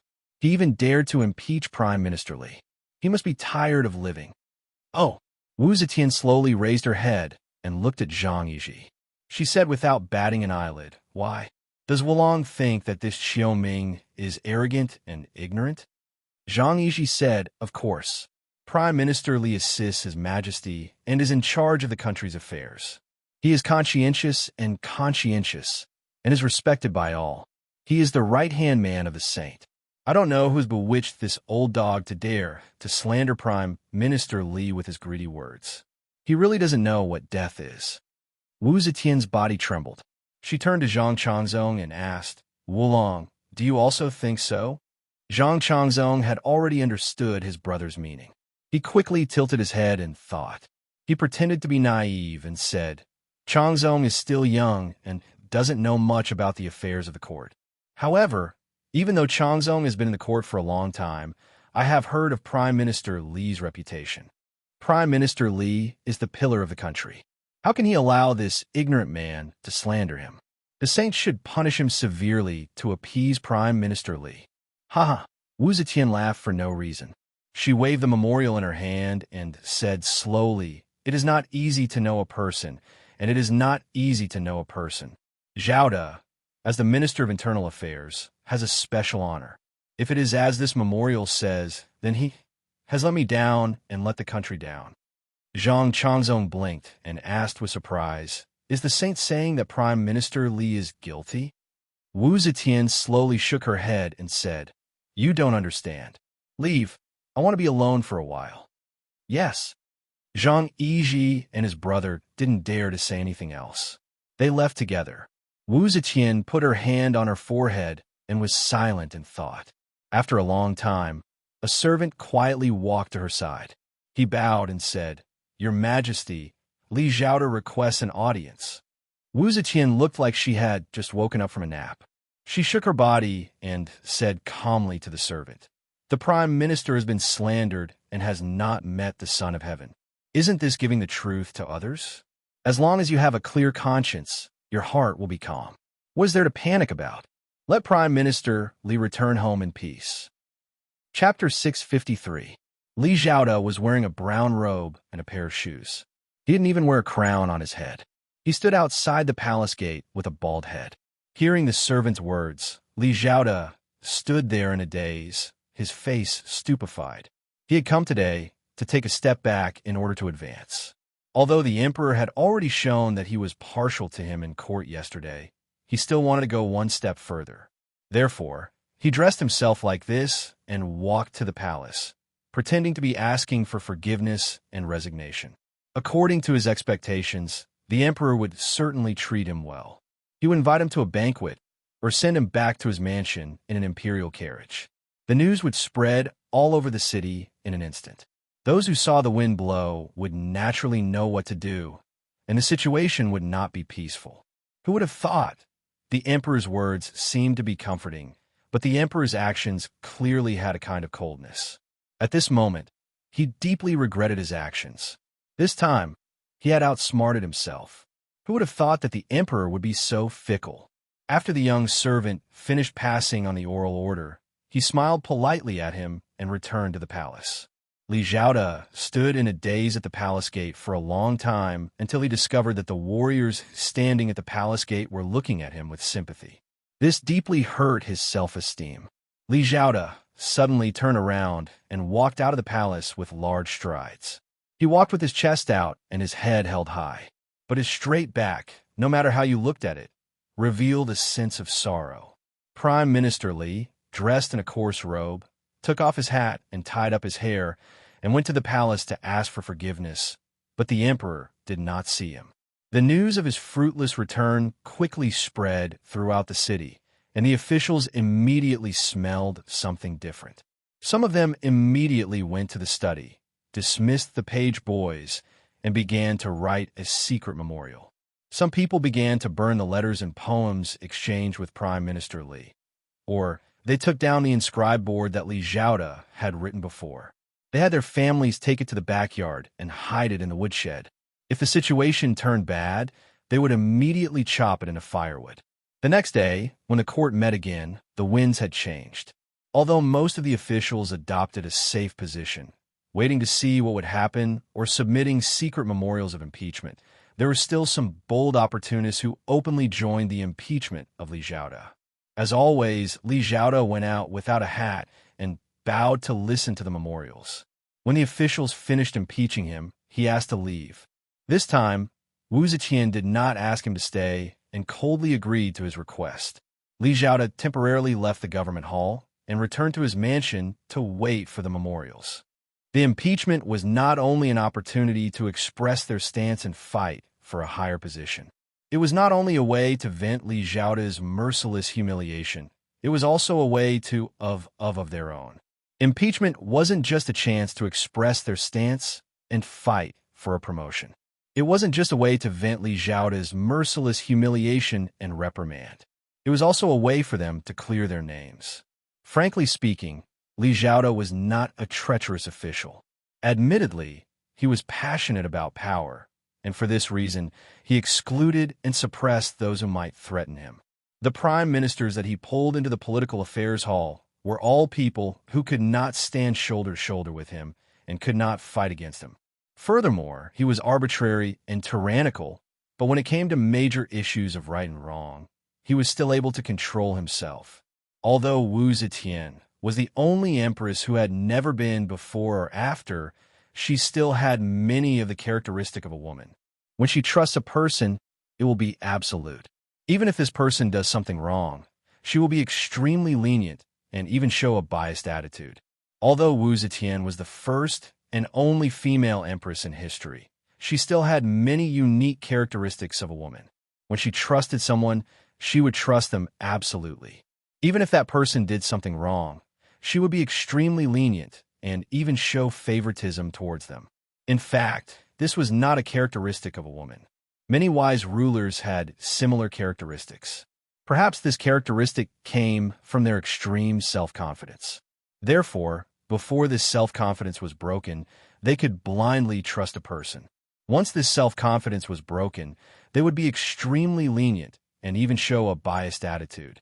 In fact, this could not be considered a woman's characteristic. Many wise rulers had similar characteristics. Perhaps this characteristic originated from their extreme self-confidence. Thus, before this self-confidence was broken, they could blindly trust a person. Once this self-confidence was broken, they would feel that they had been deceived and would hate a person to the extreme. Li Zhaoda could not sit still. He could see the changes in the emperor and the officials clearly.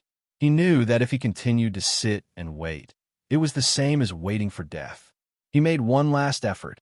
He did not try to win back the emperor's favor. Instead, he once again retreated in order to advance, hoping to save himself. He submitted a letter of 10,000 words to carry out self-blame and self-impeachment, reflecting on his arbitrary and domineering behavior during the period of assisting the government, and asked for forgiveness from the emperor. Once the empress was disgusted with a person, she wouldn't even bother with superficial courtesy. She immediately accepted Li Zhaoda's impeachment and issued a decree to demote Li Zhaoda to the assistant minister of the Phoenix Pavilion. Li Zhaoda would be promoted to the Nanbin County Magistrate of Qinzhou, Lingnan West Road. She ordered him to take up the post in the Serene Mountains of Guangxi. After receiving the empress's decree, Li Zhaoda seemed to have aged 10 years all of a sudden. He sat in a daze for a long time and then gave a long sigh. He ordered his family to pack up and prepare to take up the post. At this time, the number of impeachment memorials didn't decrease but increased day by day. At this time, there were no more people from Wu Sanxi or Princess Taiping secretly adding fuel to the fire. Instead, the accumulated resentment of the civil and military officials against Li Zhaoda was like a flood that broke the dam and finally broke out. The impeachment memorials were sent to Wu Zetian like snowflakes. Because these memorials were impeaching officials, Shanghai Wanner had no power to deal with them. They were all handed to Wu Zetian for her to read personally. The more Wu Zetian read, the angrier she became. Yesterday, he was still an important official that she praised endlessly, but today, he was a deadly tumor. There were memorials to defend and appeal for Li Zhaoda, but they had long been annihilated in this snowflake of impeachment memorials. Li Zhaoda hadn't packed up and prepared to take up the post in the Serene Mountains when the empress issued another imperial decree. She removed Li Zhaoda from the position of Nanbin County Magistrate and exiled him to Lingnan Prison Prefecture. Young Master Jiang felt that his black and glossy hair, that even women would be envious of, was about to turn white. He couldn't understand the series of changes in the court at all. It wasn't that young Master Jiang was stupid, but that everything that was happening in the court really couldn't have any positive connection with what Yang Fan should be doing. On the contrary, looking at the current situation, this storm could only be harmful to Yang Fan without any benefit. After Yang Fan submitted his preliminary list, there weren't many descendants of aristocratic families on it. Instead, Li Zhaoda's party and Wu Sanxi's party made up the majority. This list incited a strong backlash from Wu Qingxi. Even the Zhang brothers of the internal court were very dissatisfied, so they launched a counterattack against Li Zhaoda. The reason Wu Sanxi wasn't the target of their counterattack was because Wu Sanxi was Wu Zetian's nephew. For Wu Qingxi, strengthening Wu Sanxi's party was a great harm to him, but for Wu Zetian, as long as the Wu family's power grew, it was beneficial to her. She was happy to see this happen, and attacking Wu Sanxi wouldn't have much of an effect. In the end, Li Zhaoda wasn't good at managing his own power. His seemingly powerful political foundation had long been destroyed by a straightforward and domineering personality. This large tree seemed to reach the clouds, but its insides had long been eaten away by insects and would fall with a single gust of wind. In this way, Yang Fan would most likely be caught in the crossfire. What exactly did he want to do? Young Master Jiang thought hard for a long time and repeatedly deliberated, but he still couldn't determine Yang Fan's true intentions. His brows couldn't help but furrow deeper and deeper. He didn't know what Yang Fan wanted to do, but he couldn't just sit and watch. No matter what, this opportunity couldn't be missed. Thinking of this, young Master Jiang slightly relaxed his brows. He raised his head and said to Yuan Tingyun, "Have Gawain impeach Yang Fan." Yuan Tingyun was very excited. Young Master had finally decided to act. He nodded heavily and immediately walked out. Gawain was the right assistant imperial censor of the imperial censor, someone that the Liu family had raised. After young Master Jiang was deposed, all of the connections in the officialdom controlled by Xianzong were taken over by Yang Fan. Even though young Master Jiang was proud and was not willing to ask the family for help, there were many times when he had to use the connections that the Liu family had painstakingly built up over many years. Among the most important assets of every large family, there was a list of names that could only be personally held by the head of the family. It was like the mafia leaders in The Godfather locked away in the most secret safe and only passed on to their heirs when they died. The people on that list had either been raised up by them, or they had been fed with real money for many years, or they were secret allies that had been established based on their interests. Old Master Liu doted on this eldest grandson, but he didn't dare to let him squander the family's resources. After returning to Fanyang, he only copied down the names of 3 people from the list and gave them to young Master Jiang. This Gawain was one of them. Young Master Jiang could not wait any longer. He had to send someone to test the waters and see how Yang Fan would respond. Yang Fan lay on his side on the large Luohan bed, enjoying a rare moment of father and son alone time with his precious son. On the Luohan bed, the bed table in the middle had already been removed. Yang Yinzu was lying next to him, kicking and grabbing. He quickly grabbed the jade pendant on his father's waist. His feet pushed against his father's hip bone, and he forced his body to turn over. His little mouth was foaming, and he grinned at his old man in a very happy manner. Yang Fan used a handkerchief to wipe away the foam at the corner of his mouth. Yang Yinzu impatiently turned his head. "Boy, you still have a little sister. Do you miss her?" Yang Yinzu worked hard to spit out another ball of saliva and smeared it on his pink lips that had just been wiped clean. He gave his old man a victorious smile. "Good boy." Yang Fan's fingers gently scratched his chubby little face.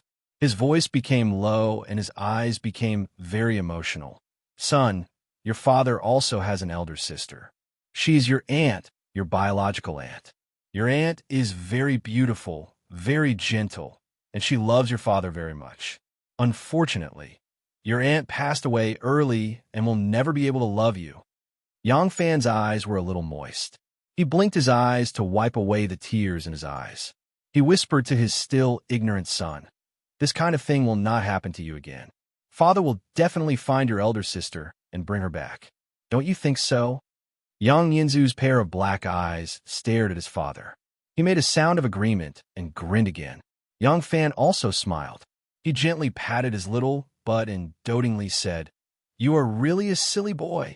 Your father has just become a big official, and he is about to lose it.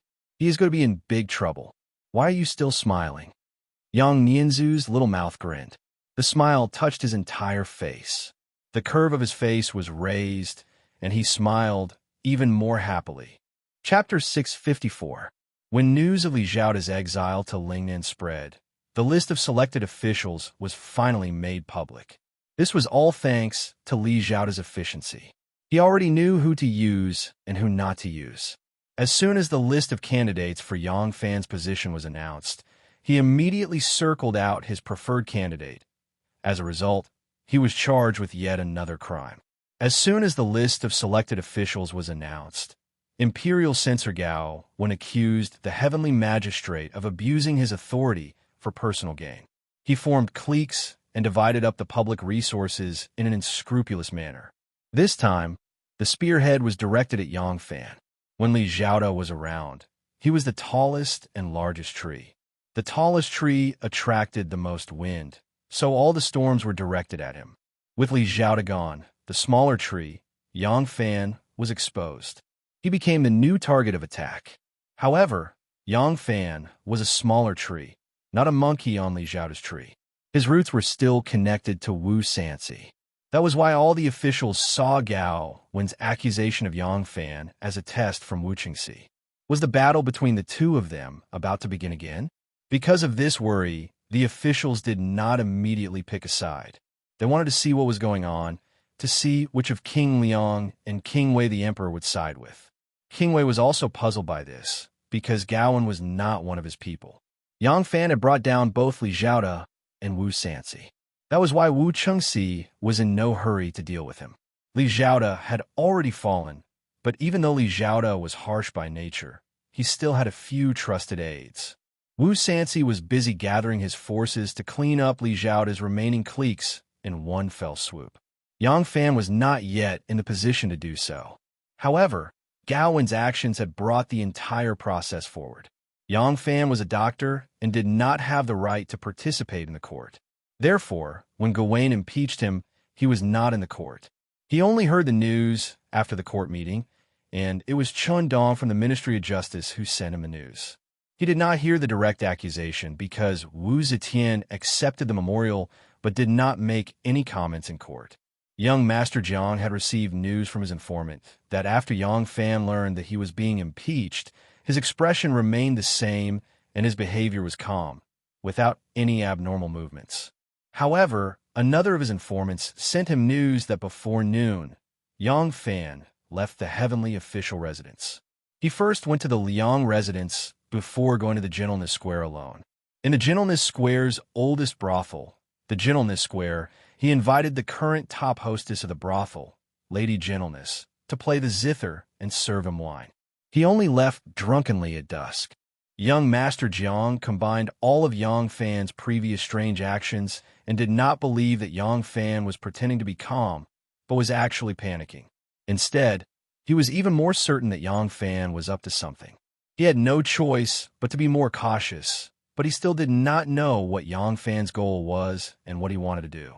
Yang Fan did this not for him to see, but for the other civil and military officials to see. What would they think after hearing this news? Zhao Gan did not expect that someone would beat him to the punch and impeach Yang Fan. He was quite anxious when he heard the news. Fortunately, Imperial Censor Gao Wen's impeachment didn't seem to have any effect. The Emperor's attitude was ambiguous, and he had no intention of punishing Yang Fan. Only then did Zhao Gan calm down. On the evening of the second day, Clan Lord Dugu's men finally delivered the last batch of information he needed. It was great to have the backing of such a powerful clan. If not for the Dugas, he would not have been able to gather so much evidence on his own. If he wanted to impeach him, he could only use some superficial words like Gao Wan. However, he was not an imperial censor and did not have the privilege of hearing reports. Now that he had the irrefutable evidence in hand, Zhao Gan was finally at ease. Zhao Gan did not sleep for the whole night. The lamp in his study was lit until the rooster crowed. The bell on the heavenly gate rang throughout the city. When he finally came out of the study, his eyes were bloodshot, but he was in high spirits. He did not even have the appetite for breakfast and went to court in high spirits. When the court session was halfway through and most of the main topics had come to an end, Wu Zetian, who had been sitting in the court for too long, was exhausted. She was about to fall asleep. At this moment, the eunuch standing in the hall heard a few words from a servant and immediately walked to her side. He bowed and said, "Zhao Gan, the Minister of Seal of the Heavenly Official Court, begs your Majesty to allow him to go to the palace hall and show his name to impeach him." Oh! Wu Zetian's spirits rose. She had spent most of her life fighting with concubines, foreign officials, and the world. It was as if she had developed a hobby for snitching. She immediately ordered, "Summon him to court." The eunuch spun around and announced in a clear voice, "His Majesty has decreed that Minister Zhao Gan of the Heavenly Official Residence shall present himself to the Emperor to be impeached." The officials who had been standing for half a day felt their hearts skip a beat. In a feudal dynasty, only the Emperor was not to be offended. He could only be remonstrated, but not impeached. Anyone below the Crown Prince could be impeached. Who was going to be unlucky this time? Zhao Gan, who was waiting outside the court, heard the voice that seemed to come from the highest heavens. He immediately walked into the court, his heart about to jump out of his throat. Although he had long practiced the etiquette of having an audience with the emperor, this was the first time he stepped into the divine palace of Wanxiang, and this was the first time he was so close to the empress. As soon as Zhao Gan spoke, the officials heaved a sigh of relief. "It's not me." Then their spirits rose.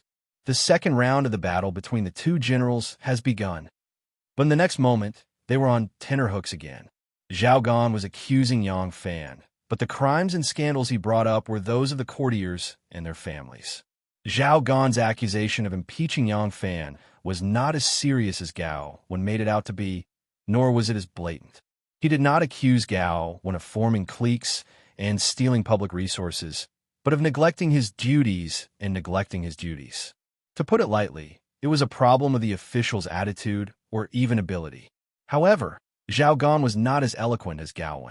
He spoke passionately, but did not have much evidence. Zhao Gan did not speak empty words, only evidence. To prove that Yang Fan was neglecting his duties, Zhao Gan commented on the candidates one by one with examples. Of course, not all of the officials had a handle on them, and not all of them had a handle that could be used against them. However, the problem was that Yang Fan first checked whether they had a handle on them, and then stuffed those who had a handle on them into the candidate list. What else could be said? In an instant, Zhao Gan, who had always kept a low profile, was in the limelight in the imperial court. The ministers and assistant ministers of the imperial censorate were dumbfounded. The officials of the imperial censorate were ashamed that Zhao Gan's evidence was more professional than theirs. The former provincial governor of Azhou, Yang Jinxian, was removed from his post due to corruption and should not have been rehired. Furthermore, I found that Yang Jinxian was not content after his retirement. His nephew, Yang Qi, fought with a neighbor over a trivial matter and injured someone. He should have been sentenced to death by hanging, but Yang Jinxian interfered with the justice system and was only sentenced to exile. But just a year later, Yang Qi, who should have been exiled to Yaozhou, swaggered on the streets of Luoyang.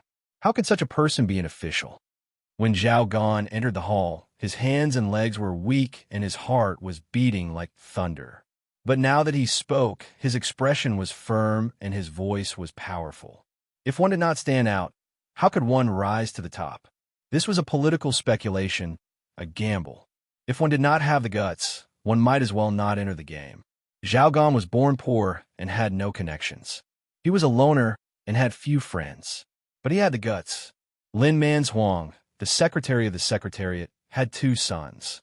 They were stubborn and mischievous and did not strive to improve themselves.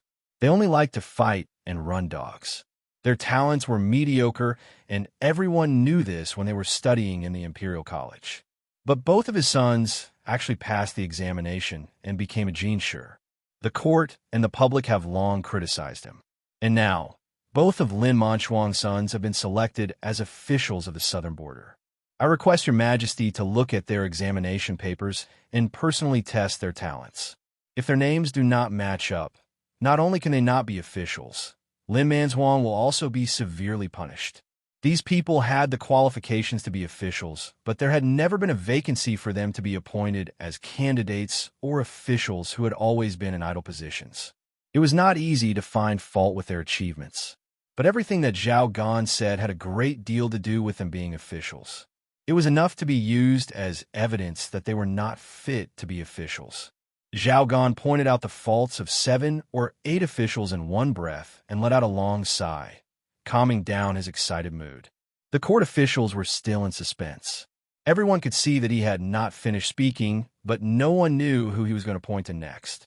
Finally, Zhao Gan's clear voice sounded again. The minister of Taichung, Pei Zhen, in the 7th month of the 3rd year of Chuigong, his father passed away. He was removed from his post and returned to the court in the 10th month of the 1st year of Yongchang.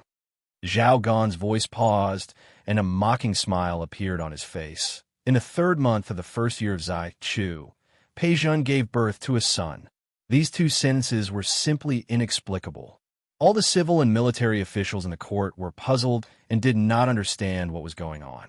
Thanks to Wu Zetian's good habit of changing the year title every few days, sometimes even 2 or 3 times a year, the court officials put their hands in their sleeves and started counting the days with their fingers. The court suddenly became extremely quiet. After a while, someone exclaimed softly as if he had a sudden realization. Then, more and more people came to their senses. From the 7th month of the 3rd year of Chuegong to the 10th month of the 1st year of Yongchang, it was exactly 27 months. This was the time when the officials had to return to their ancestral home to mourn after their parents passed away. From the 10th month of the 1st year of Yongchang to the 3rd month of the 1st year of Zaichu, this was a period of 5 months. In other words, Pei Zhan gave birth to a son 5 months after his mourning ended. What was the problem here?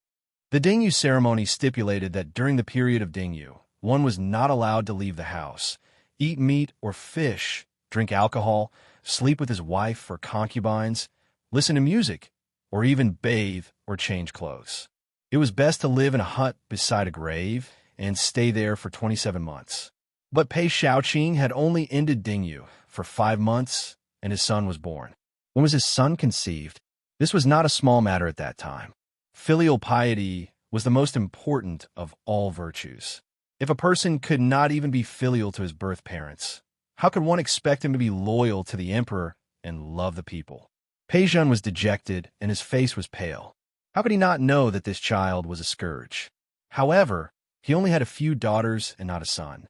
At that time, his concubine was pregnant and he could not bear to use medicine to abort the pregnancy.